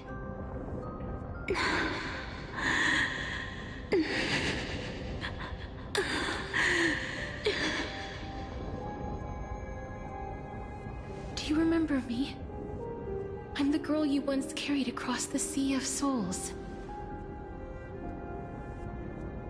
I'm sorry I wasn't able to remember you, but with the help of many people, I was finally able to pick up these broken fragments of my past. I'm back, Pollux.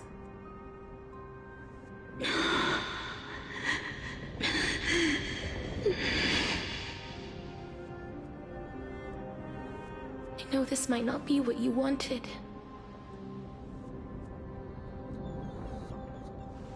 But I have to do this.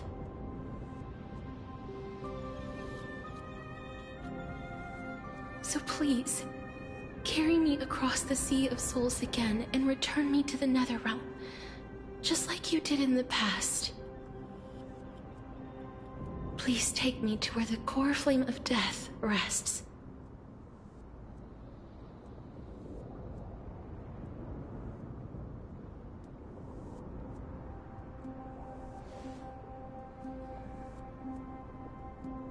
I'll be going now.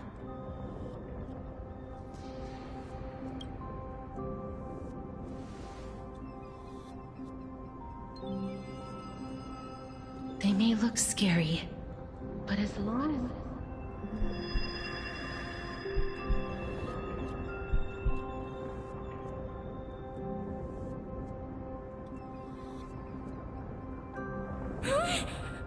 What's wrong?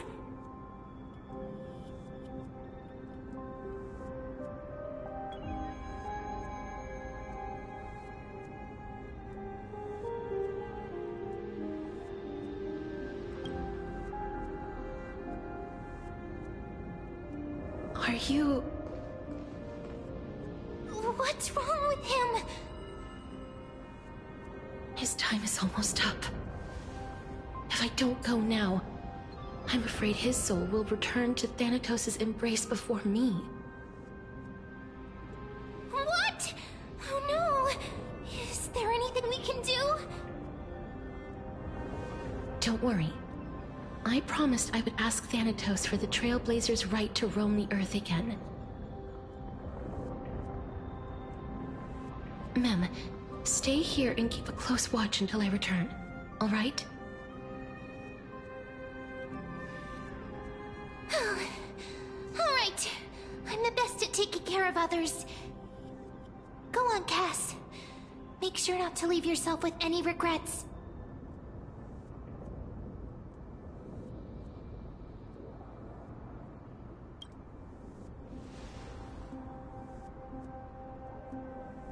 It's a deal then.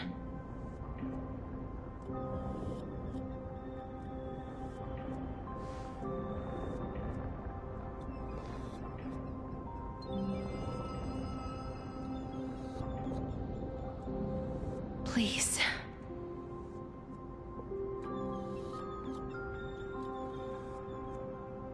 Wait for me.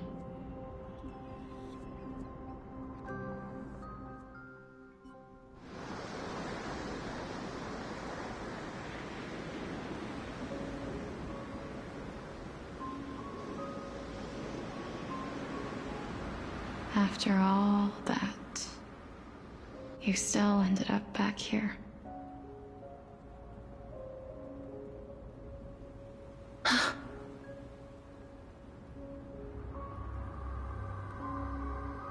So the legends were true. The Netherrealm really is a sea of flowers. Yes. Just like the flower fields we tended to back then. Is that you, Plixia?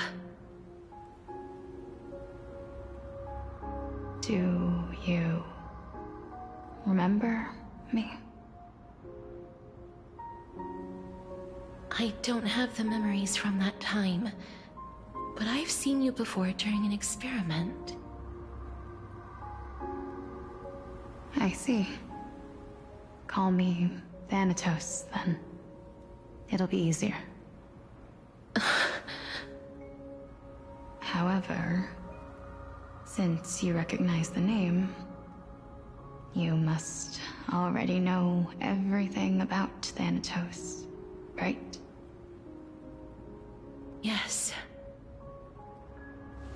I'm here to reforge the order of life and death in Amphorius.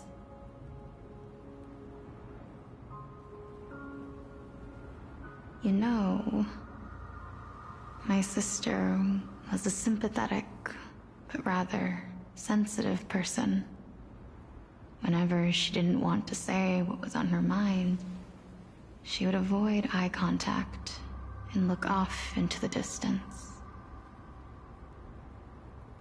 Just like what you are doing now.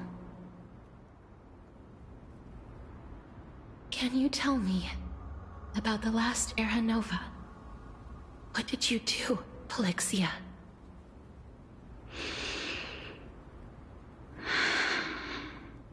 Where should I begin? I suppose we can start from the beginning. A long, long time ago, there were a pair of like-minded twins. As foretold in the prophecy, they were chosen to be successors to the god of death. But fate was cruel. The price of attaining divinity was to take the life of a family member with our own hands. That trial was indeed recorded in that memory. Then you should already know that my sister voluntarily gave up her own life, so that I could ascend as the demigod of death. couldn't accept that. Why did we have to kill each other for a future she'd never see herself? That's not fair. So, while weaving the laws of the new world, I shattered the forbidden bottom line for life and death. I reshaped my sister's soul and took the form of the great dragon Pollux to carry her up the River of Souls and back into the mortal realm. But our fates were already decided and manifested in unexpected ways in response to my futile actions. Aging is an unbreakable law of nature laid upon humankind, created at the same time as death. When the living die, their souls will meet Thanatos, who would determine where every soul goes. If the Reaper raises their left hand, the soul is granted death and allowed to enter the Netherrealm to await reincarnation. If they raise their right hand, the soul is rejected by the Netherrealm and returned to the mortal realm to continue walking the earth. That's why the Hand of Shadow can only lay down judgment and not embrace another being. Yes. Death was originally a pair of hands, but they were split in twain when we reached the mortal realm, never to touch each other ever again. The half of Thanatos that represents life, the undying human who grants death, that was the curse I forced upon you. Then, what about you? As the half of Thanatos representing death, I shoulder the fate of defying death. I died the moment I entered the world of the living. From then on, my Titan also no longer existed in this world. The cycle of life and death stopped. Souls were denied their audience with death, and were left stranded within an ever-rising river of the dead. What irony. My selfish desire to save your life gave you and the world a fate far worse than death instead. Then, what was left of my reason was left behind in the Netherrealm, where I've been taking care of these flowers day after day, until there is now a sea of them, all while mulling over the subject of life, death, parting, and enduring an endless loneliness.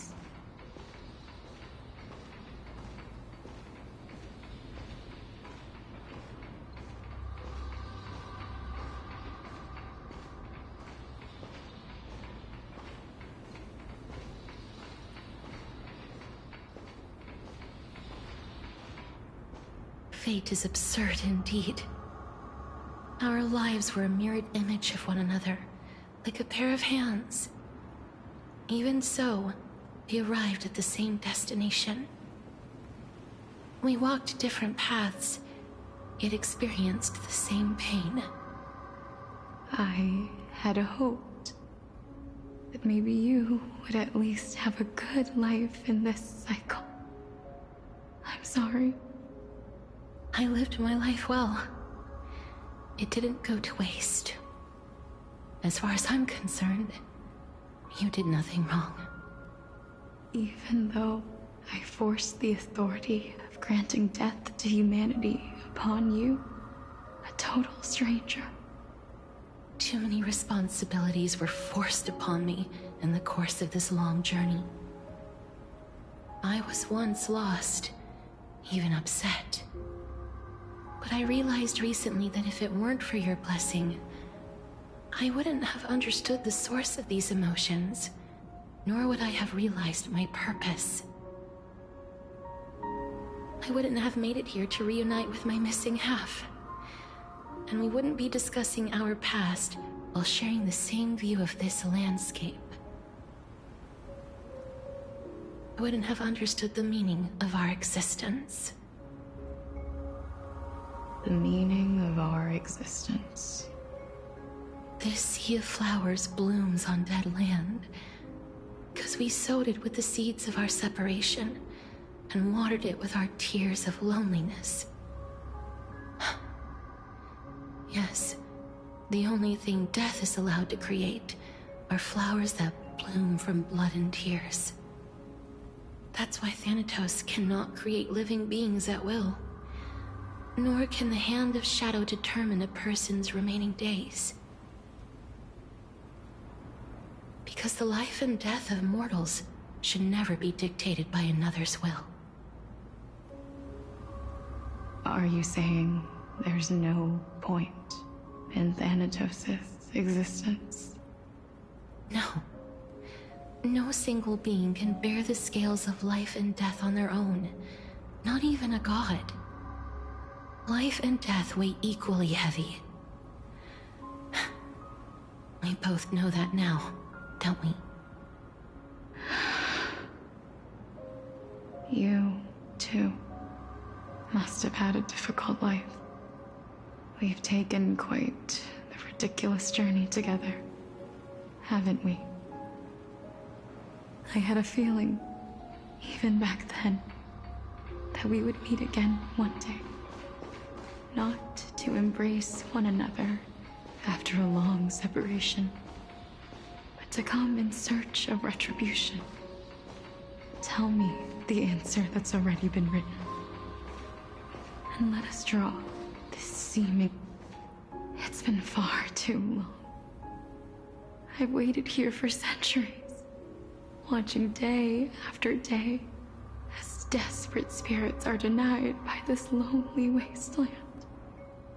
I always hoped I would see you among them. But I was also afraid of seeing you.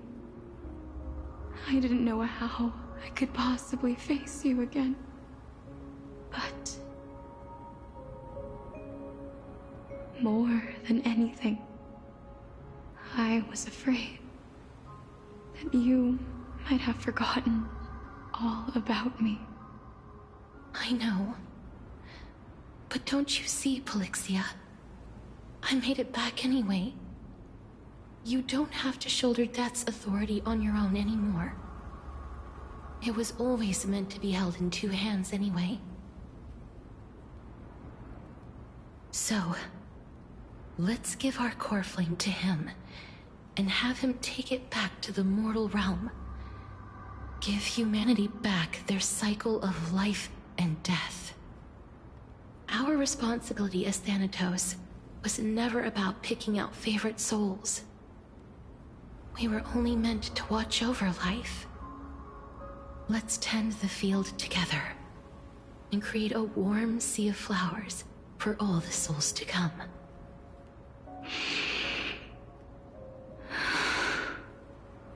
What do you think, Polixia? Yes, just one last step. You shall wither, and through that, the dead will sprout again from the remains, and be reborn with the dead flame. As foretold by the prophecy, Thanatos' authority is only destined for only one person to wield.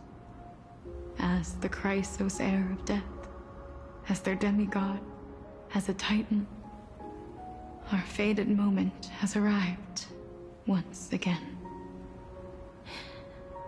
Just like before.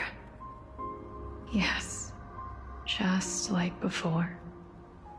But unlike that time, the ones undergoing the trial this time are prepared. You've made up your mind? Yes, as dictated by fate. But I won't be afraid, as long as you're here with me. Complete your trial in this life. Grant me the embrace of death, and light the spark of life ablaze. You've been tempered by life and death, I know you'll be able to give this wasteland its first breath of life. Like a raven butterfly, flying swiftly into the Netherrealm, perching on the twig of death.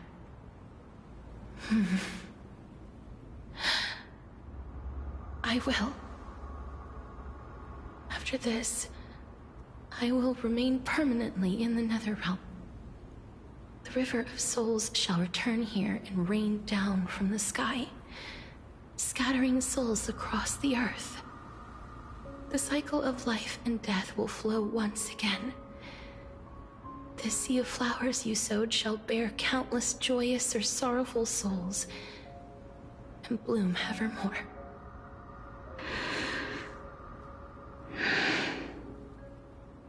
Thank you. Just one last thing. Can you grant me one wish? Of course. What is it? Please, don't forget me. I promise you, when we meet in the next world, even if I have endured another reincarnation, even if we do not know each other's names, I will still hold you tightly in my arms, just like what I did when we were born. Casterus. Casterus. You're as beautiful as a fleeting butterfly.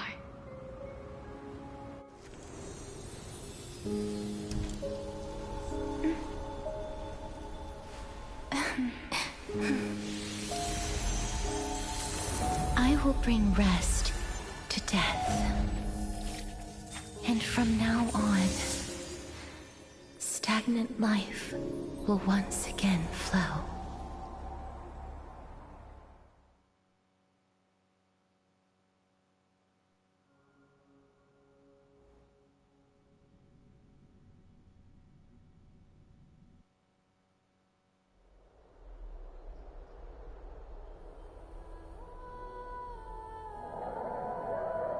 Time flies.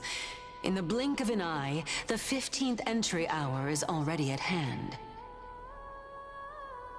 When this farce is over, your soul will be placed on the scales of life and death. Are you ready? No need to ask so many times. Of course I am. Then why do you drag your feet? Is your fear of crowds holding you back again? I simply find them too noisy. Paying attention to conceited fools like them would be an utter waste of my time. Such harsh words. As I see it, you are no less arrogant than they are.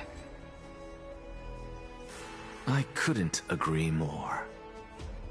Oh. I did not expect to hear that from you. Are you not going to refute me? I know myself better than you think I do. At the very least, better than a stowaway like you. And they say men whose ends are nigh have but kind words.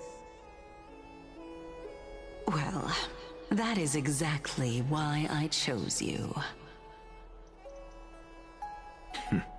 Should I thank you for the compliment? The hour of the trial has come. Do you have an answer for me? And how will you prove the veracity of your argument? I suppose there is no point in putting this off any longer. Do you recall where we stopped the last time? You were saying that Amphorius's history is cyclical. Indeed. The demigods that bear the core flames eventually become the new titans at the world's end. Remember what happened on the Holy Mountain? Calypso, Naias. As their destined ends approached, one by one they left this world, leaving only the twins, who are fated to succeed death. Unfortunately, while their journey is consistent with ours, you and Calypso, as well as Nikador and Naias, act as supporting evidence. I can only come up with a rough sketch for my theory of a cyclical history. For all the pains I took to reach this point, I had already lost hope of ever obtaining definitive proof. After all, the past is in the past. Proving that we are the legacies of heroes of the past is a hopeless endeavor. That is, until I met a girl named Polixia and her sister. If Castoris was truly sent from the past to the present for the Titan's self-serving reasons, then having lived through 2 cycles, and with Styxia as the pivot, she will no doubt be the link to connect all of this together. If the Twins of Death can bridge 2 cycles to reunite at the shores of the Sea of Souls, then my hypothesis will no longer be just a hypothesis. And you too will get the answer to your question. Well, that is all well and good, but how can you be so sure? If there is even the slightest error in your hypothesis, the girl will be shattered. It matters not. The most important quality a scholar must possess is foolhardiness. If you are overly cautious, then you'll never have the gumption to make the first step, and change will never come. Besides, I, an Exagoras, am destined to overturn this farcical world. Come, let us go and teach those pathetic worms one final lesson.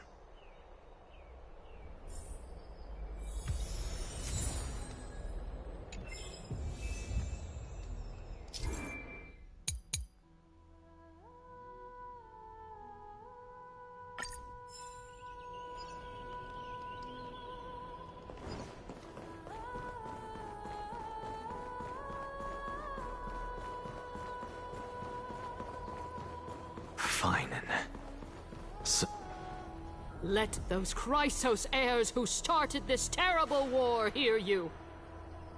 Let them hear the voices of the people!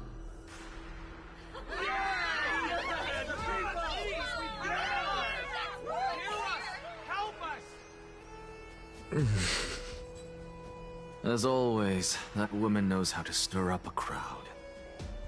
Professor Anaxa, I thought you'd pass on this. Everyone must cast their vote, or this assembly would serve no purpose. Prof, do you truly think it's wise to entrust the fate of the world to an assembly like this? Akama has stood strong under this system for 1,000 years. It stands to reason that there is purpose in its existence. But that is not what you're asking, is it? What you really want to know is Aglaya making the right decision in entrusting the fate of the world to you? Nothing ever escapes you. I didn't spend all those years teaching you for nothing. Most people only take 4 years to graduate, if I recall. To tell the truth, I feel like I'm on my way to an execution chamber instead of a podium. So, do you have an answer to that question? No, I don't. I thought so. Because that question is not yours to ask in the first place. Is Aglaya entrusting the world to you the right decision? Don't make me laugh. That is a question that woman must answer herself. Why are you fretting about this on her behalf? Or have you been seeing yourself as her pawn all this time? Listen up. I'll say this only once. Flip your perspective around and ask yourself this instead. What should I do to ensure that the world doesn't stray from the correct path? That is what you should be thinking about. You still have time, so give it some thought. Oh, and don't bother telling me the answer. Tell it to those begging for salvation from the gods. Got it. Thank you, Professor Anaxa. That's Anaxagoras to you. Who will you be voting for? That'll depend on how well you perform. May Circe safeguard your thoughts.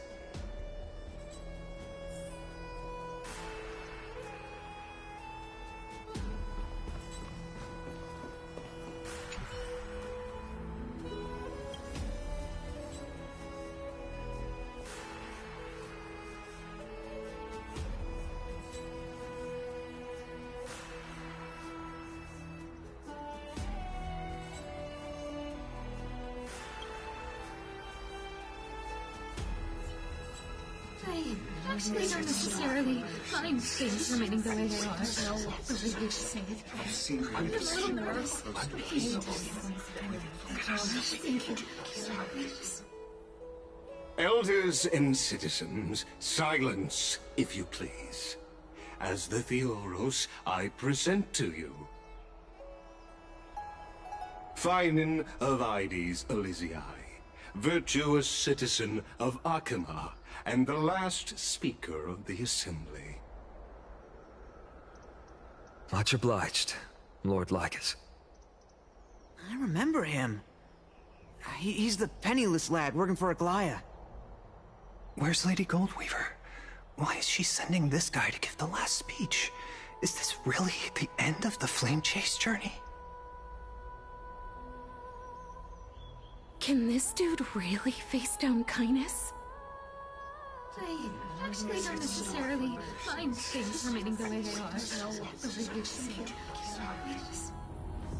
By Kefali above, dear citizens of Akima, as you look upon me, so too do I see you. I see your fear and misgivings, your apprehension about the discord between the Chrysos heirs and the Council of Elders, and your uneasiness about the future of the Holy City. Yet, before you contemplate something as grand as the fate of the world, I ask that you look closer. Look beyond the horizon illuminated by Kefali, at the crisis threatening to overwhelm us. What? Ides Elysiae, my beloved hometown, is a village forgotten by time. It is a place with the most invigorating breeze and wheat fields that spread all the way to the sea. I once thought that there I would enjoy a lifetime of peace and quiet with my friends and family. How I wish I could invite all of you to that paradise, far from the noise and chatter of the world. Alas, I can't. Because she, and all that she nurtured, all that I loved, they have long been devoured by the black tide. My beloved home is no more.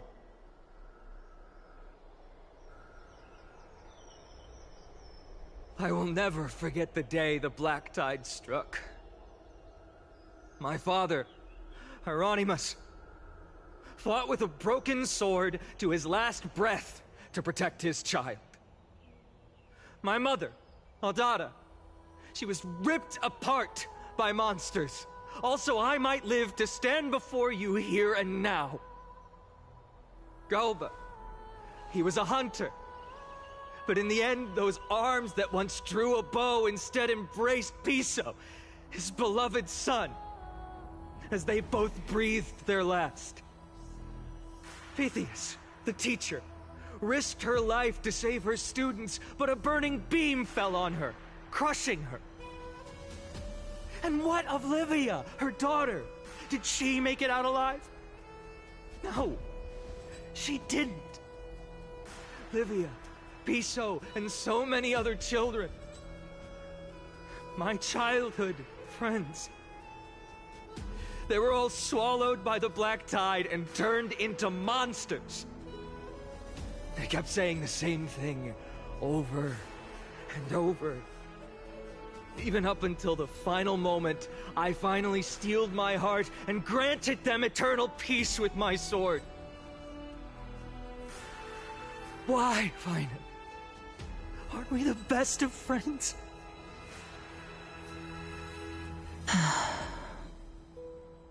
That is the Black Tide.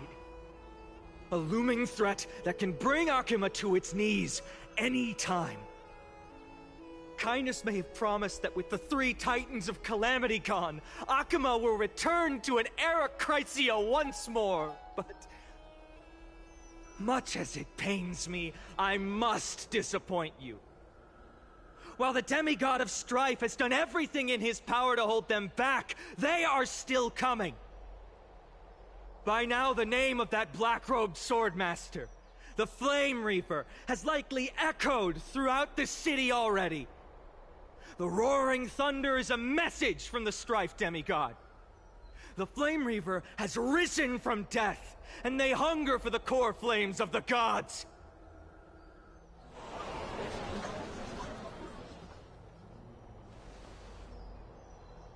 Lies! If such a powerful enemy is indeed approaching, why is Akuma still a picture of peace? Exactly! The city of Akuma shows no signs of pandemonium or chaos. And why is that? I beg you, spare a moment to think about this. Are we able to stand here and hold this assembly in peace today because the danger has passed? No! This peace we enjoy is no gift of fate. We are able to stand here today only because the Chrysos heirs have stepped up and shielded Akuma from calamity. With her golden threads, Aglaya has preserved and continues to preserve these idyllic days that all of you hold dear. The Council of Elders claims that Aglaya will one day forsake the people because her divinity is eroding her body and soul. But ask yourselves this. Rather than offering her aid and support, why do they choose to watch and push Akuma away from the Flame Chase journey? The answer that no one can bring themselves to speak of. A truth stained in blood and buried in greed, fear, and vanity. Allow me to lay it bare before you. It is because the Council of Elders, which bears Akuma's history and honor, along with this citizens' assembly we once took so much pride in, are now infested with vermin.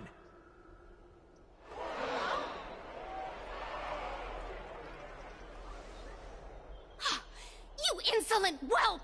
How dare you! It is true that Aglaya has reached her limit. Why? Because she has been working tirelessly to weave the defenses of our holy city against the encroaching evil.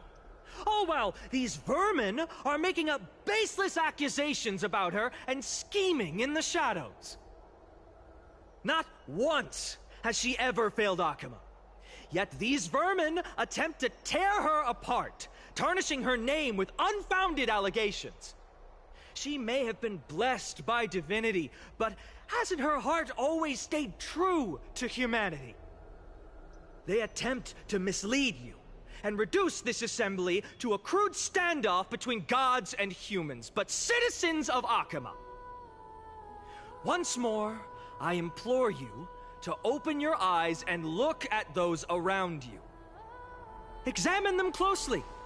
Beneath all that finery, do you see the good heart of a human or the poisonous glands of a pest? Make your judgment Then turn your gaze to the demigods, whom so many of you regard as cold and merciless. Do you not see the light of humanity in them? And those who wear the mask of humanity, yet utter only hurtful, slanderous words. Can you not see that their souls have been corrupted by power?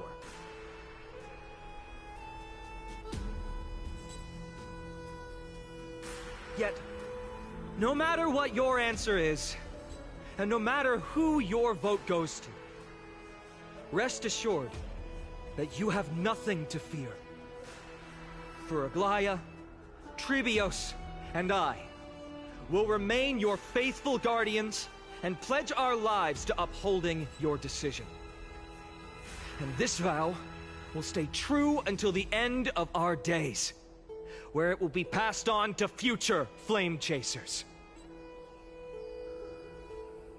A steadfast and unwavering promise that shall endure through the ages.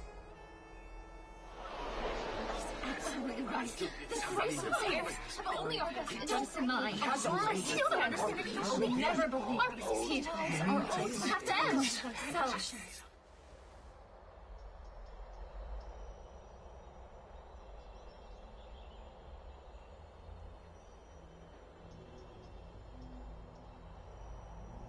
at the present time, on the scales of Talentum, those who call for the continuation of the Flame Chase journey, and those who demand its suspension.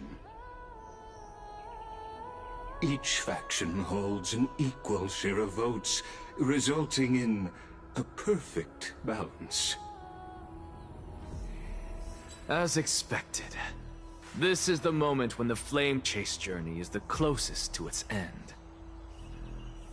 And now, it's your turn to vote, Lord Anaxagoras. Is there anyone else who hasn't voted? No, you're the last. Cast your vote with care, for your decision will break this impasse. I have long since made a decision. Very well. May you bring much needed change to this farcical world.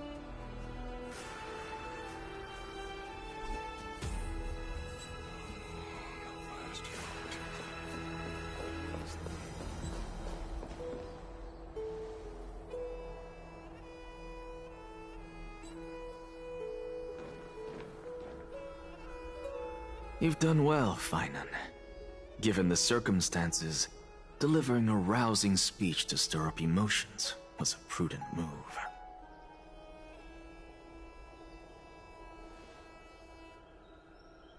Thank you all for your patience. On behalf of the 7 sages of the Grove of Epiphany and the scholars of Amphorius, I, Anaxagoras, am ready to cast my vote. But before that, in the interest of fairness, Lady Goldweaver, I pose a question to you before all who are gathered here. Will you, as Finan has promised, stand by the decision made in the Assembly, regardless of outcome? In the interest of fairness, I make no promises, lest it should influence your decision. Very well. I thank you for your honesty.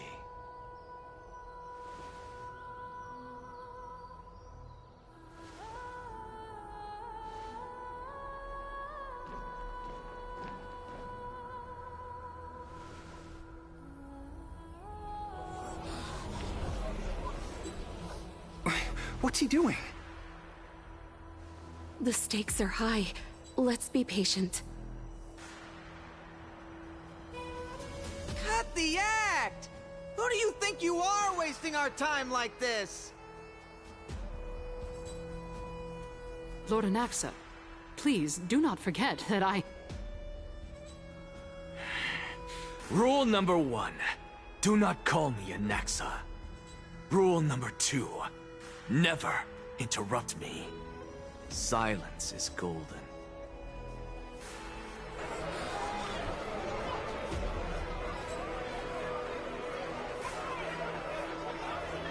Just vote already. What are you waiting for?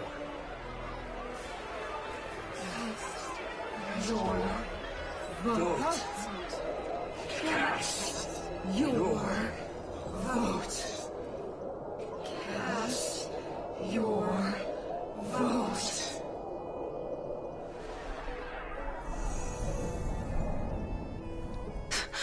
I cannot help but wonder, is every hardship in the world something you will exploit and use to your advantage?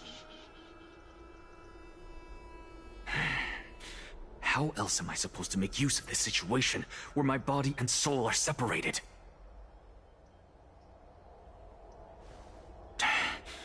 Oh, Xerxes. Or should I say Calypso. Accompany me on this final journey. Let us journey to the Netherrealm and see how she will substantiate the answer to your question and validate my decision. We need only to follow the sound of the tides.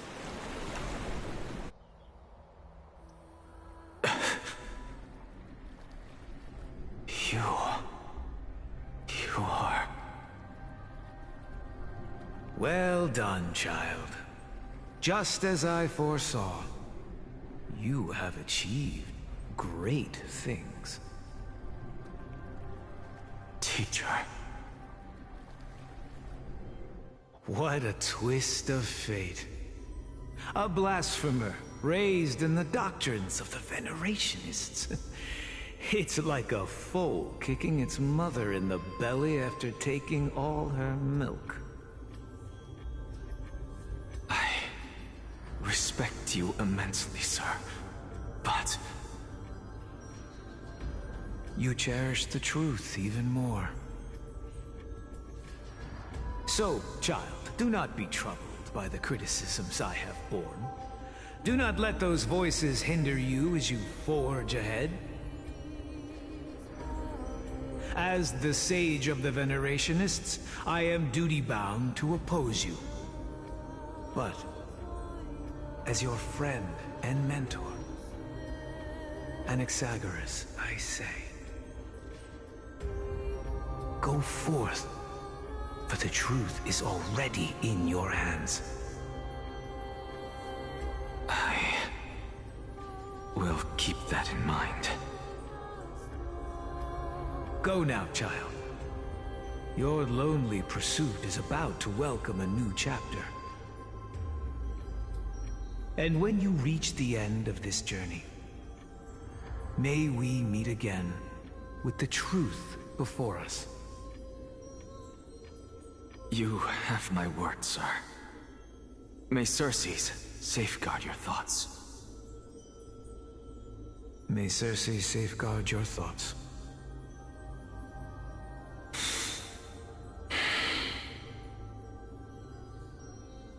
You are right, Empedocles. My lonely pursuit is about to welcome a new chapter. I must be on my way now. May we meet again with the truth before us, Empedocles. What are you waiting for? Just cast your vote. Silence! Silence, everyone! Behold, Xerxes, here at the center of the world, I shall write the final step of my proof. For this place is but one step away from the truth.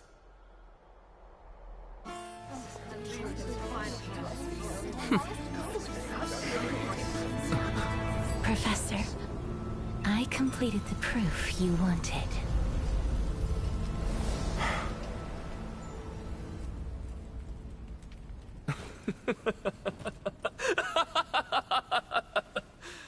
Thank you, Castorus. The answer is plain as day. My vote goes to the Flame Chase journey and nothing else! decipher the truth of this world.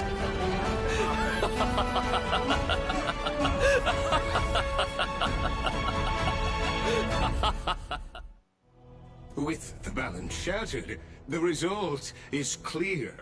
By carefully enter Lenten above, as the Theoros I have observed. No! Lygus, you can't! Onyxa, what have you done? Have you lost your mind? I hope you are prepared for the harsh punishment awaiting you. Mark my words, I will make sure that clever head of yours never forgets the price of betrayal. Have you forgotten? I told you that happens to be one of my rare talents. You put on such a grand performance, just to aid their preposterous flame chase journey? Performance? No, you are quite mistaken. I may be paranoid by nature, but I've always been known for my honesty. If you really understood me, Lady Kindness, you'd realize that I never had any interest in your pathetic little game of politics. Factions, standpoints, they are jokes in my eyes. I have never once switched sides. Because I, and I alone, am the truth. Lady Kindness, with all the citizens here as witnesses, we should honor the spirit of democracy and respect the decision of this assembly. I have observed that Akama has chosen her destiny. This citizens' assembly has resolved to continue the flame chase journey. This resolution shall be put up on the Wall of Heroes, such that all citizens are aware of the city's way forward. You! It seems not everyone is ready for the assembly to end. Very well. Let me entertain you for a little longer. By your leave, Lord Lygus. Interesting. Elders and citizens, your attention, please. Stay for a moment more, if you will. Anaxagoras of the Grove of Epiphany has an announcement for the assembly. What is this performer up to now? Flame chase journey. Do you think he'll continue? I don't know. So apropos. Frankly, still. Just moments ago, all of you made a decision on the fate of Amphorius. As a supporter of the Flame Chase journey, it pleases me to see the choice you have made. But I regret to say that I still harbor doubts about this outcome. Thus, I hereby challenge this resolution. Tell me, who among you dare swear to Kefali's name that Era Nova will truly welcome the fairy tale ending that the Chrysos heirs have promised? A beautiful new world free of calamity and madness? Nonsense! That's impossible! What is he getting at? Of course he... Not even for a second. No one? Must I pick somebody to answer? Very well. You, the one acting so wise and profound, in front of all present here, do you dare swear that it will happen for sure? No? Fine. Next. You, the one with ignorance written all over your face. Yes, you. Do you dare swear by it in front of the Titan? What are you trying to do? Useless. Your turn, then. With that smug look of yours, you must be confident that the Flame Chase journey is the best course to take, right? Hey! Mind your tongue! So, no one? I see. In that case, Finan, answer me this. Your speech was filled with such passion just now. How confident, then, are you in making this promise? Professor, what are you doing? Let him continue with his performance.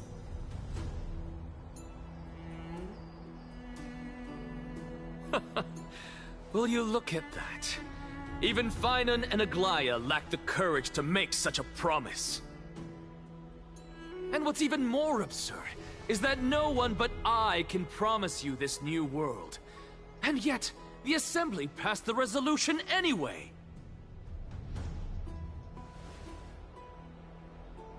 But you needn't worry, because I knew better than to trust you good-for-nothings. That is precisely why I am here today. To give you one final lecture. Now listen up and listen well. I, Anaxagoras of the Grove of Epiphany, hereby declare everything that the Flame Chase journey promises is true. Finan of Ides Elysiae, the prophesied demigod who shall succeed Kefali, will reforge each and every one of us in the new world with his complete, intact memories. What? The core flame-bearing titans were the Chrysos heirs of yesterday. And the Chrysos heirs who carry the core flames today will become the titans of tomorrow. All of our souls shall endure for eternity in the miracle of the World-Bearer. And all under Kefali's protection shall step into that new world.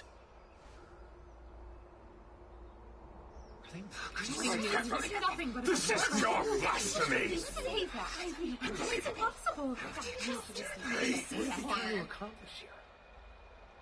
What? Are you saying that we must bow down to you and worship you, even in our next lives? Enough, you blasphemous imbecile! How dare you try to deceive us with all these lies and falsehoods? How can you prove? I told you, don't interrupt me. But since you've asked, I shall be kind and indulge you. My statements are based on my experiments on the divine body of Kefali themselves. You heard me correctly, everyone. With the tacit approval of Kindness and the Council of Elders, I fused my soul with the god through alchemy and learned the truth behind Era Nova. What is he talking about? Isn't that pure blasphemy? I, the vile, wretched blasphemer, deserve nothing less than death for my sins. And the Council of Elders, which granted me consent and aided in committing this atrocity, should face punishment alongside me! By the gods! Even Kindness has betrayed Akuma! Don't be careful. We're carefully afloat.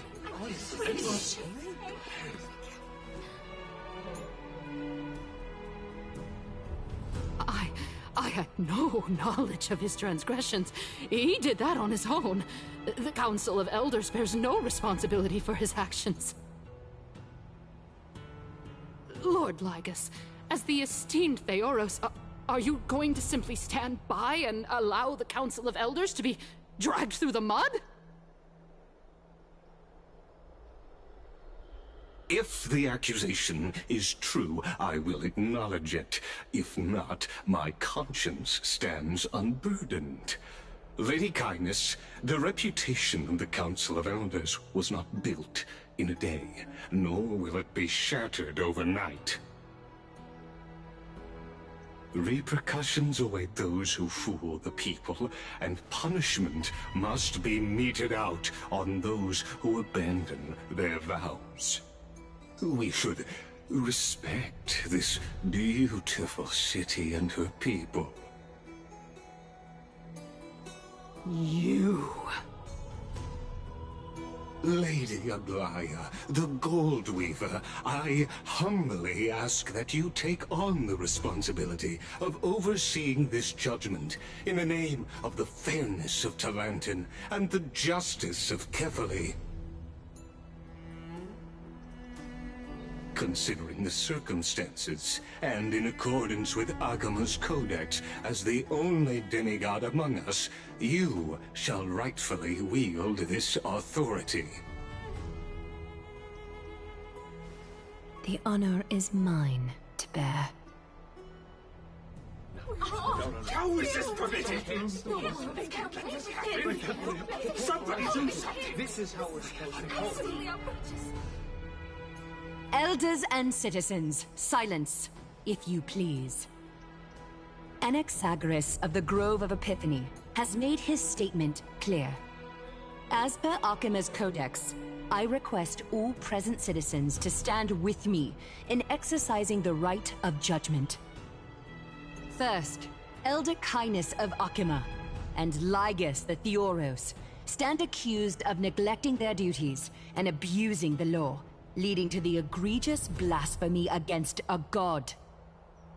In the names of Talantin and Kefali, Akima is to form a committee before the 7th action hour to conduct an investigation and disclose the findings to the public for subsequent judgment.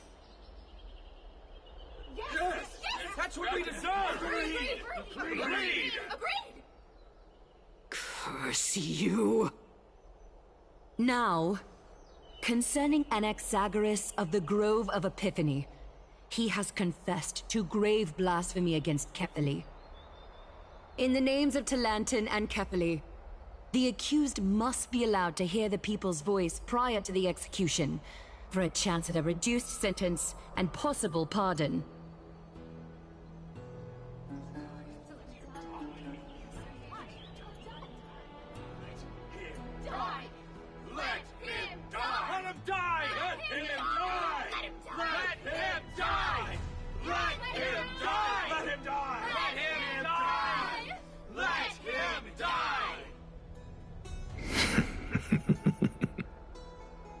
Professor. Let him die. Let him die. Let him die. Let him die. Let him die. Let him die. Let him die. Let him die. Let him die. Let him die. Let him die. Let him die! Let him die! Let him die! Let him die! Let him die! Let him die! Let him die! Let him die! Let him die! Let him die! Let him die! What decision will you make, Lady Goldweaver? Enough with the hesitation, Aglaya. This is not like you. Let him die! Let him die! Let him die! Let him die! Let him die! Let him die! Let him die! Let him die! Let him die! Then, in light of the people's voice, O Talantin on high, may you bring death upon him.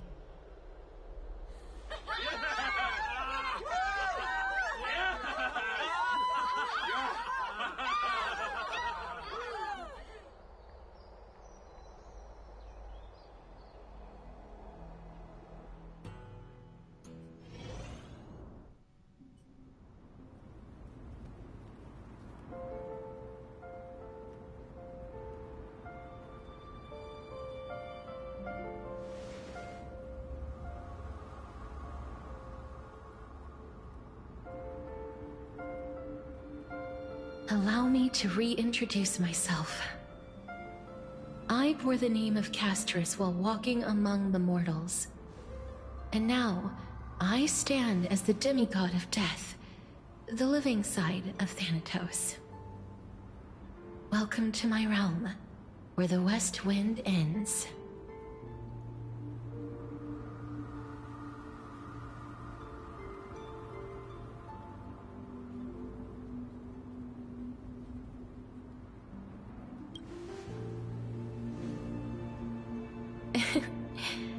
Every departed soul who has arrived here has expressed the same. Did you know? Every flower here was planted by Thanatos himself. These flowers were originally both lifeless and immortal, but in the first rain brought by the River of Souls, they were given new life, flourishing as the bearers of countless souls. And it is my duty as the Master of Death to tend to their well-being and foster their growth in this serene haven. Similar to the structured cycle of life and death in the mortal world, these flowers too shall wither and fade, returning to the earth and then ascending to the sky with mist and tides. Eventually, they will descend to the mortal land as gentle rain. Every soul undergoes the perpetual cycle of reincarnation, albeit in varied forms, until the world meets its end. Yet, sadly, there's no time left for Emporius to wait for when the flowers bloom again. Now, death is the power at my fingertips. It once led the souls of the deceased here, but I shall open the gate of the Netherworld and return you to the realm of the living. In exchange, please, take the core flame of death with you and complete the flame chase journey. Do not let our work thus far be in vain.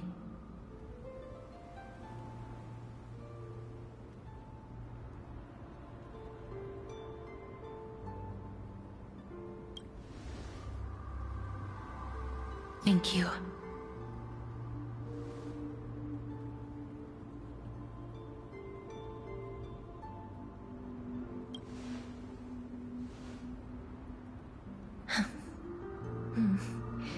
Just like the other demigods, I will stay here and embrace my destiny. That being said, it is not easy to guide a lost soul back to the mortal realm. The whispers of death are sweet and alluring. If your determination wavers, you will succumb and be forever ensnared by the Netherworld's grasp. Please consider this a one-time exception. I will do everything in my power for the flame chase journey. And for your life, the only life I can save.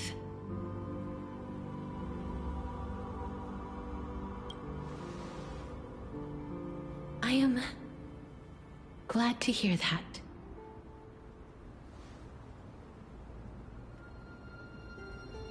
Over here!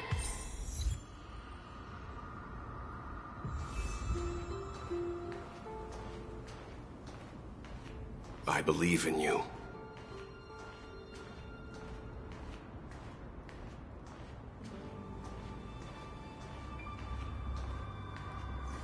Please, I beg you, look back for me. Death is such a sweet joy. Lift your chin up high and step forward with us toward tomorrow! That's right. Keep your eyes on the dawn. Onward. Show me your courage. Partner, we shall become heroes together.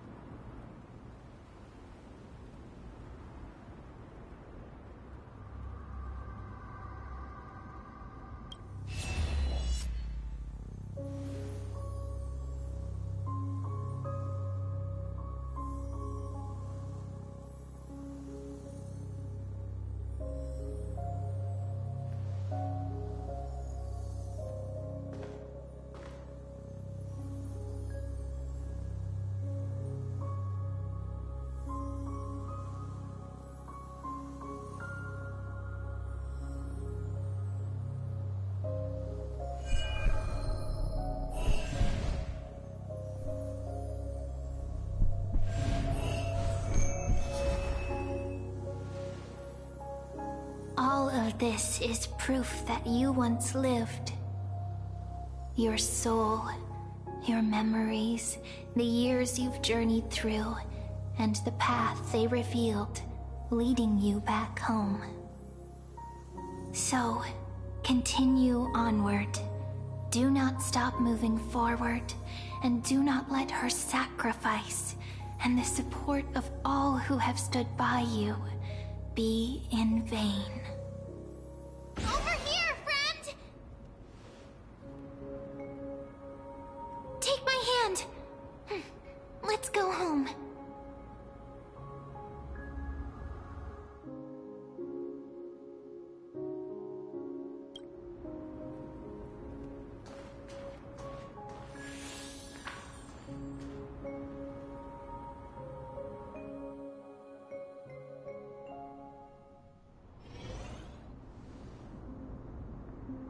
At last, I knew you could do it. Your soul is still perfectly whole, as if some kind of force is trying its best to keep it together. Is it Orynyx's final blessing? Or is it a miracle of your own? It's truly incredible. Such a strange surge of familiarity. So hard to describe. Perhaps it is fate, once again fulfilling its own design. Or perhaps it is the laws from beyond the sky, so familiar to you, that intertwined our fates long ago.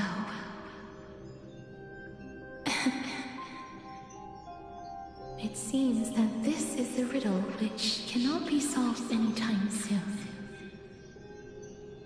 The sensation of becoming a demigod is truly wondrous. It's as if the river of souls is winding its way through the depths of my spirit, transforming with each breath into a fine rain that nourishes the world. Do you recall that prophecy? At the end of the Sea of Flowers, the souls of the living shall warm thy fingertips, and after an embrace, there shall be eternal separation. I promised you that I would do everything in my power to give it another meaning. Now, as I stand as a demigod, and destiny draws to a close, I can finally end it in a way that is as beautiful as it deserves. The wish I once sought, but could never grasp, is now within reach. In this brand new world, every blooming life will lift its arms in celebration and recount the profound meaning of this very instant. Every touch, every embrace we share will never again be an ice-cold loss. They will radiate with an intense warmth, sowing love far and wide throughout the land.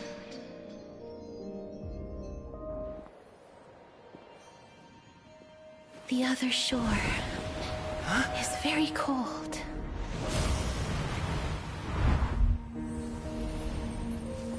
May I borrow your warmth one last time?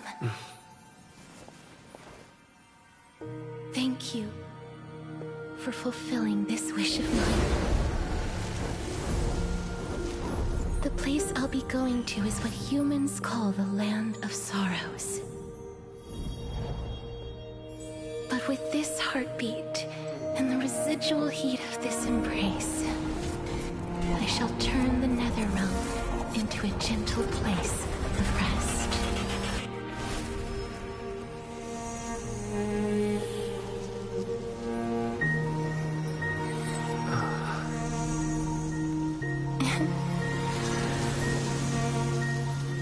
This embrace may be brief, but it's the proof that I once lived. Farewell, then. May we reunite in the new world.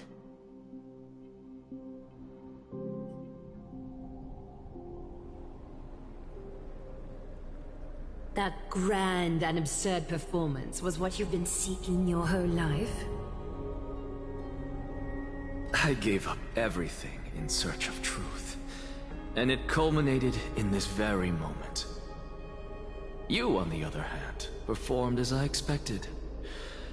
You did not hesitate when you saw the chance to attain power. It's as if you... crave power, like a fly craves rot. Those are your words, not mine. But what you said at the end, did you already know what I had planned for Thynan?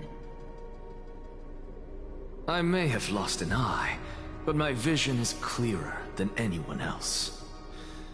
You've nearly exhausted your humanity.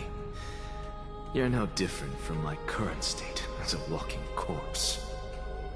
That's true.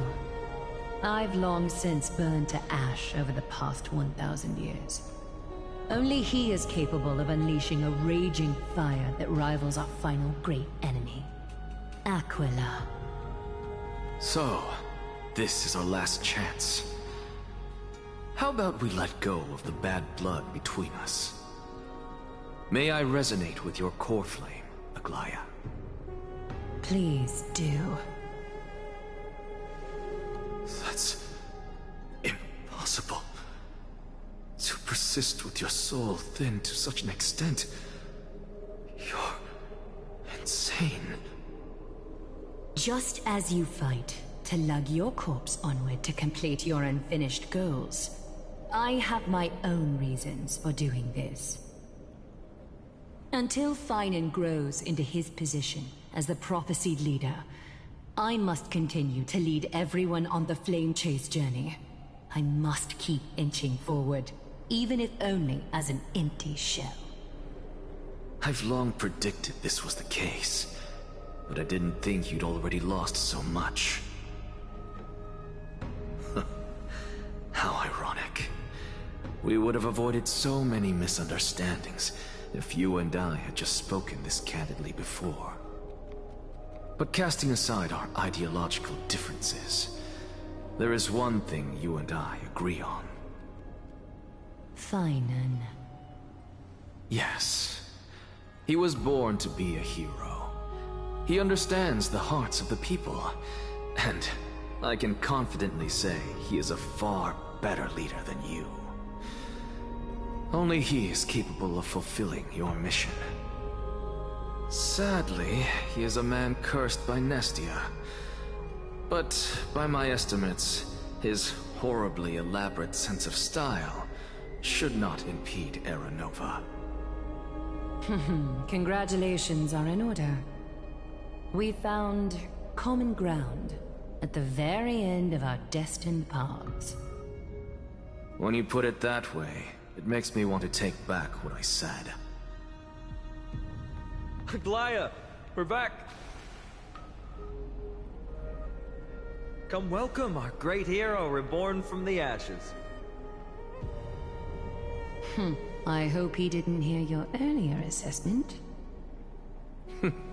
It wouldn't be the first time I criticized him. A man should be aware of his own shortcomings.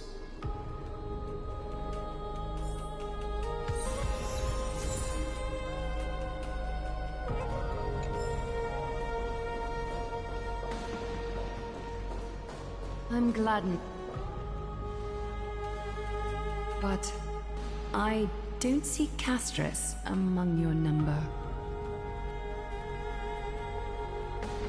It looks like she not only helped me prove my theory, but helped you fulfill your mission as well.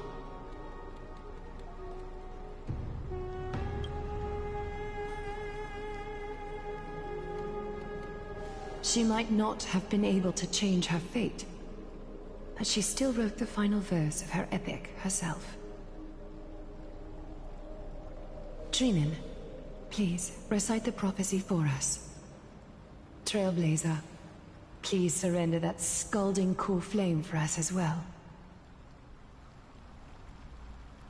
You are the only life she ever saved by her own hand in her 1,000 years on this earth. I believe no one is more qualified for this noble task.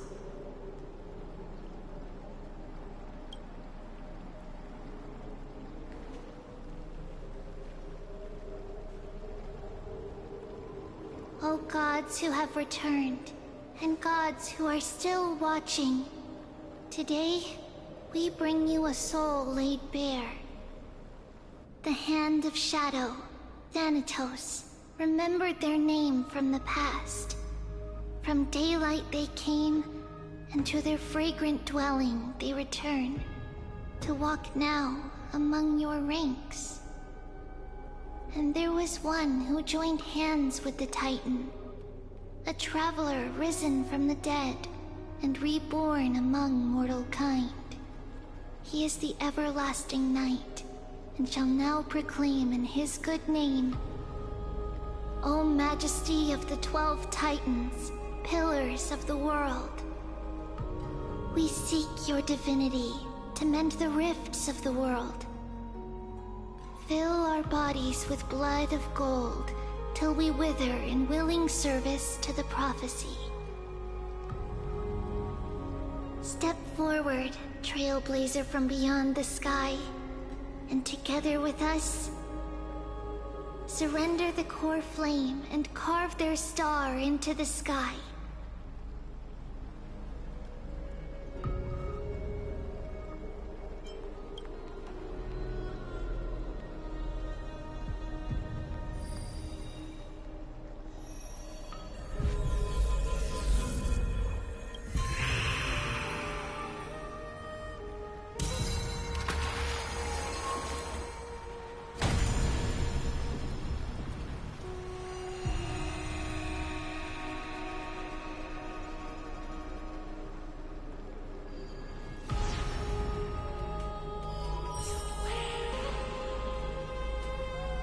Constellation for death.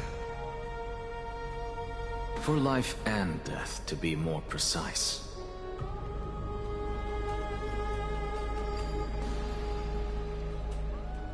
Look! It's...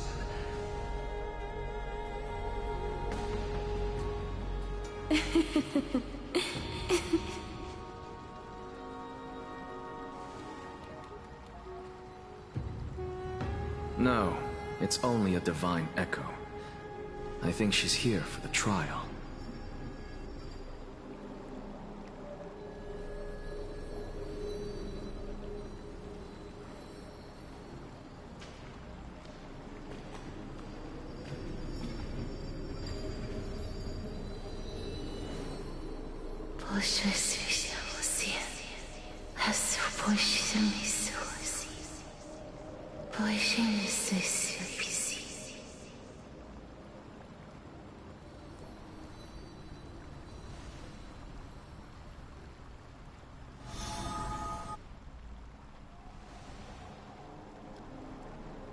What did she say?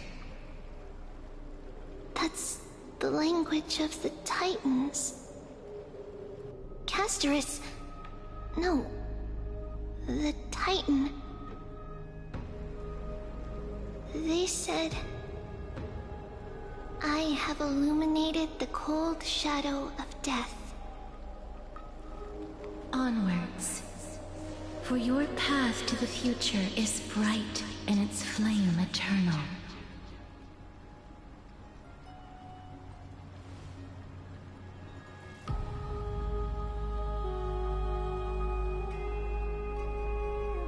Do not forget.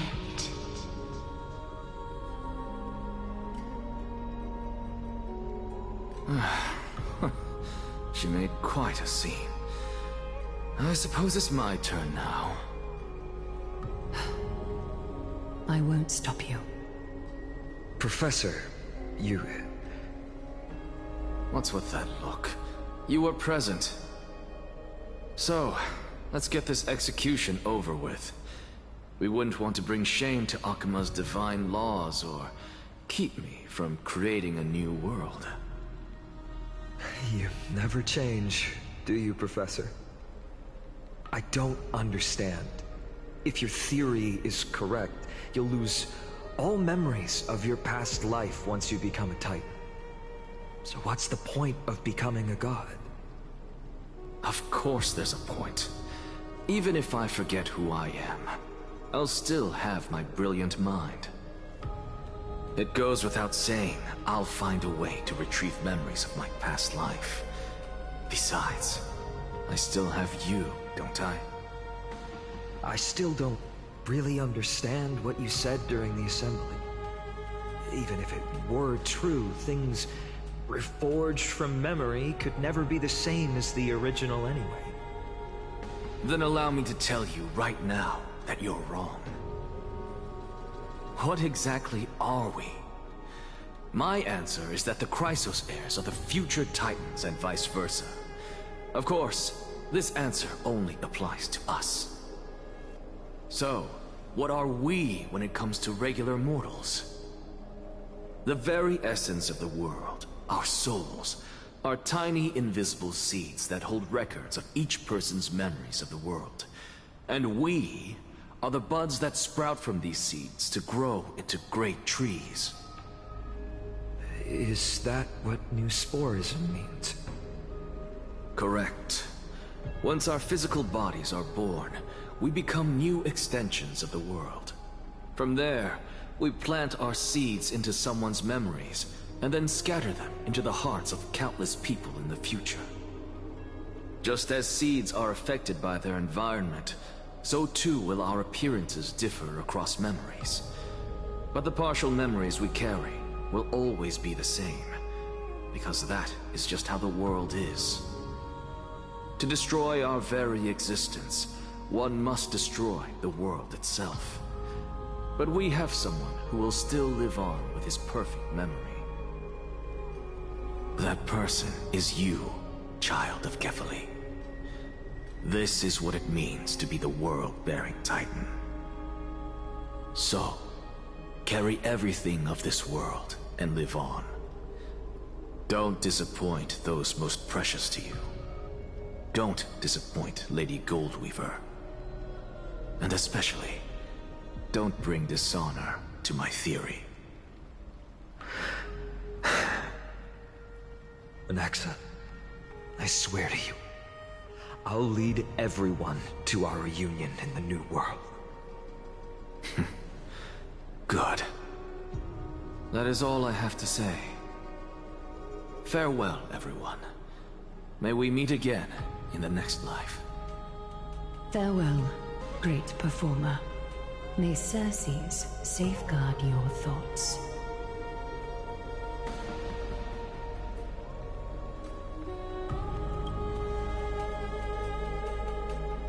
Are you satisfied, Honorable Titan?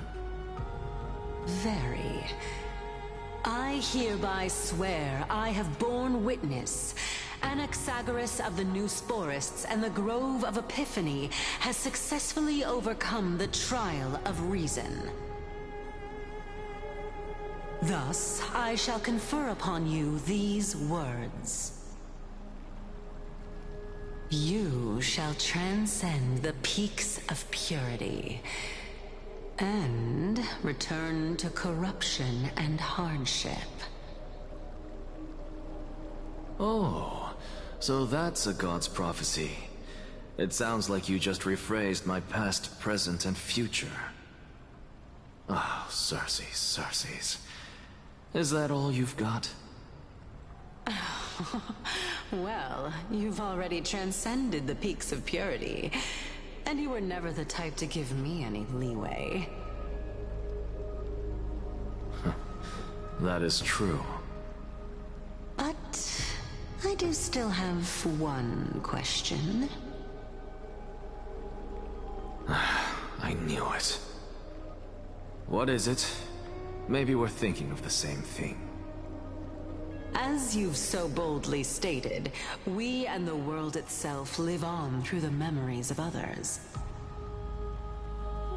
If that is the case, whose memories did the very first new spore sprout from? How should I know?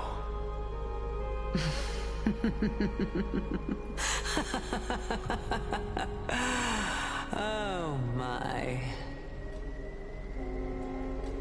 But, since we are both equally curious, we should allow the children of humanity who come after us to investigate in our stead.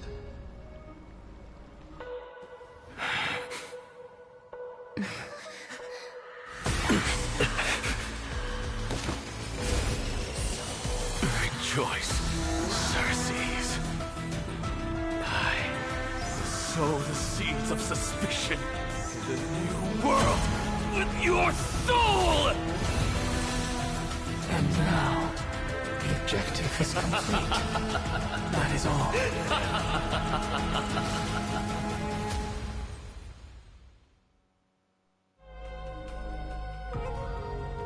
Thankfully, she's still alive. Was March 7th also in this condition when she was first rescued by the Express?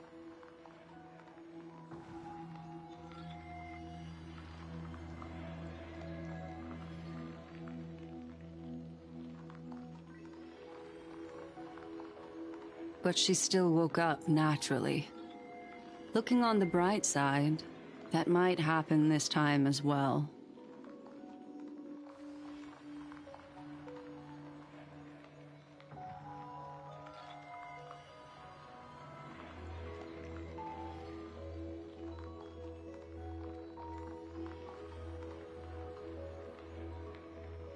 I do not have conclusive evidence, but judging by her current condition, perhaps March 7th's memories have been hijacked. Think about it, Miss Himiko. What will happen when someone loses their ability to remember?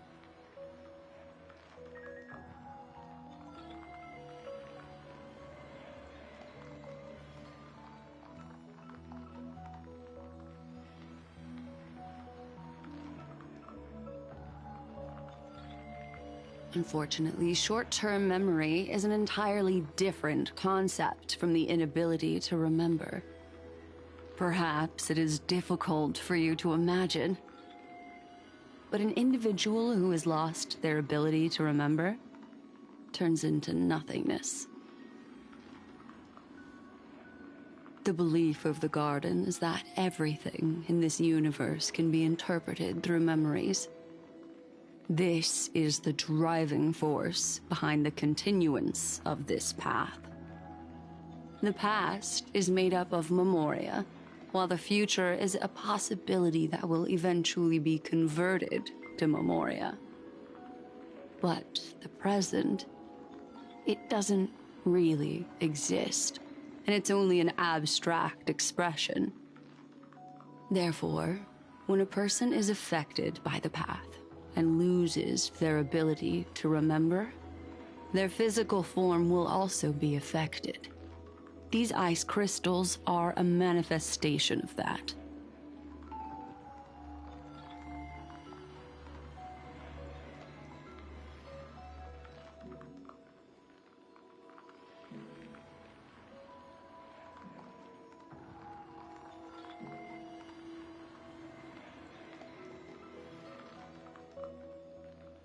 Is Miss Himiko suspicious of me?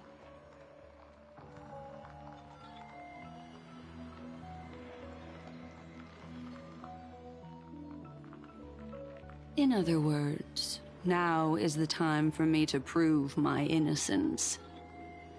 That's not a problem, of course. The true reason behind my intentions is that Amphorius holds special significance.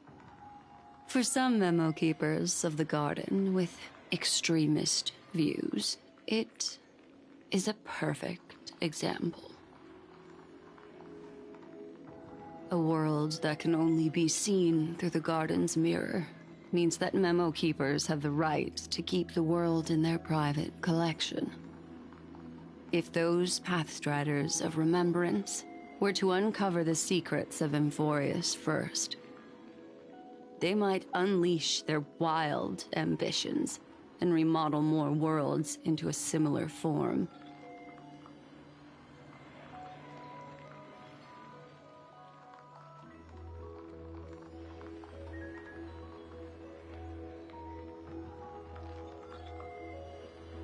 I chose to remain quiet before, because I did not want to involve you in the Garden's internal conflicts.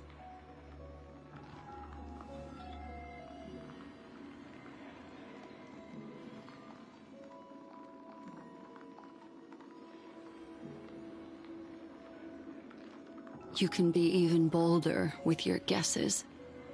The people that I'm talking about, they aren't just individuals.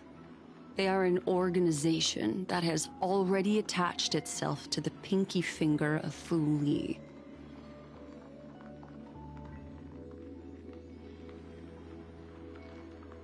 I cannot be certain, but at the very least, they are capable of doing so. I am deeply sorry about what has happened to March 7th. But the deal that I propose still remains a fair one. Amphorius is still an excellent destination, and investigating further might allow us to uncover the truth behind the accident. Miss Himiko, the wisest choice right now is for us to continue cooperating.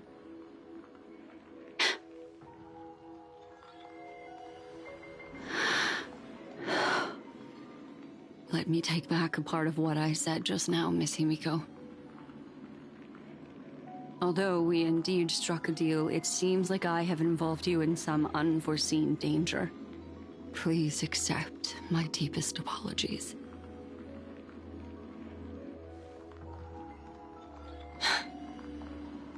It's Fu Li.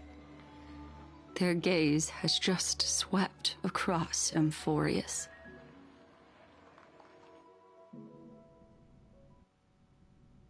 Oh, how interesting. I never expected a mere memo snatcher to be actually hiding so much inside her head. What's even more interesting is that the word Amphorius has appeared in her subconscious. This lady seems to be having fun. Is she usually like this? It's, hard to explain. What are you two whispering about? Has it not occurred to you that I can hear everything clearly? Oh, please pardon me, Madam Herta. Would you mind sharing with us what you've discovered? The ones who need help are the Astral Express. You will have to put up with my methods, even if they are rather unconventional. Let's get back to the topic. By using the fourth mirror, I rummaged through the brain of this memo snatcher and learned a good deal. Not only does this person know of Amphorius, but there are also many memo keepers who are interested in the place. I searched through her consciousness and found the following terms: the Eternal Land, the Rejected Land, and the private collection of the Garden of Recollection.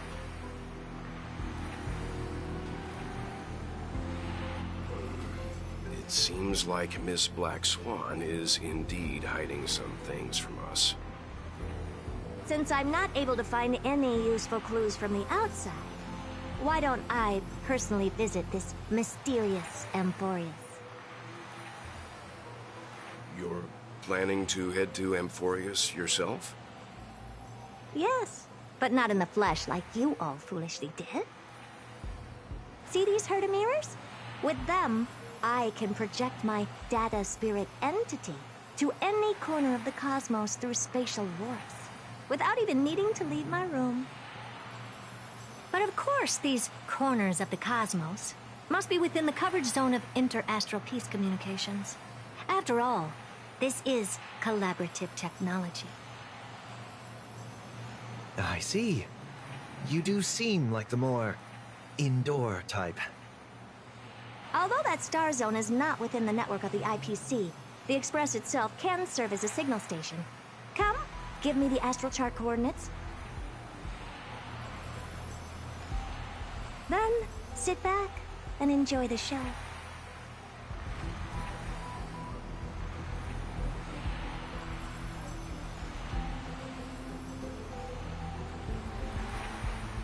All right, now that everything is ready, mirrors, get to work.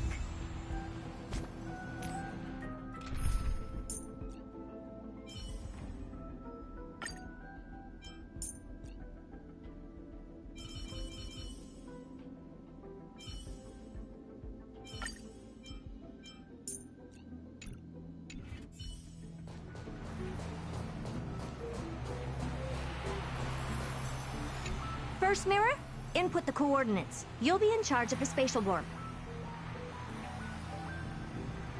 As you command, Madam Herda. The preparations are complete. I wish you a pleasant journey ahead. Second mirror, prepare for the thought refraction. There's still some distance from the Astral Express to the Amphoria's celestial body. You're in charge of sending me over. This time, raise the power to the maximum. Don't be stingy. Oh, okay. I won't fail the mission, Madam Herda. Third mirror, you're in charge of generating the data spirit entity. I'm happy to help, Madam Herda. What kind of appearance are you planning to use this time? Good question. Let me think. Forget it. Just use my own appearance. There's no one there that'll recognize me anyway.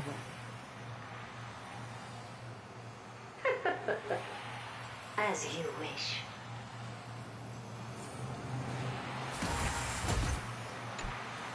Preparation of the data spirit entity complete. Thought refraction at max power. Excellent. The first mirror. Let's get going. Have a safe trip, Madam Herta. May your journey yield good results. Coordinates input complete. Preparing to activate spatial warp. Destination, unknown celestial body, Amphorius. Spatial warp countdown. 5, 4, 3, 2, 1. Warp activated.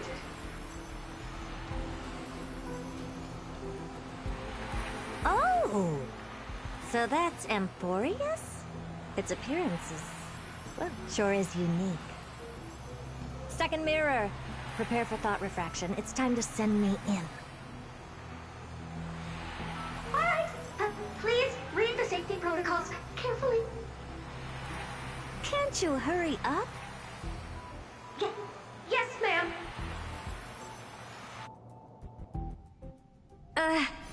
I didn't expect it to be so turbulent. I should have asked the second mirror to use slightly less power. What a magnificent sight! Is this the entrance to Amphorius? Let's see. Perhaps I'll be able to find a way in.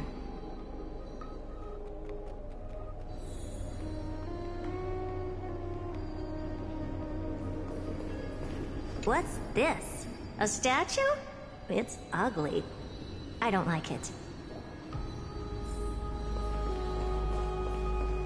Oh, I finally found your traces. How esteemed must you be for the great Herda to come out personally? When we return, get ready to become free labor for the simulated universe for the rest of your lives. What's this? How creepy. Oh, it moves? Who are you trying to scare? It's either a projection or a fake. There doesn't seem to be much to take note of. Now then, how am I going to get into Amphorius? My deepest apologies, esteemed lady. I'm afraid that you cannot proceed further. Who's there? Your visit, although not part of my calculations, is a pleasant surprise. It's a pity that the preparations are not yet in place to receive you with the hospitality that someone of your status deserves. Are you not going to answer my question? Who are you? I have many identities, and I'm going to have even more in the future. But if you just need a form of address, you can use my common alias. Lycurgus. Lygus. All right, Lygus. But you can't possibly think that I'm just asking for a name, can you? Regrettably, I do not have the authority to share more information. However, standards are always flexible. While not violating the ultimate agreement, I'm able to disclose this piece of information. As you thought, this is the entrance to Amphorius. Now, please, kindly turn back. Amphorius is not a world that you should be involved with, regardless of what kind of magnificent achievements you have accomplished. This place will not open its doors so easily. You seem to understand me very well. Then you should know that I have no reason to listen to you. Your reaction is completely within my calculations. Despite my long years as a watcher, it seems like my assessment of human nature still remains accurate. From you, I'm able to sense a beautiful desire for knowledge. But my answer remains unchanged. Madam, it is with the utmost goodwill that I suggest you return to where you came from. Let's assume for a second that I'm not so well-mannered, and that I insist on uncovering the secrets hidden behind you, Mr. Lygus.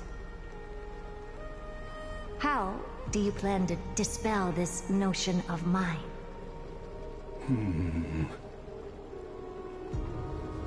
Within the scope of the ultimate agreement, there are 178,244 logic chains at my disposal to convince you. After filtering through them, I have determined that I only require 3 to attain the results that I desire. Oh? I'm all ears. First, for reasons that cannot be disclosed, Amphorius is a completely isolated celestial body. Apart from me, no one else will be able to help you enter. That's not a good argument.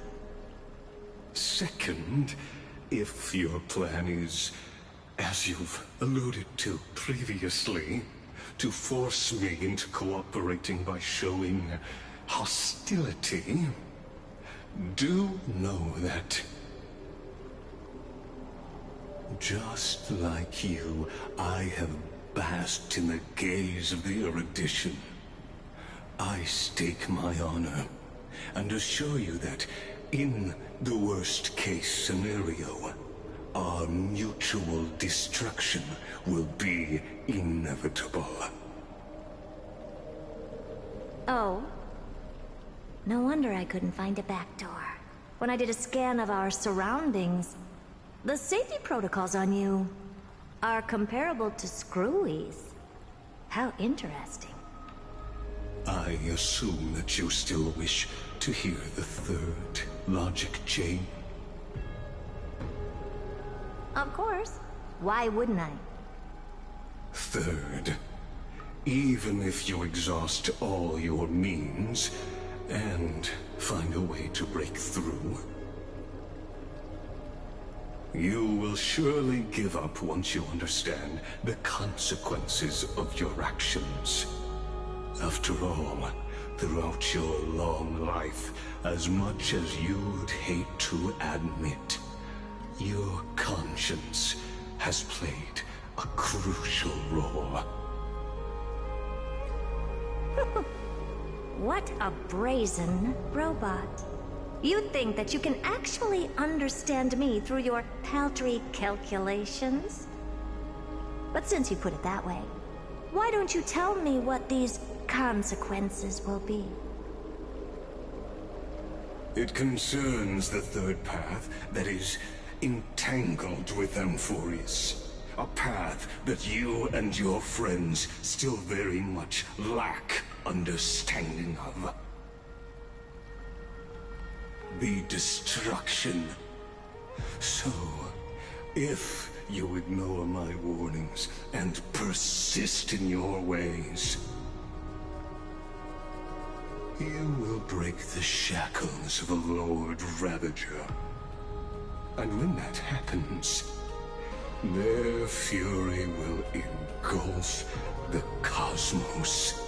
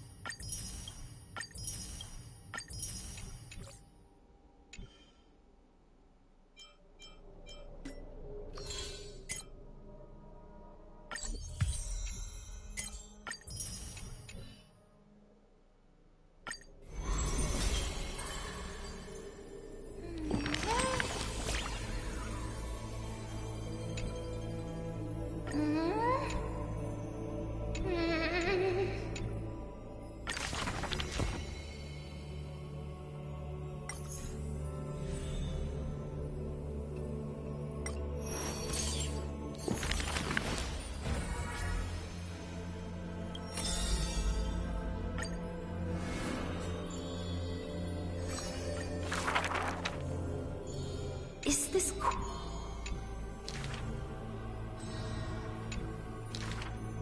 Welcome to the...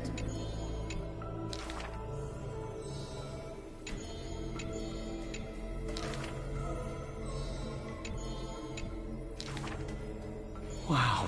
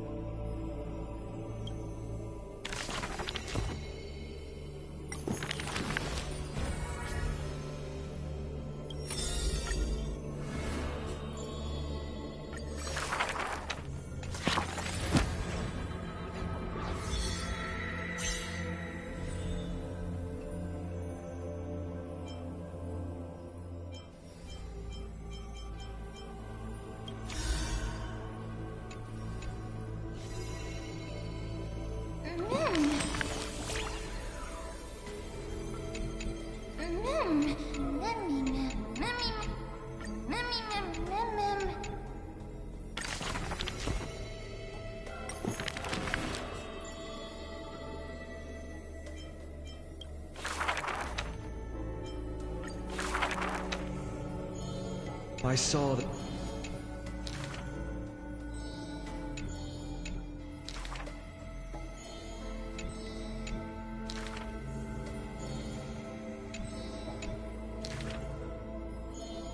If it's just...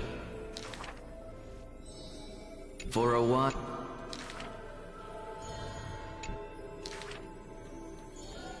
He is panicked.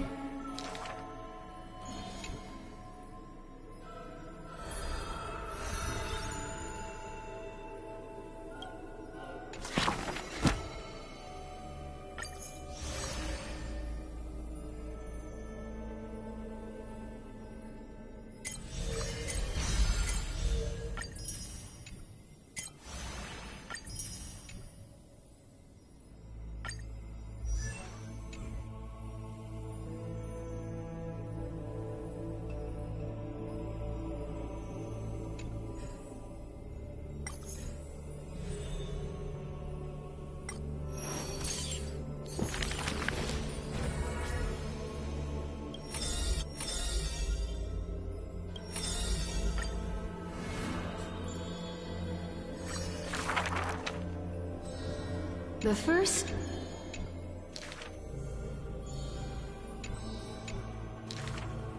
The second...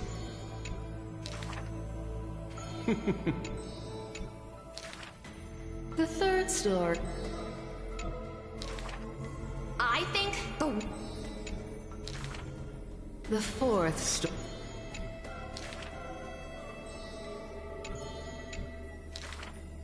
Cyphera. The dawn will...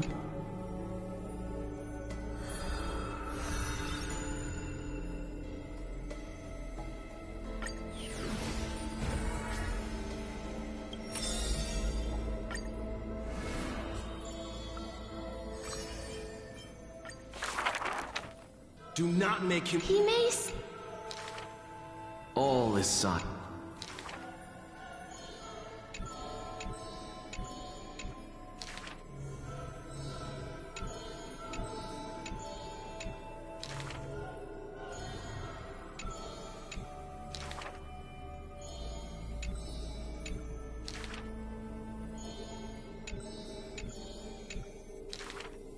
If this...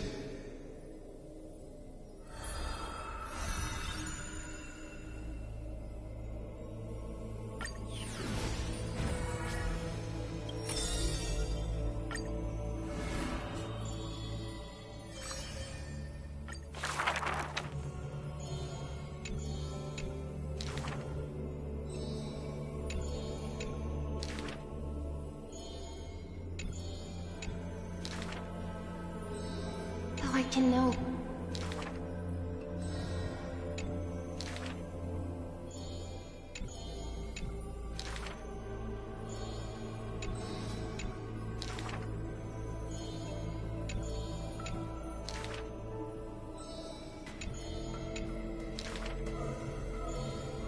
Why are the...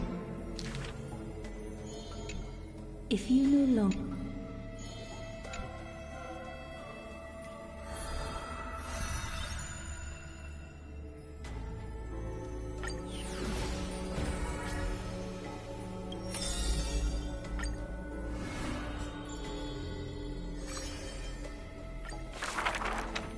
To dive, coward.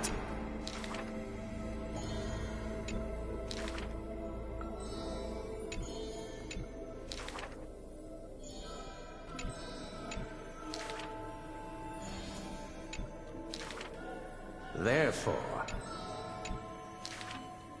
never turn your glory.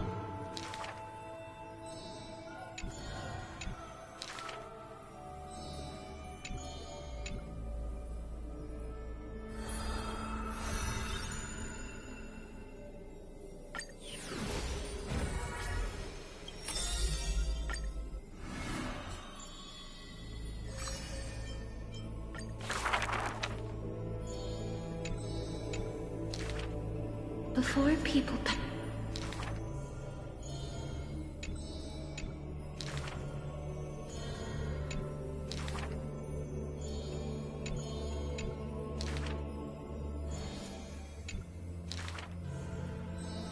This is true.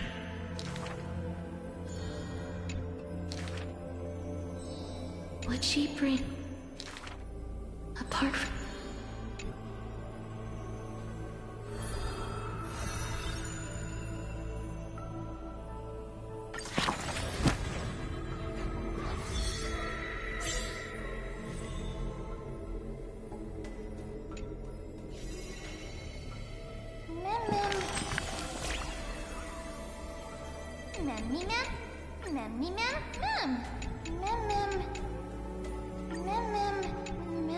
Mem.